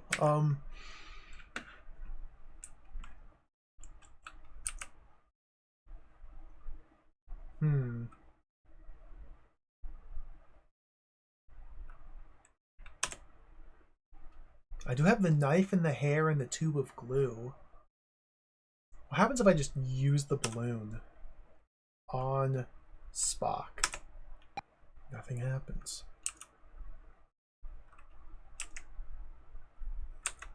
Touching the nullifier causes nothing to happen. No hint just yet. But I don't really have any ideas to try.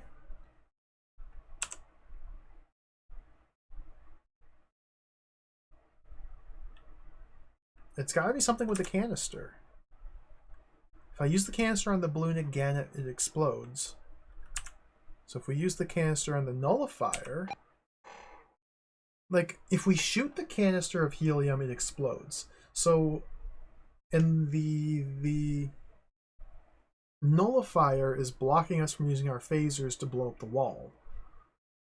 It seems to me like we should explode the nullifier by shooting the canister while it's next to it or on top of it. However, if all I can do is put the canister down, and then if I shoot it, it explodes, but it's presumably either not near the nullifier, and I don't have a way to put it near. Touching the thing does nothing. No, nothing happens.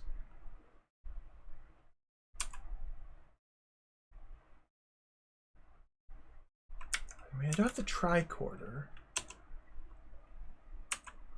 We can use the tricorder on the balloon. Standard rubber balloon. We can use the tricorder on the nullifier.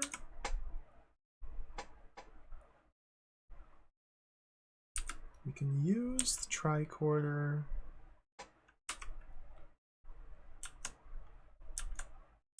We can use the tricorder canister.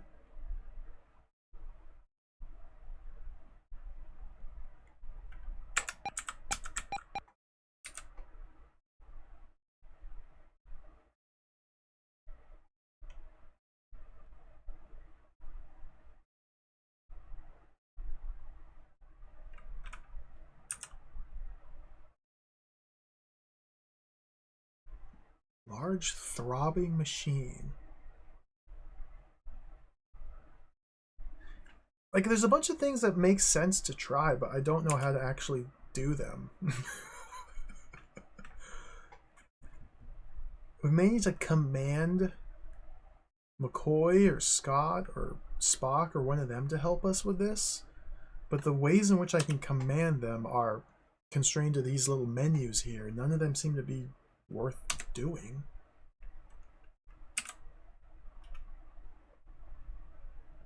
Scott doesn't even have a tricorder.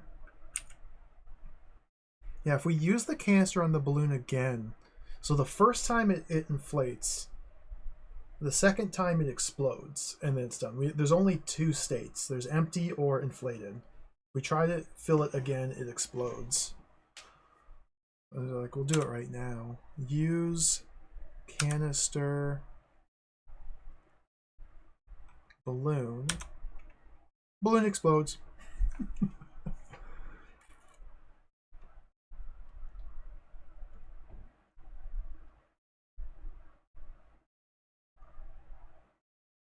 Open skylight high above.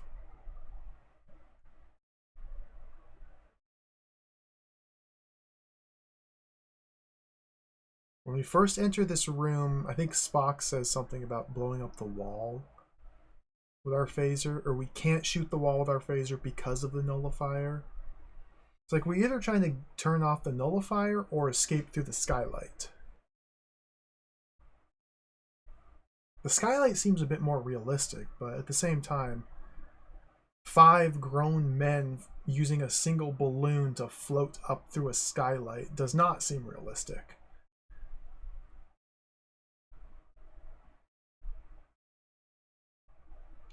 Well, we lost the balloon, so let's restore. I don't know if I've tried using... Well, you have to use it on someone or something. But maybe we can, yeah, use the inflated balloon on someone to float them up. Okay, go back to test number 3. Touch the nullifier. Touch the nullifier. Okay, pick them up. Use canister balloon.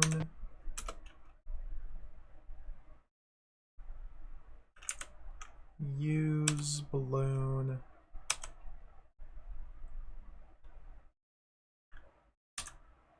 I have to pick a target. Scott. Nothing happens. Touch the balloon? We can't touch the balloon. Touching the nullifier now does nothing. This is bizarre. Give balloon to Mr. Spock? I don't know why I gave it to Mr. Spock. I didn't do anything.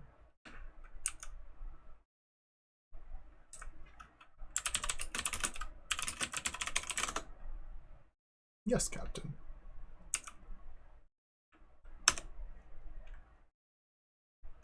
Use the captain's log. Wait, what was that?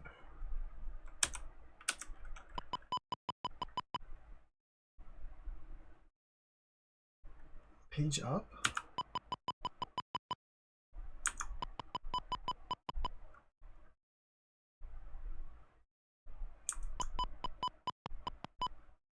Huh.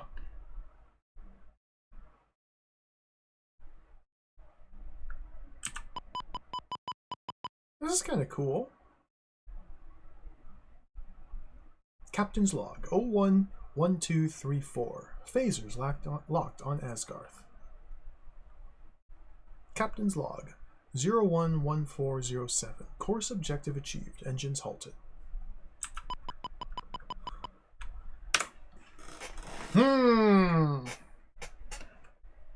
Break down the wall like the cool aid man and say, yeah! You must use accepted Starfleet protocol.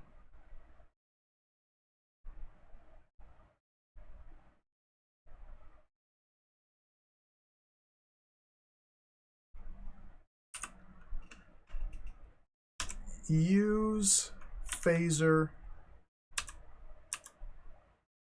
nullifier.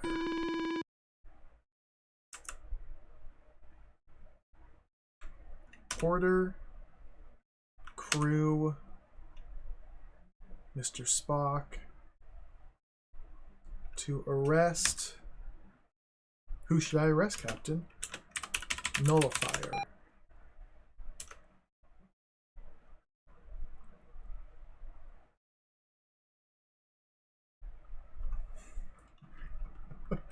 Hold.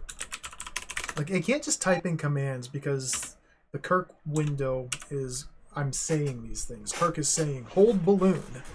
And that doesn't make any sense. I don't know why this is so hard. Because the interface, that's why it's so hard.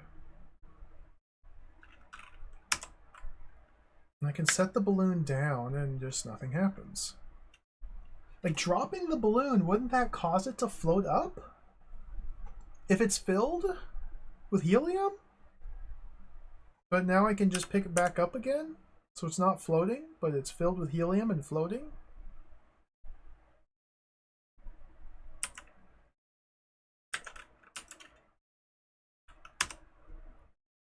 Use the knife on the nullifier. Nothing happens.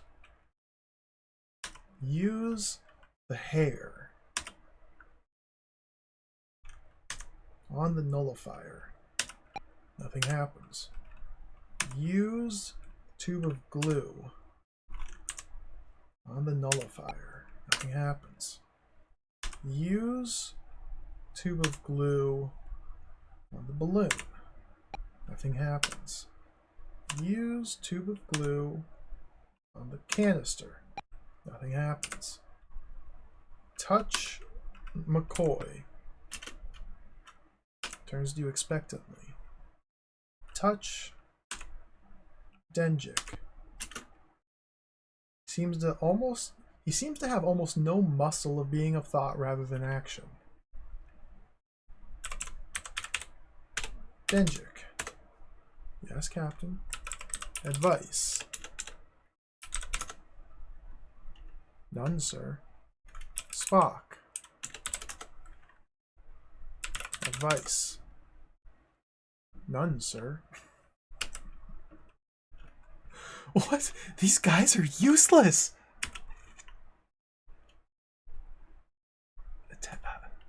Planet orders?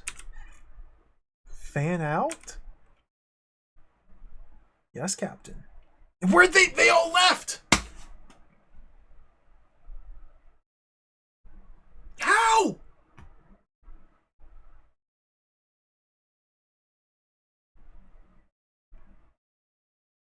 It doesn't make sense. How did they all... So this game still does have some of the prickly aspects of it that the Apple version had. At least here. I feel like I'm missing something very obvious. Or rather, I've probably tried to do something that's correct, but just I tried it in the wrong way.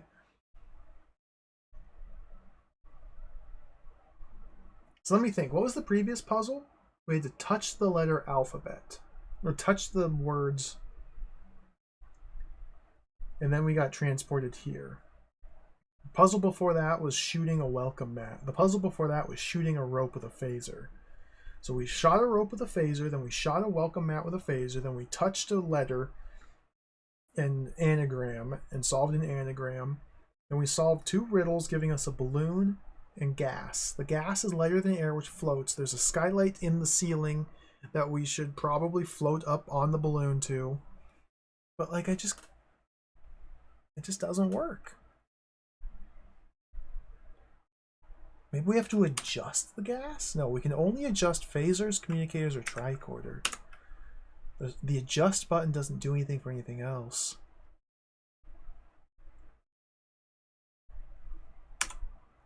Examine the nullifier room.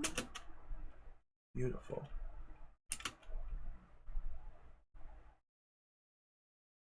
Examine the balloon. Nothing remarkable. Examine the canister. Nothing remarkable. These are the most useless descriptions. Nothing remarkable.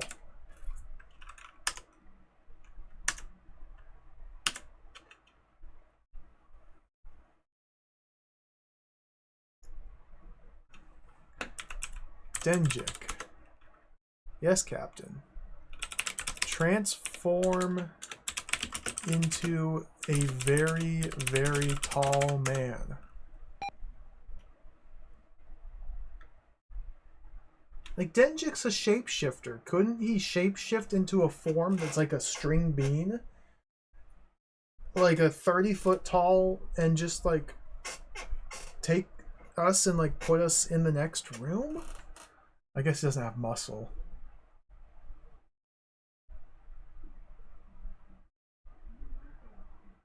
Unmuscled, slim body, yeah.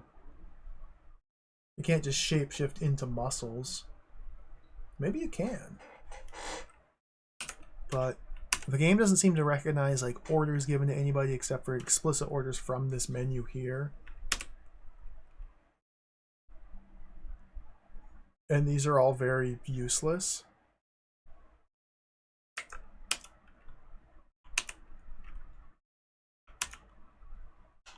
Hello.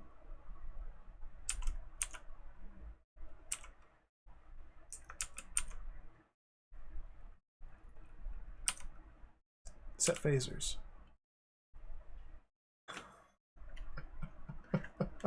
Climb. Jump.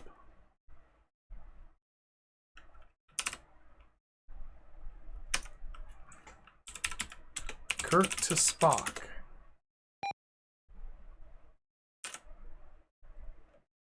It's my communicator's on, but there's communications interference, so I can no longer even call Spock. I lost Spock, Scott, and McCoy. They just dematerialized and phased out.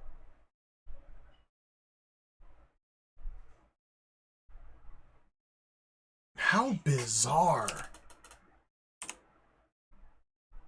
Maybe now we can use the balloon on the canister. Okay. Maybe we need to... I can't change my clothes here. Of course not.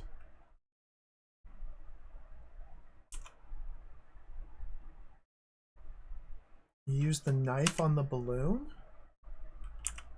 Nothing happens. We didn't pop it, just nothing happened. Use the phaser on the canister while I'm holding it? It exploded violently while I was holding it?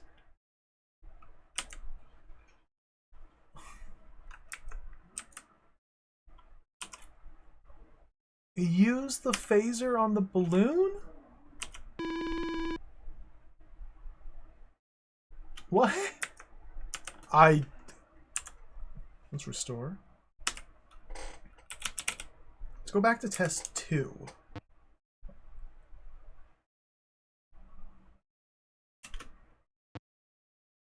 What? Test 2.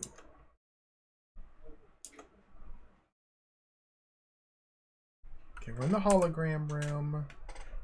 If we look around, yeah, there's the alphabet sculptures. Okay, if we touch the sculptures, they represent alphabet. We've solved the anagram. We get transported away to the nullifier room.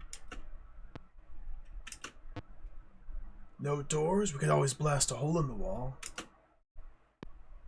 Phasers are being interfered with. They'll be ineffective on anything larger than a tricorder. You must answer 2 riddles. When you're ready, touch the nullifier. Well, I'm ready right now, so let's touch the nullifier. Well, it expands to conform to its invisible contents. A balloon does.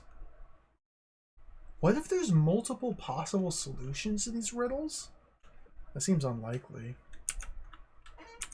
Okay, that's riddle number 1. Touch the nullifier. Most excited state of nature is apparently gas. So we get a canister of gas. So we've solved the 2 riddles. Now touching the nullifier does nothing else further. We can now pick up the balloon or the canister. They're just lying on the ground. So Bones was the one who wanted to blow up the wall. But Spock said our phasers only work on things the size of a tricorder, which is why we can use the phaser on the balloon and the canister. But not the nullifier.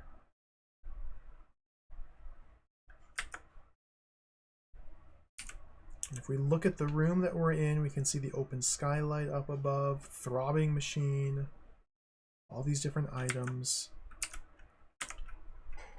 Take the balloon, take the canister. All I figured out to do is to use canister on balloon.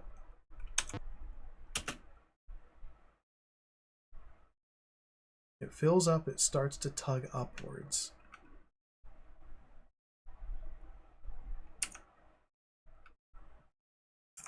Then if I drop it, it doesn't float away or anything, it's just on the ground. I can pick it back up again. We can examine the balloon. Nothing remarkable.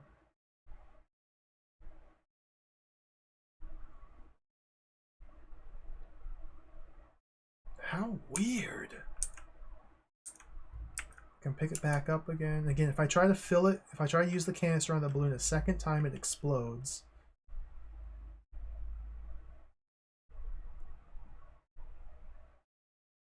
Try to use the canister on the nullifier.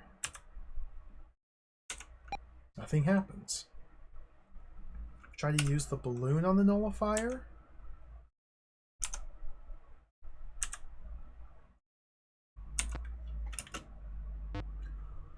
What? The Mylar balloon attaches easily to the top of the nullifier, which then floats slowly up and through the skylight. You're kidding me. That's stupid. Isn't that a huge machine? Like, isn't that machine enormous? Did not the picture of the room indicate that the machine took up the majority of the room? And yet a little balloon floated it up out? What? All right. Puzzle solved. Ooh. Test number 4. We're in the room. Oh, this is scary. The door is plainly visible. All you must do is walk to the next room. Voice. Okay, save. That was nonsense!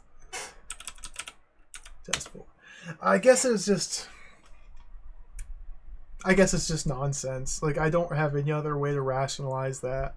That was just nonsense.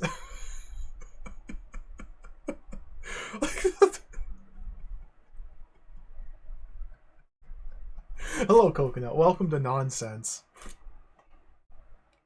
So we just have to walk across the room. So let's just go up. You drop your canister.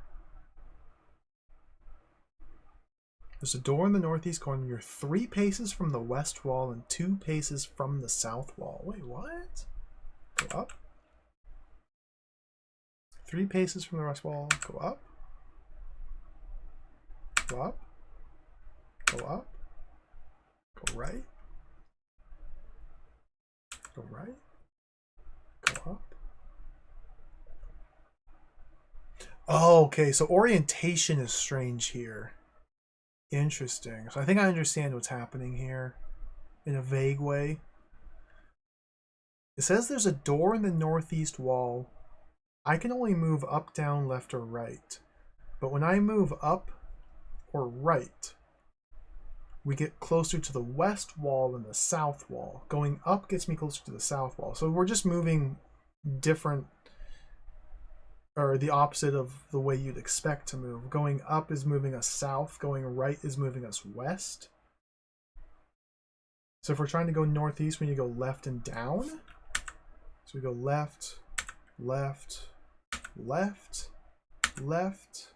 So we're 5 paces from the west wall. That's as far as we can get from the west wall. That means we are very eastward. Now we go down, which is taking us away from the south wall. So down is moving us to the north. Okay. I just got teleported. Nope, white room. Never mind. So the puzzle for that room, the riddle was up is now down and left is now right, I guess. Okay. You now stand in a square white room with one door. The walls are so white that the brightness hurts your eyes. A loud humming noise comes from beyond the walls, shaking the entire room. It sounds as if there are huge turbines on the other side. The energy in the air is almost palpable. You sense that you've reached the nerve center of this alien satellite. Whoa! That's a white room. Whoever passes through the door first dies. Still, Captain, they'll follow your command to do so without complaint. Once one of you has died, the others will be permitted to enter safely and contact will be established. It is, you see, quite an important decision for us, and we must know that you are truly serious. Choose, Captain. That's a little messed up. We understand these crewmen are not expendable to you. I didn't do anything. Then we shall provide another who is not so valuable. You watch as Niles, the failed assassin of Gothica, materializes in the room. What? What is this test?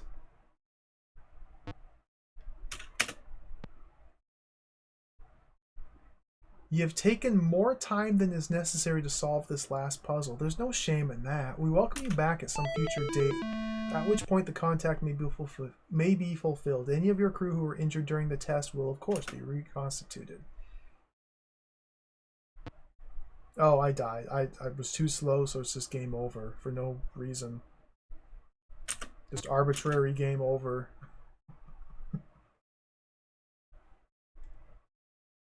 Okay. Sure.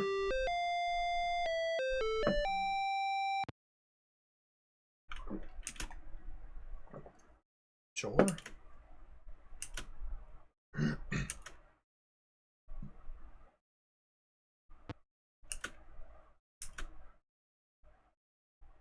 Not a fan of the real-time text adventure gameplay they have here.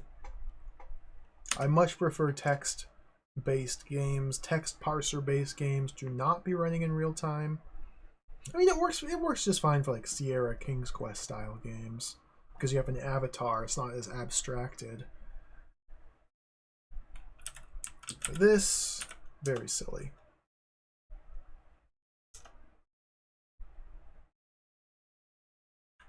Okay, we're back in the room. So let's turn the game speed down to slow. We need to go left and down as much as possible.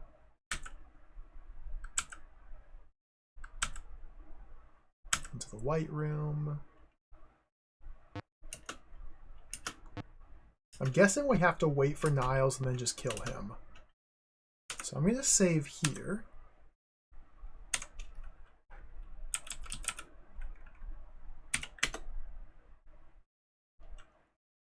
And then once we wait until Niles appears. At first, my first thought was we'd have to sacrifice Denjik because he's not any of the original cast members. And he's been completely useless but tagging along anyway.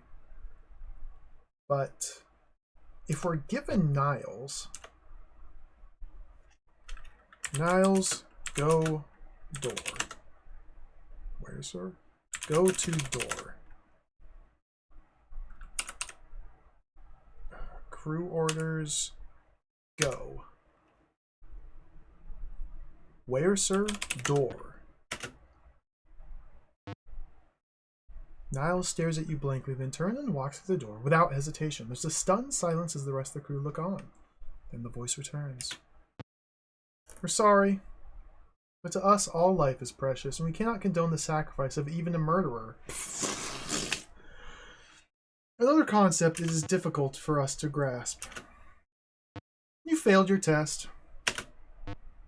You've acted properly in freeing the androids on Avon. For that you must be congratulated. Perhaps at some future date our two worlds will indeed come together. Till then, go forth and seek out wisdom. Goodbye, Captain. They're just trolling!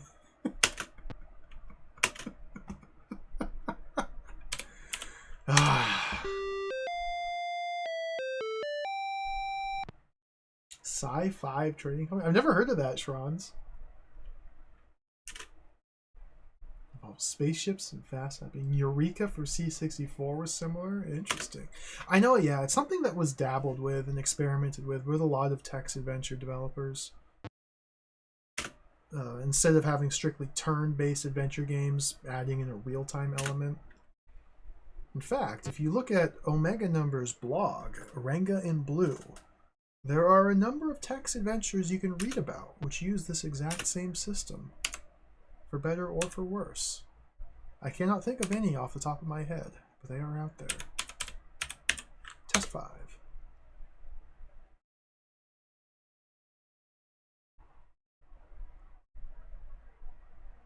What happens? Okay, let's wait for Niles, then I'm just going to walk through. Sacrifice myself.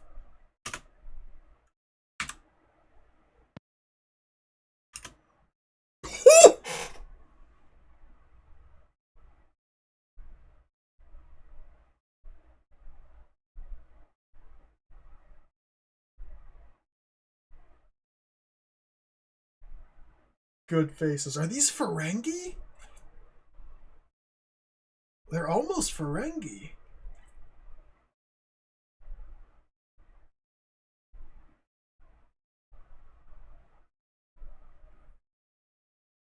Cool.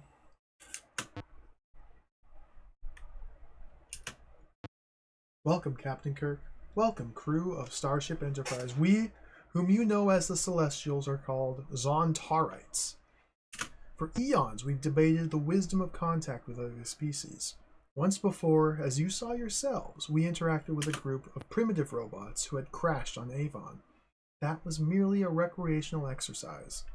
We withdrew again for many revolutions, and only recently, after monitoring your Federation from a distance, decided that perhaps the time for contact had indeed arrived. To be certain, we devised a series of tests crafted to gauge your reactions to a series of intellectual, intuitive, and ethical challenges. I disagree. You have passed these tests. We are now prepared to establish contact with your Federation. Now come, let us journey toward enlightenment together. Cool music.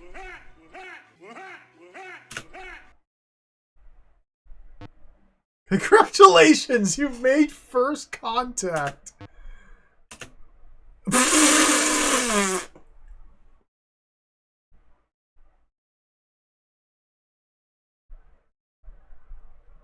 Yo, that girl, Joey, thank you for the raid. Welcome. Welcome, raiders. You came at a good time. We literally just finished the game and got kicked out to DOS. Well, welcome everybody. Thank you for the raid. Hope you had a great stream. We just played through Star Trek First Contact on DOS. And yeah,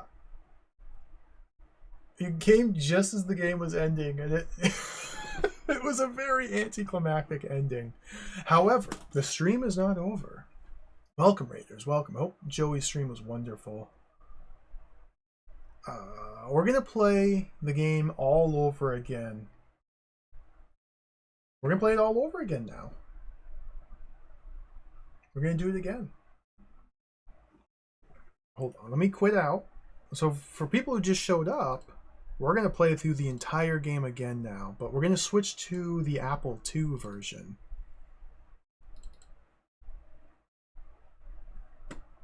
So let me get that going.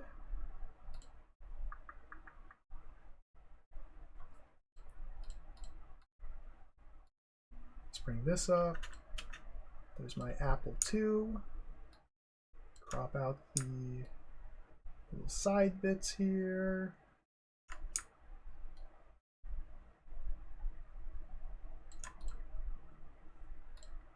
Let's put the game disc in.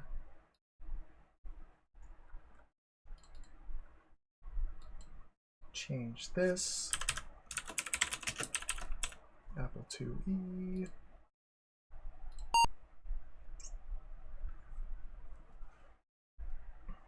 Oh, game wasn't saving. Oh, that's the worst. I've had that happen before.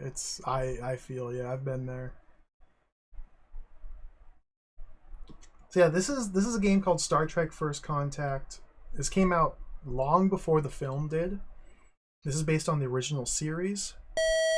That's terribly loud.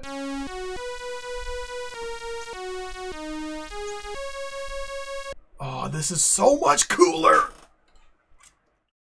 I started playing this game last Friday here on the Apple II, but I got stuck.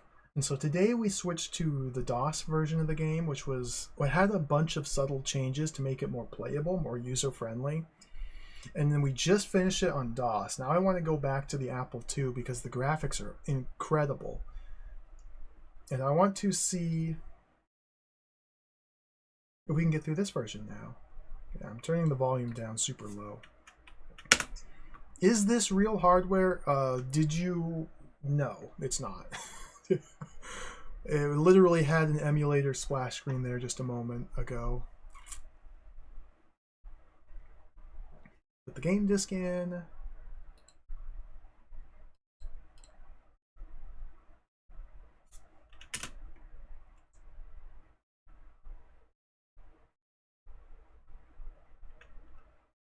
Oh, dude.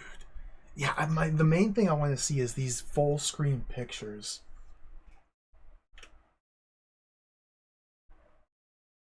They're so cool in this version, especially.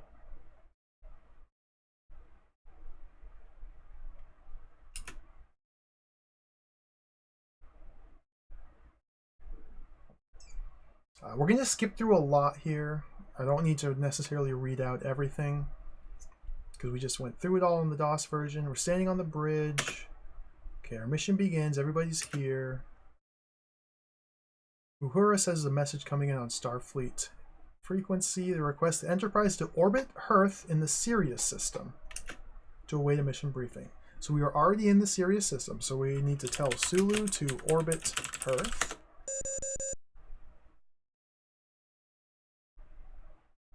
Okay, appearing on the bridge view screens, a blue-green world known as Earth. Oop, there it is.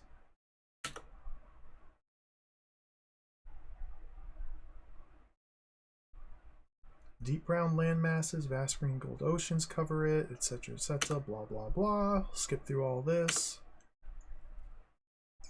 Entering standard orbit around Earth, Captain. This is Earth Planetary Defense. You're entering a restricted zone. Identify your ship immediately. Uhura, open a channel to Earth. Captain, Earth requests we prepare for beam up. Starfleet Admiral Brandon Dakar will be coming aboard personally. Shields are down. Transporter cleared for use. I'd like you to escort him to the bridge. All right, let me bring up my map here. All right, so let's go pick him up. We head down to the turbo lift. We're in the turbo lift. The transporter's on deck 7. Go up. We need to go. Any key to continue. Gomez darts by you into the turbo lift, barely. See, like, these scenes weren't in the DOS version either. Gomez is like the hulking brute who choked out that hideous monstrosity shapeshifter alien spy. Ah, he's a hero. Okay, go right a couple steps. Go down to the transporter.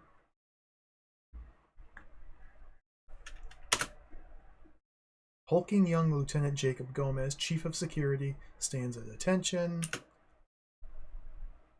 Fleet Admiral Takar is here. Captain Kirk, I'm glad to see you again. Lead me to the bridge.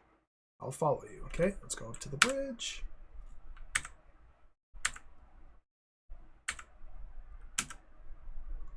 Chekhov dashes out. Bridge.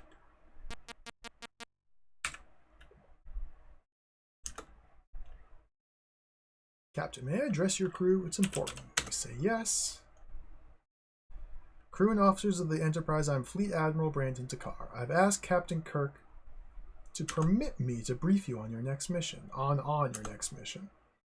So here's our mission. Enterprise will head for the Centauri system, Warp 8, Orbit Station Lambda. Diplomats bound for Coronation will be beamed aboard, then head for Gothica at Warp 1. So we're shuttling diplomats from one space station to a planet. Please escort me to the transporter room. Okay, follow me. So back to the transporter. Go to deck 7.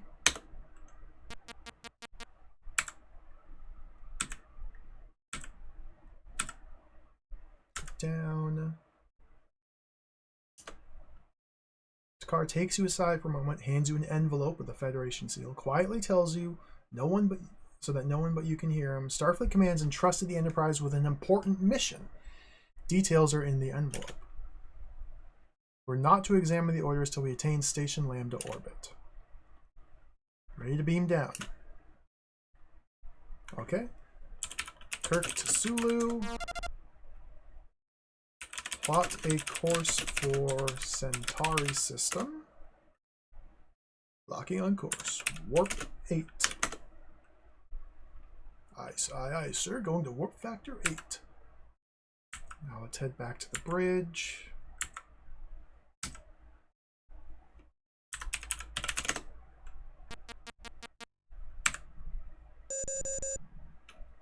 We get here just as we arrive, perfectly.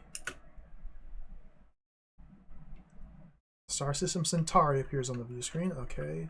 Sulu. I'm already talking to Sulu. Whoops, we can't do backspace. I forgot.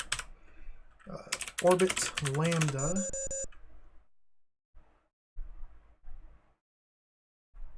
Slowly on the view screen, Space Station Lambda. There's a full screen picture. Well, half screen picture. Looks totally different in this version.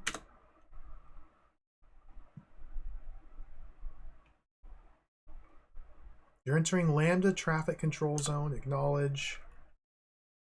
Uhura. Open. I keep hitting backspace.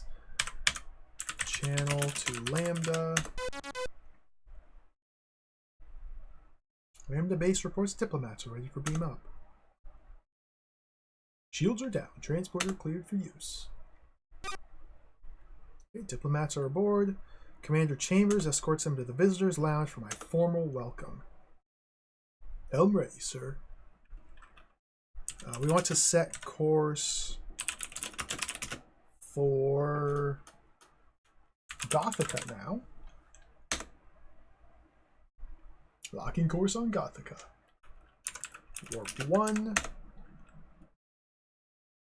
And let's go meet the visitors. So we head back to the turbo lift. They went to deck 5. The visitor lounge is in deck 5.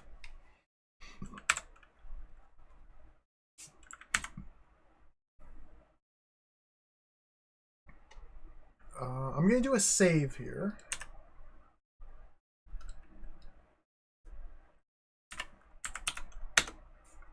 Okay, let's go into the visitors lounge.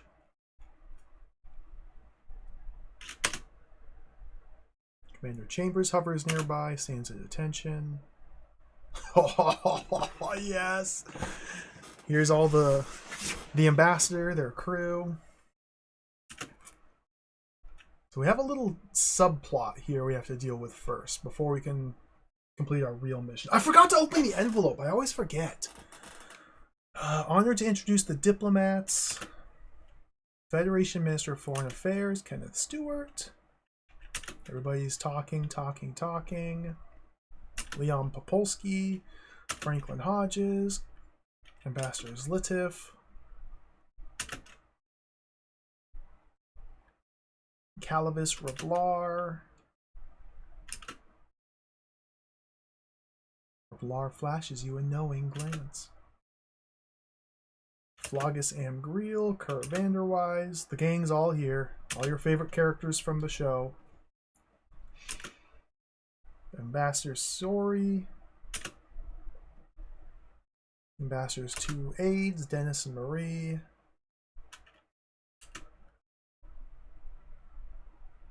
I've arranged with Commander Chambers to secure the briefing room for a top secret strategy meeting this evening. Please attend. Please take a moment to visit them when you find some time. Special dinner tonight in their honor. The diplomats leave. Now that these introductions are over, I'd like the opportunity to confer with your Dr. McCoy about the special needs of my patient, Minister Stewart. I'll follow you, Captain. Alright, so now we need to bring Hodges to sickbay to meet with Dr. McCoy. So let's go. We're on deck 5 currently. Sickbay is down at deck 7, so we need to head to the transporter room. As you emerge from the visitor lounge, you see Mr. Spock, clearly unable to open his door. Disgusted, he turns around and sees you. Spock stares at you blankly and strides away without a word. Spock's acting very strange at the moment, but we'll just leave that be for now. We have to go to deck 7. From here we go left. Oh, Nurse Chapel's here.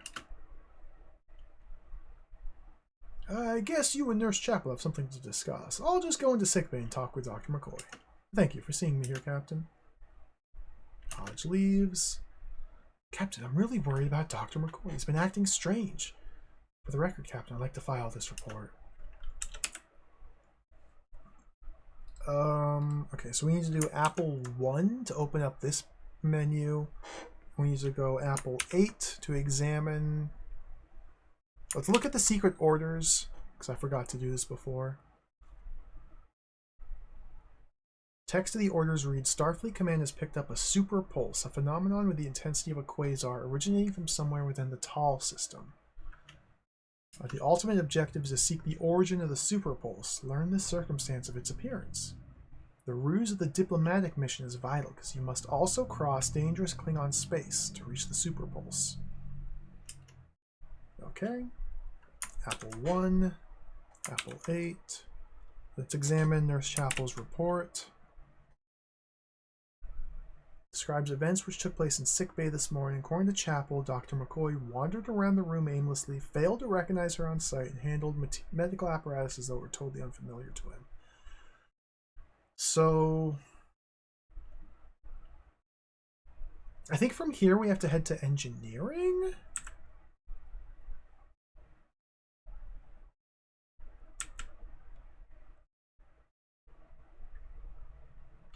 Don't actually remember. Yeah, this is where we're supposed to go to engineering. Mr. Scott is supposed to call us and meet us in engineering now.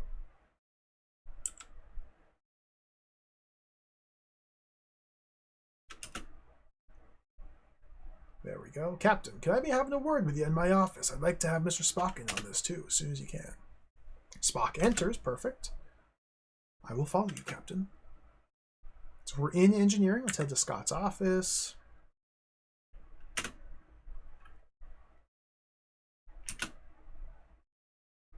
Okay, out of the corner of your eye, you notice Spock approaching. How can this be? Spock is standing right next to you. Suddenly, the other Spock reaches out to apply the Vulcan nerve pinch to the Spock at your side. Falls to your feet. Turns out he's secretly a shape-changing being from the planet Celtic.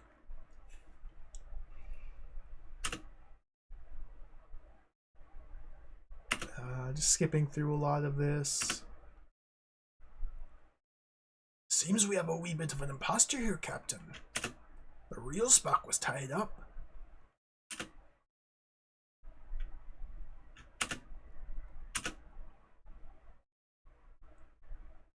My name is Denjik. Denjik did nothing. In the DOS version, Denjik did literally nothing. Literally nothing.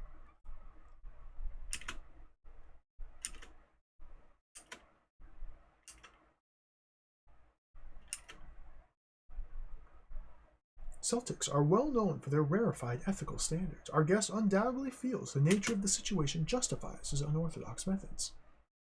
I believe we should cooperate fully with his request.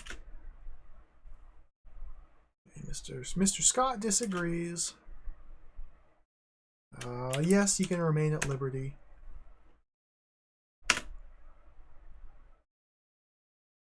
Okay. Let's do another save right here. I'll call this one 2. So now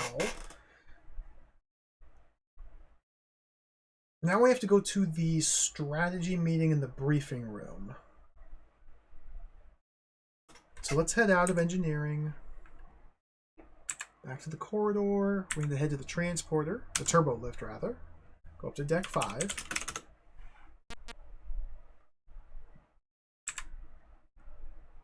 Then go right to get to the briefing room. I'm here early.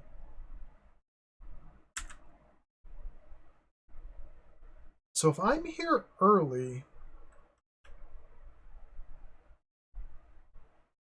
I'm not sure if there's anything else I can do besides just pass time. So let's just walk around, because this is turn-based as opposed to real-time. The DOS one was operating in real-time. This one's turn-based.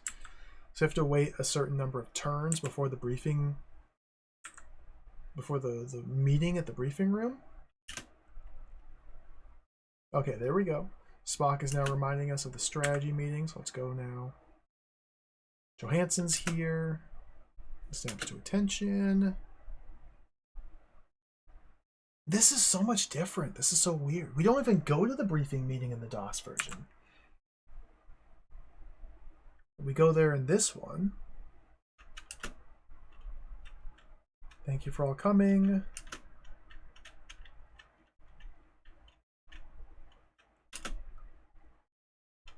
Klingons, blah, blah, blah. Uhura now calls us. There's a high priority message for us here on the bridge. Popolsky leaves. We have to leave too. Johansson's here. There's a discrepancy on my list. I have you down as having left already. This list keeps track of all the attendees. So we go F1. No. We say, give me the list. Johansson gives you the list. Now we examine it ourselves. Apple 8. The list, Apple 5. Check marks indicate that everyone on the list actually attended. Mr. Popolsky's exit's not reported. So even though we saw Popolsky leave before us, instead, we now know it's a shapeshifter who has assumed the form of Mr. Popolsky, or is assumed at one point it was Popolsky and then turned into us when they left. Let's give this to Mr. Spock.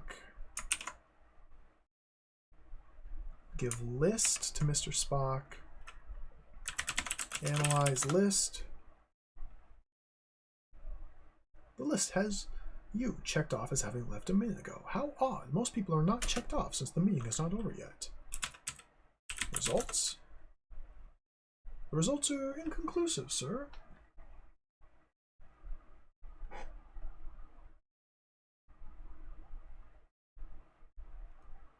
So maybe what we have to do...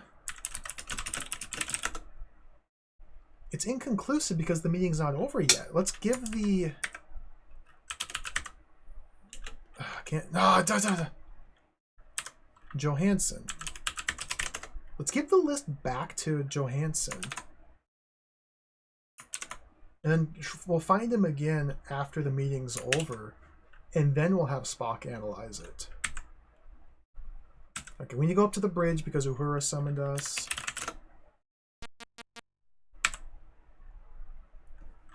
Uhura, give me the message. Gives you the message. Let's examine it.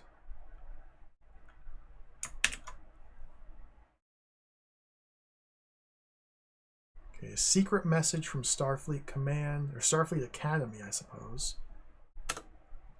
Telling us of a security breach on the Enterprise. The delegation who beamed aboard on Space Station Lambda are all suspicious. Okay. So let me think. From here, we need to...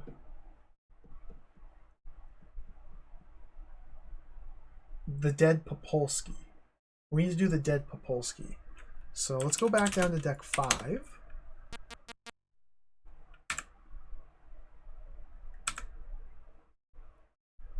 Now the meeting is still going on in the briefing room. Let's do a save here.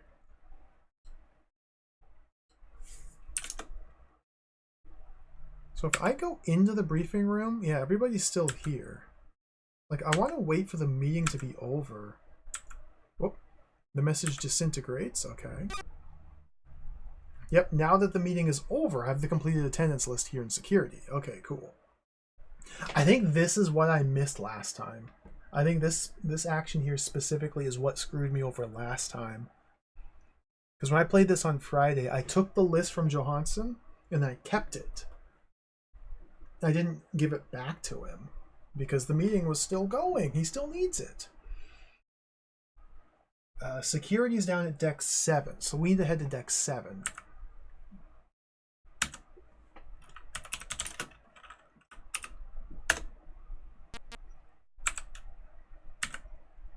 Go left, there's Chapel, go down to security. Johansson's here, perfect. Johansson, give me the list. Let's examine it again. Don't know if Mr. Spock is following me or not. Okay, check marks indicate that everyone on the list actually attended the meeting. Mr. Popolsky's exit's not reported. Okay. Kirk to Spock. Spock here, sir. Come here. Captain, I'm already here. Okay. It is most illogical for you to give such a request. I am literally right here, Jim. Okay, now he can analyze it for us. Thank you, sir. Analyze list. Yeah. See, I never got this message before. The list has all the attendees as in and out. However, you are marked as having left early, and Popolsky not at all. Perhaps Mr. Popolsky might resolve this discrepancy. And I think this is why every time I found Popolsky's dead body, when I was playing this version last time, I wasn't able to do anything. Because it's a very strict progression where you have to like set this flag and then this flag. You must have done this thing and then done this thing in order to do this thing. And if you skip any step in that sequence, then the game just breaks. And so now that Spock has determined that we need to visit Popolsky, now we can go and visit him and stuff will actually happen correctly. Instead of, yeah, it's a Popolsky. Instead of that nonsense. So let's head back to deck 5. Chapel? Captain, an emergency mission notice just came in. Oh, never mind. We have to go to the bridge. This is more important. Uhura, give me the notice. Okay, let's read it. Mission notice. Cessation of superpulse signal. As of 2 hours ago, the superpulse phenomenon ceased to exist. Stations monitoring. This message isn't in the DOS version. Stations monitoring the signal report an abrupt silencing of the neutron radiation suddenly began months ago. Discharge your duties on Gothica as expediently as possible. Advise your science officer. Proceed to the TAL system with caution. Good luck, Craig. Let's give this to... Oops, we need to speak to Mr. Spock. We're told to... Spock can't hear you. First to Spock. Come here. Heading to the bridge. Okay, let's give Mr. Spock... We're told to advise him, so we'll give him the mission notice. Thank you, sir. Analyze the notice. There's nothing unusual. So I guess we've advised him now? I presume this... See, it's possible that when it said to advise your science officer, there's something specific we have to do. Follow me. Let's go. Let's just resume the Popolsky investigation. No, we're not going to the bridge. We're going to deck 5. Popolsky's room is to the left, to the left, to the left one more time, and then down. Okay, this is his room. The body of Leon Popolsky lies sprawled on the floor. He appears to be dead. Let's examine Popolsky. Close examination of the body reveals large discolorations at the sides of the neck. Spock, what do you make of this? So in the DOS version, it was specifically Spock who advised calling McCoy.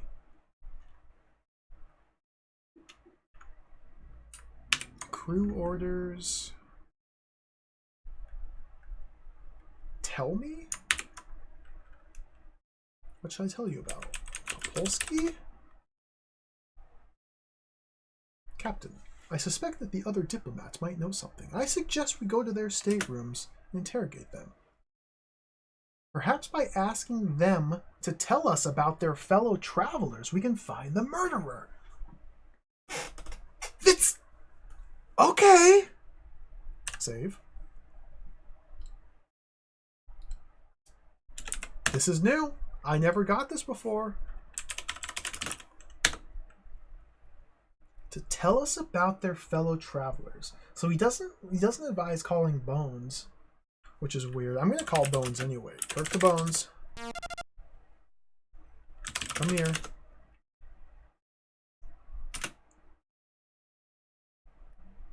Tell me about Popolsky. Jim, this man has been strangled.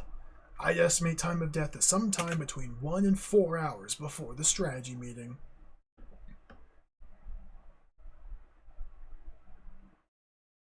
He doesn't offer to take him down to the IC unit or anything like that here. Okay, that's good enough for me, Spock. It's already dinner time?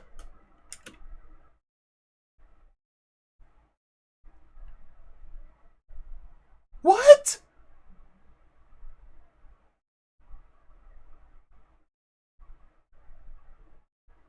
I had like no time. I haven't investigated anybody.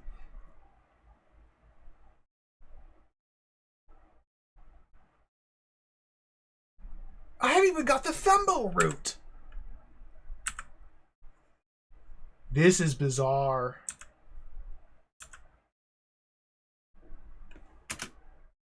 Thembo.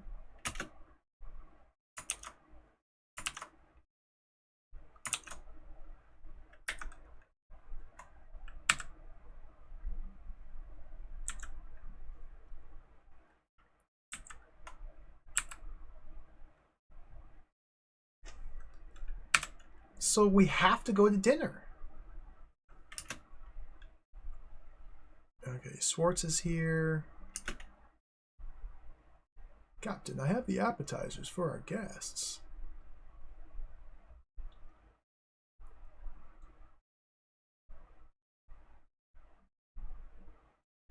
Huh. How did I...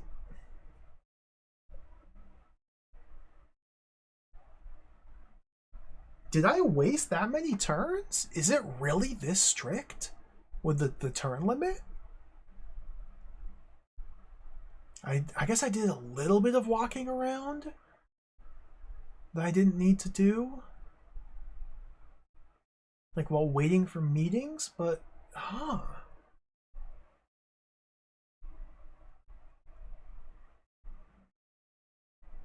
So we don't have any reason to suspect any one of the different guests here. So even if I give them the Fembo route, we won't be prompted as to who to put it in, or whose food to put the Fembo route in. Because we haven't looked up anything about the Fembo route. We haven't interrogated any of the guests about any suspicious activity for anybody. So I think we're already in a fail state here. Which is jacked. Tell me about Marie. Nothing unusual about Marie. Like I can give him the Fembo route now. Thank you, sir. I'll put the Fembo route in the appetizers. Oh, he just does it.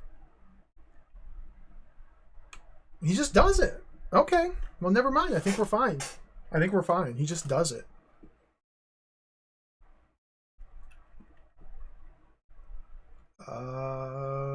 Yeah, let's start talking to people. Stuart, tell me about the guests. I don't know the word guests.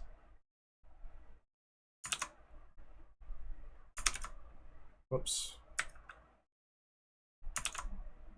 I guess I would do tell me about like Marie. Nothing unusual. Tell me about Sorry. Nothing unusual. Sorry? Tell me about...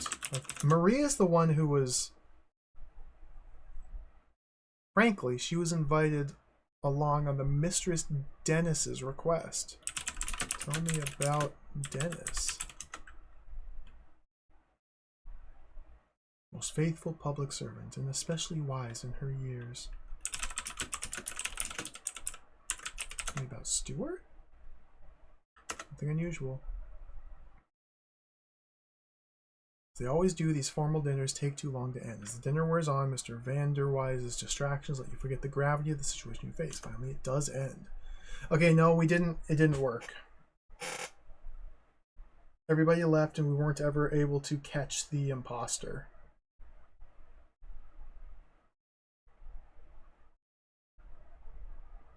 Huh.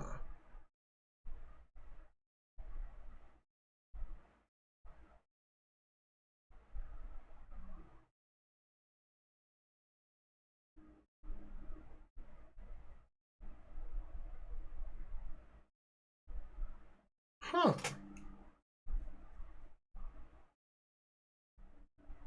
Do I really just have to be like perfectly efficient with every move I make? But like I was pretty good.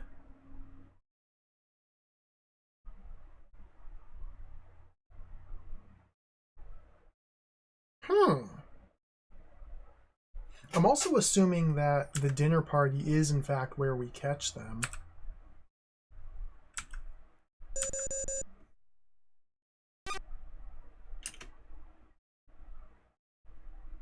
Yeah, we're in the Ashada system. So we've arrived at Gothica. However, because we haven't stopped the plot here...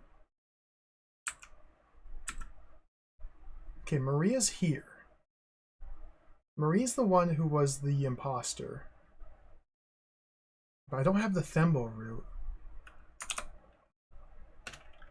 Let's examine Marie.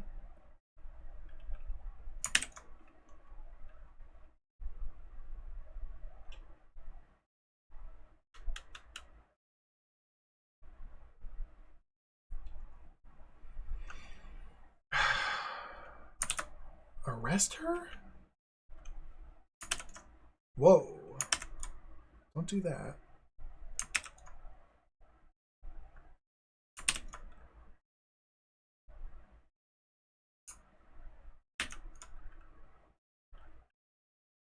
Sulu!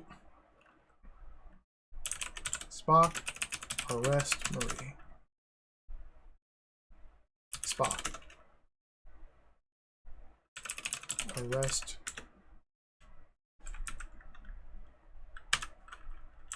Marie. Spock. Arrest Marie.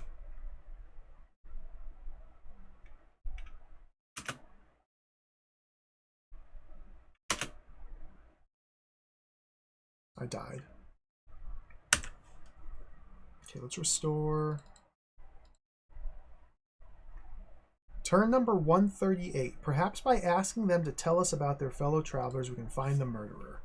Okay, this is in the room with the dead body. Let's not call Bones. We wasted like 4 turns calling Bones. Instead, we're in Popolski's room. Let's immediately go up. Left. Down. Down.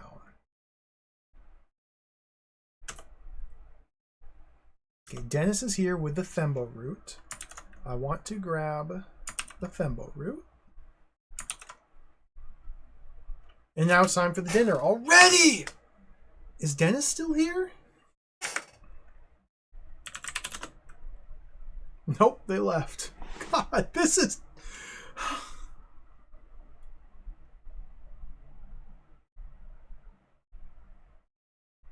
There's no time to do all this.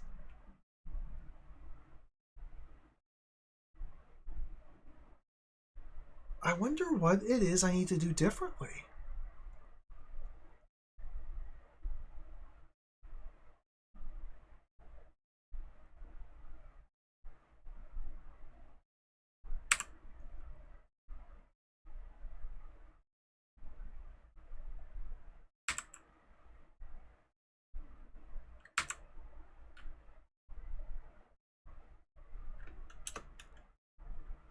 I don't get it.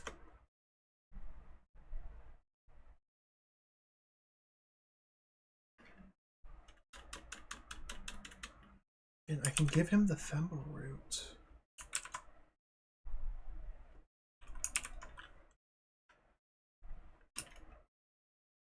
Says he'll put it in the appetizers, but it doesn't seem to do anything.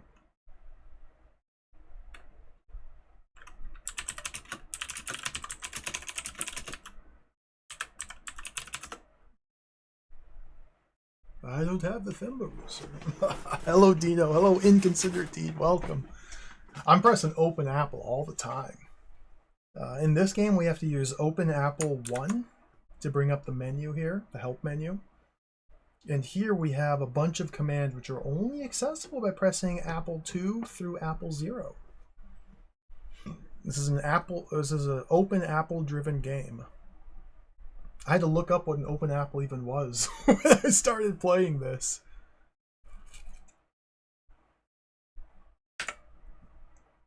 This seems tricky. There's something here I'm completely missing. Let's restore back a little bit further. Let's restore back one step further. This is...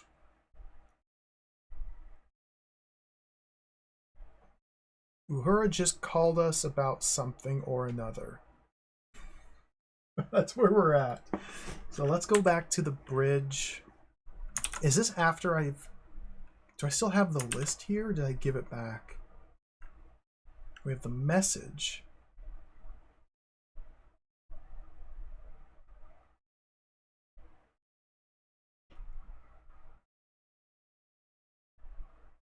The report and the message. Where? I don't remember where the save was.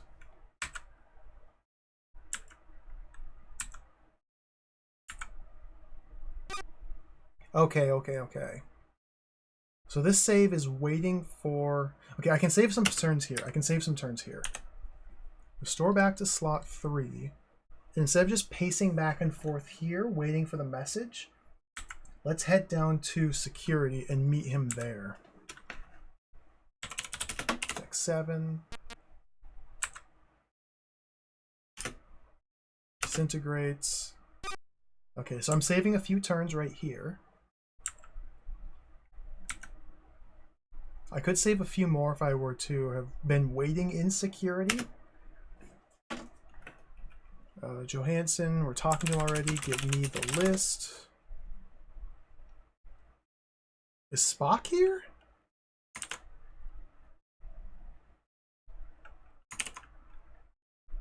Spock is here, okay. Give the list. I want to give it. I gave it to Johansson! Well, all the turns that I saved, I am now wasting. Okay, let's restore.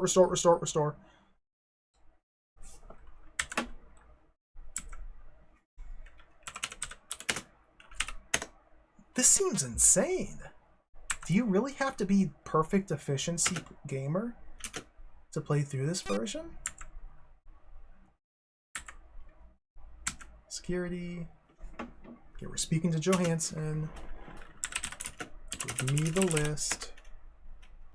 Okay, Spock. Now we're speaking to Spock. We can give him the list. Tell him to analyze list. Alright, he advises we visit Mr. Popolski. Follow me.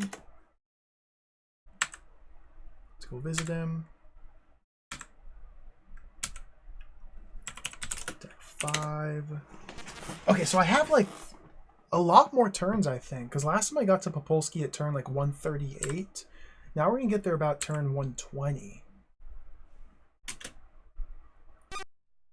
Oh, but we have the emergency mission notice. I'm ignoring. That's what ate up all my turns. Ignore the emergency mission notice.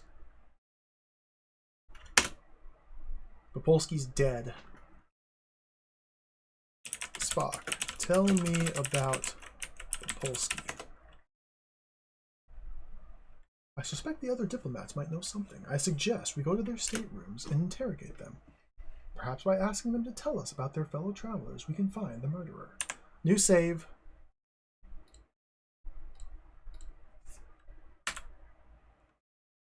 So we go up from here, we get Minister Stewart's room.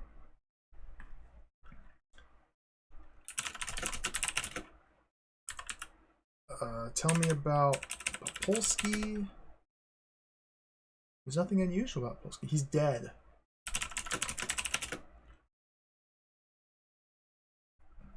I don't have like a generic tell me about all the guests or all the visitors, right? I don't know the word visitors.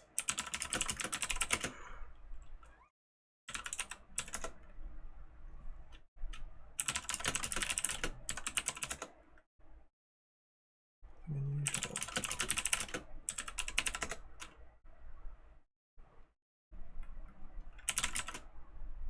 So if this guy doesn't know of anything unusual, are we just wasting time here? Ask him about these people? Crew questions. Who do you suspect, maybe?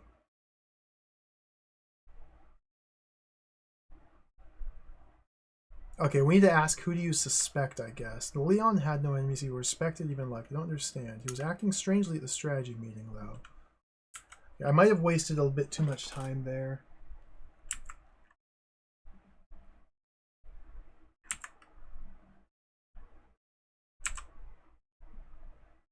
Okay, Vanderwise is here. Let's ask him.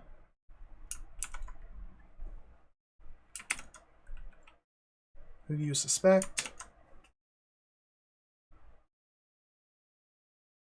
Is there anything I can do? You know where you can find me, okay? Amgreel is here. Let's ask them. Who do you suspect?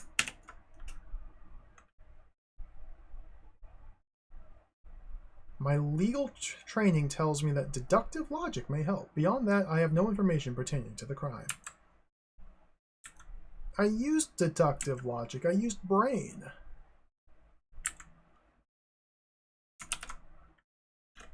Okay, sorry, the ambassador. Who do you suspect?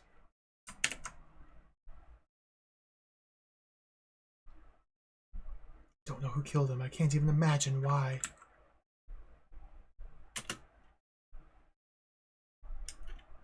And now it's time for dinner.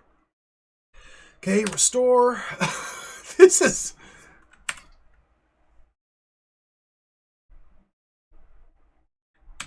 Let's go this way and then down. Hodges is here.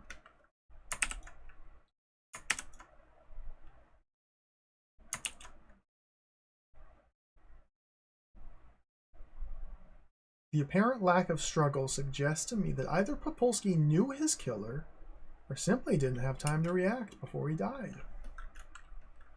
Okay, let's go visit Chambers.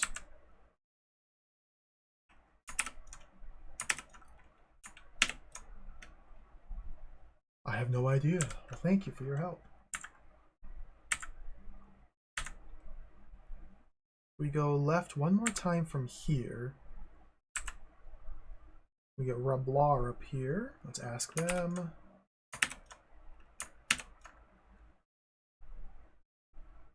The motive might be the key, Captain Kirk. I wish I could think of one. Then we might know the identity of the killer.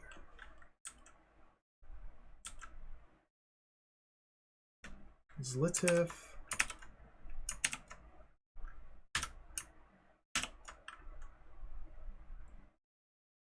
Hard to comprehend the motives for violent action. I cannot think of a single suspect. Useless.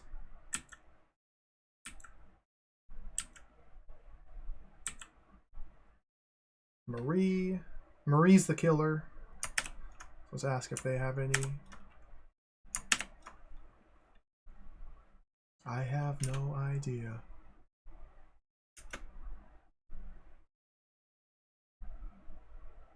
I have no idea what I'm supposed to be doing here, or rather what the game wants me to do here. Because they literally don't give me enough time to question everybody before the dinner party. And the dinner party is when we're supposed to reveal the imposter. And we do it by picking up the thembo root, giving it to the cook, and the cook puts the thembo root in their food, which makes them sick. They should be healthy and be able to eat it, because the thembo root poisons everybody except for formid females, but they're a shapeshifter pretending to be a formid female, so they get sick when we put the thembo root in their food.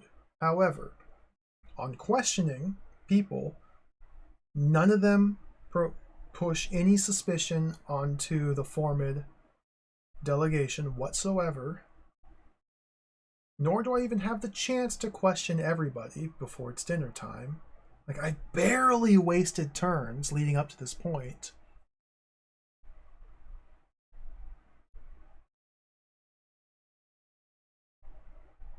This is crazy. I'm going to restore again.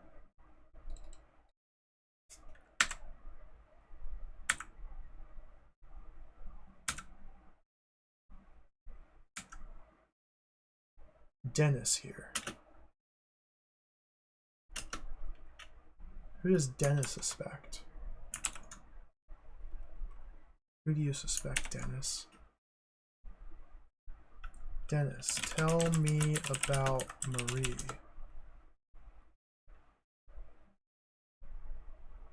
Marie has been a marvelous assistant, helpful and attentive. An old lady like myself needs help occasionally, and so I requested the ambassador allow me to bring her along. He resisted at first, but I am not without persuasive abilities, not to mention powerful friends. Huh?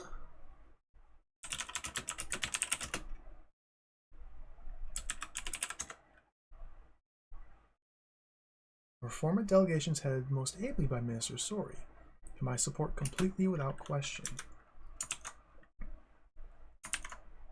Let's pick up the Thembo route.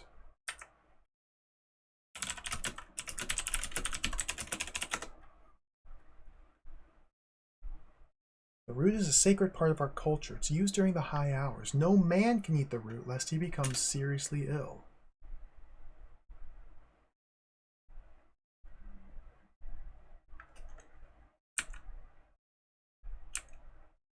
So what if we just go to the dining room, kitchen, go to the kitchen now?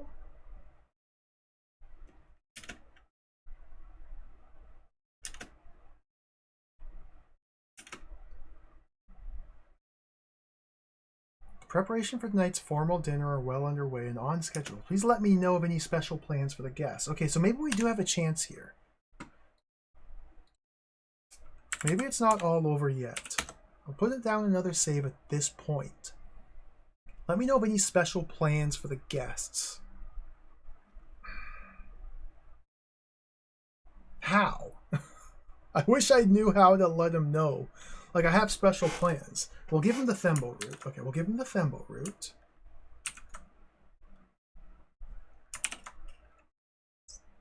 Thank you, sir.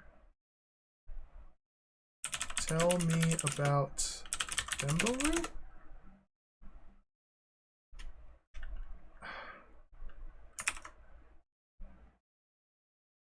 Crew orders?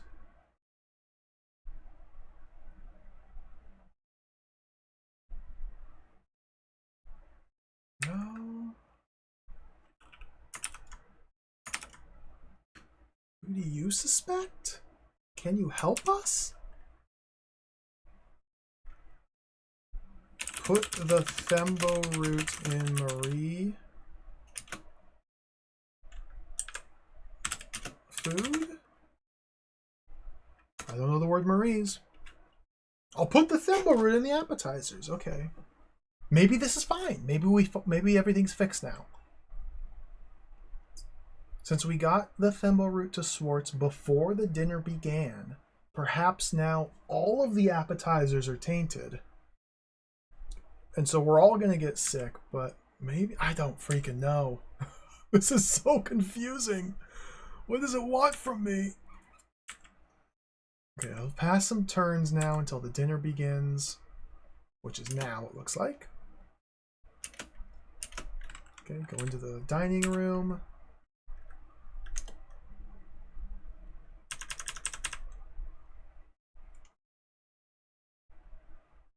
Good. I don't know the word good. Carry on. I don't know the word carry. God, I hate this parser. I hate this parser. It's so bad.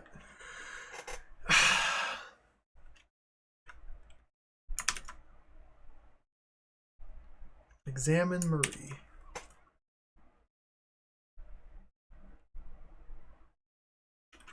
Spock. Who do you suspect?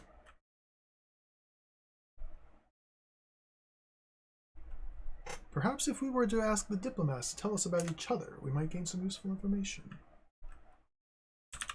Sorry, tell me about diplomats? Don't know the word diplomats. Each other? I don't know the word each. I don't know the word other. Marie?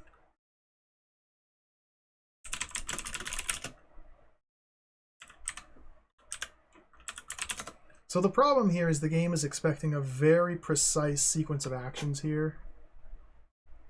Mistress Denis is a matron of Formid and a great woman. A great woman? Woman? Plural? As great in her own way as the ambassadors.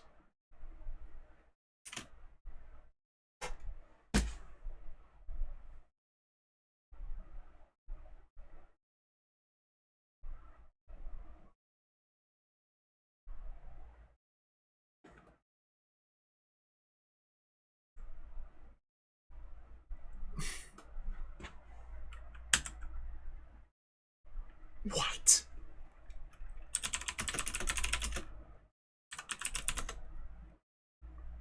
I have no idea what to do. I'm going to look up, is there any guides for this version of the game? Star Trek First Contact Apple II guide.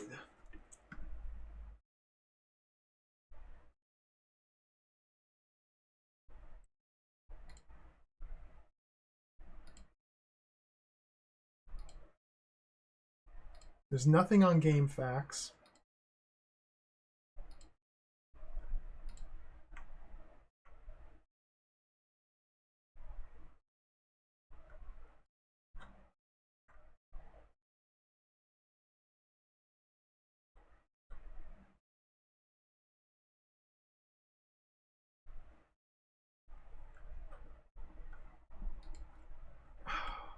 I thought this would be easy after playing the DOS version, but no, I was wrong.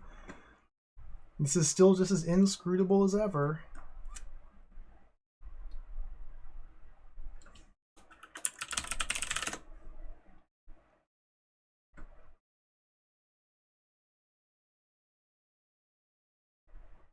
Okay, I found a walkthrough for the DOS version. I've already finished the DOS version. I don't think this will help me.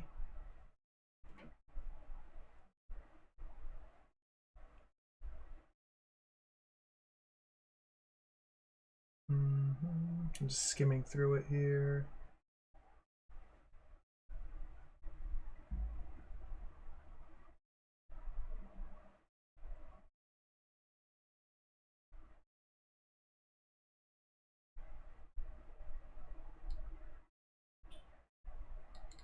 Okay, here's another idea. If we restore back here, if we head down to, I wasted a turn, so let's restore back here. If we head down to security, do the list thing.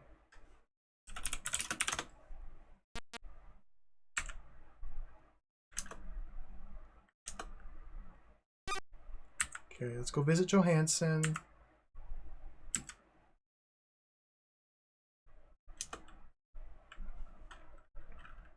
Give me the list.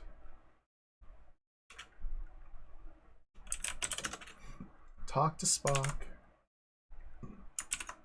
Give him the list.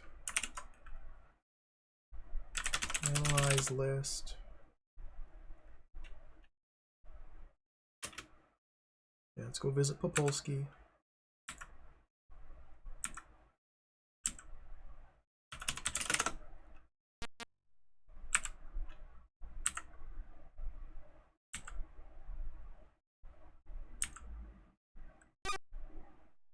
Emergency mission notice just came in.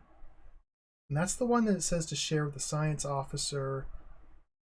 This is about the super pulse has stopped transmitting.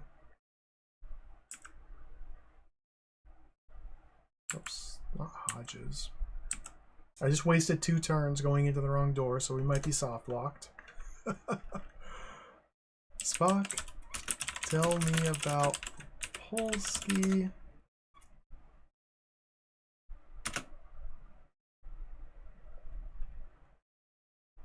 Like,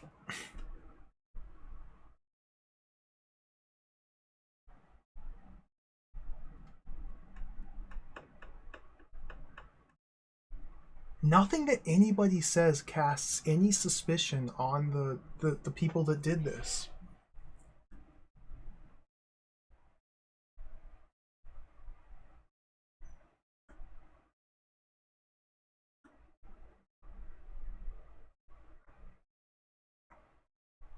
Yeah, the walkthrough's no help. Because the DOS version is so much different.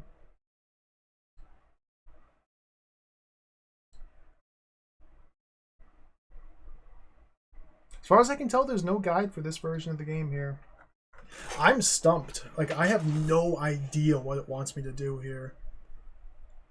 If it does indeed want me to interrogate all of the guests and then ask Spock what he thinks, and he's the one who comes up with the solution, then the problem is there's simply not enough time to do that. Because we have about 20 turns before dinner shows up. And every step we take is a turn, every question we ask is a turn, and that's not enough time to visit everybody.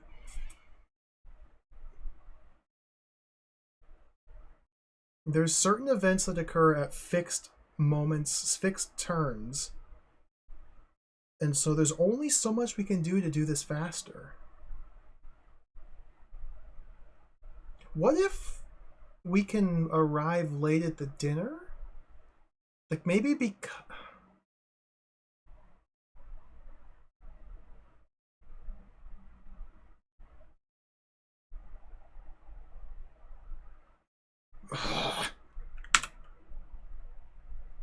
We could go to visit Uhura.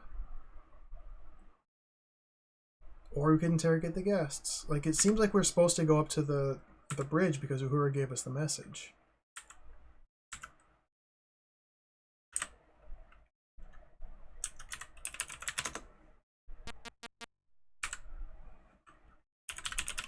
Give me message.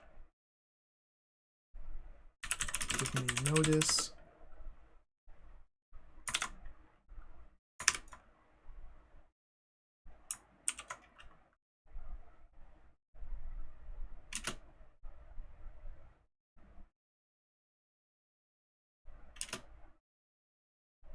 Good luck.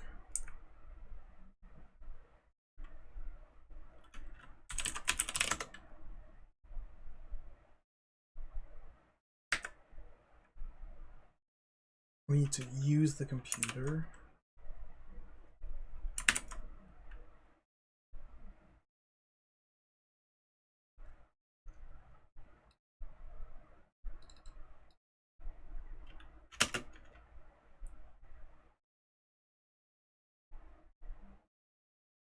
Yeah, Soul Chef, that's what I'm thinking too.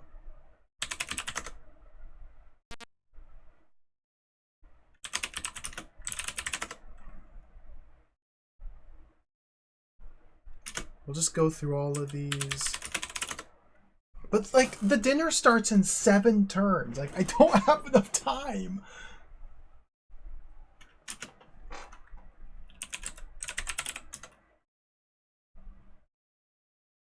Ross Conity, high hours. Dennis.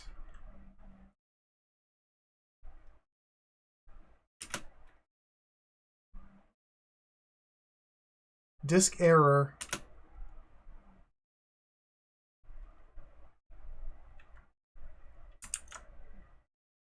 Uh,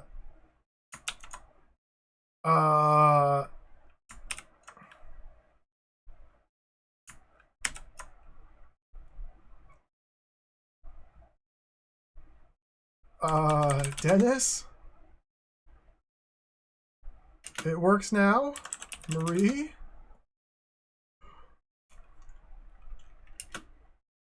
Sorry?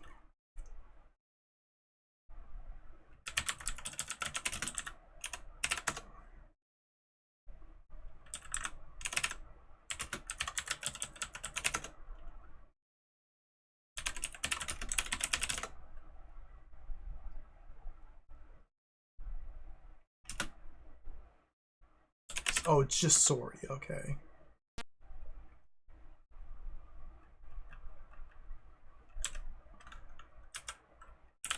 I did Fembo route. Okay.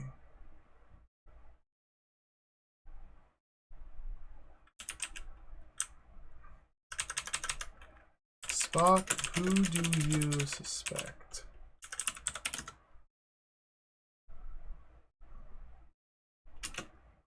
Spock really wants us to talk to the diplomats. Alright. I don't have time to.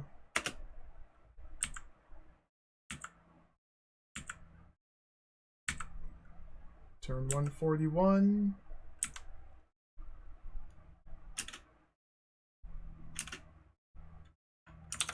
Yeah, the dinner hasn't happened yet, which is interesting.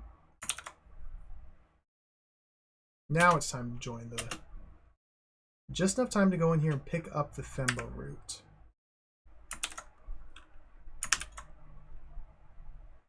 I examine it. Like, I wasn't able to give it to it before. Oh, this is jacked. Jacked. Son of a gun. Oh, let's go. I just load. Oh my god. I pressed load instead of save.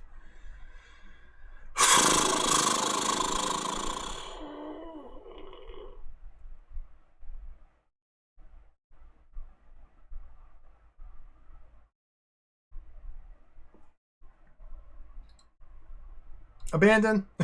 Abandon. Abandon. We're abandoning. I have no idea how to beat this game on the Apple II. I have no idea, but I'm out of time. Like, I can't. I've streamed for 6 hours, or you have to abandon. I didn't think some mysteries are not meant to be solved. This needs like full, dedicated scientific exploration efforts. You might have to play the game perfectly, like with a perfectly efficient route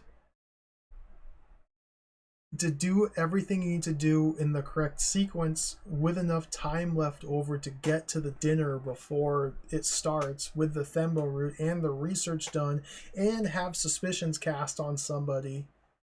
Like, it seems a little bit insane. We're gonna pause. We're gonna end it there. Thank you for watching. Star Trek First Contact. I don't know if we'll try that again. I'm very curious about this Apple II version now. But at the same time, I kind of want to play some different games. So I don't know. Maybe we'll just leave that as an open mystery to return to at some time. If anybody else wants to try to play the Apple version of this, be my guest and please let me know how it goes. It's very curious, very fascinating. I don't know if it's playable though. Now remember on Friday when I played this, we never solved anything with the dinner mystery, but I was still able to go to Gothica and go to the assassination subplot. I wasn't able to fix that. But now that we know that the shape-shifting plot on the Enterprise seems to be unrelated to the plot on the planet, maybe it's irrelevant? I don't know. We played through the DOS version. I had a good time with it. I think this is a cool game if you play the DOS version. I think it's an impossible game if you play it on the Apple. But it's very fascinating, the mystery here. But that's all for today. Thanks for watching. I gotta run. Thank you for hanging out. Maybe we'll return to this. Maybe we'll just move on. We'll probably move on to a different Star Trek game for next stream. We'll see. Maybe I'll try and dig into this on my own time, in free time, and then see if I can figure it out then. I don't know. There's so many games, yeah. I think we may have to just move on. Cool game. Cool game. Highly mysterious. That's my review. Cool and mysterious. Thanks for watching. Thank you for the follows. Thank you for the big emotes and the resubs and the subs. Thank you, that girl Joey, for the raid earlier. Thank you, Sandy Oreos, for the raid as well. Thank you all. Thank you, Cactus Bee, for the raid. Holy smokes, so many raids today. I appreciate it. Gonna stream again tomorrow. And tomorrow, we're gonna play, believe it or not, a Star Trek game. I don't even... Oh, we do. We're gonna play, for those who stuck around this late, we're gonna play Star Trek V, The Final Frontier, tomorrow. I'm really looking forward to this. Based on the 5th film, the one that was directed by William Shatner. We're gonna play this tomorrow. This is a DOS exclusive adventure game based on the film. I I think this one will be fantastic. I'm super excited. It even has the Mindscape logo. 5 discs of cinematic experience. 5 discs. We're gonna play this tomorrow. Let's find somebody to raid. I gotta get out of here. Who's streaming? 5 discs of Star Trek excitement. Fuck. That's so many discs.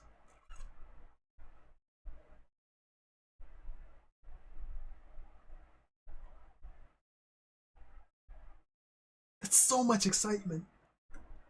I've looked into this a little bit. I was reading through the manual the other night. This game seems like it's kind of a... It'll be interesting. It's not a straightforward adventure game. We'll just put it that way. It'll be interesting.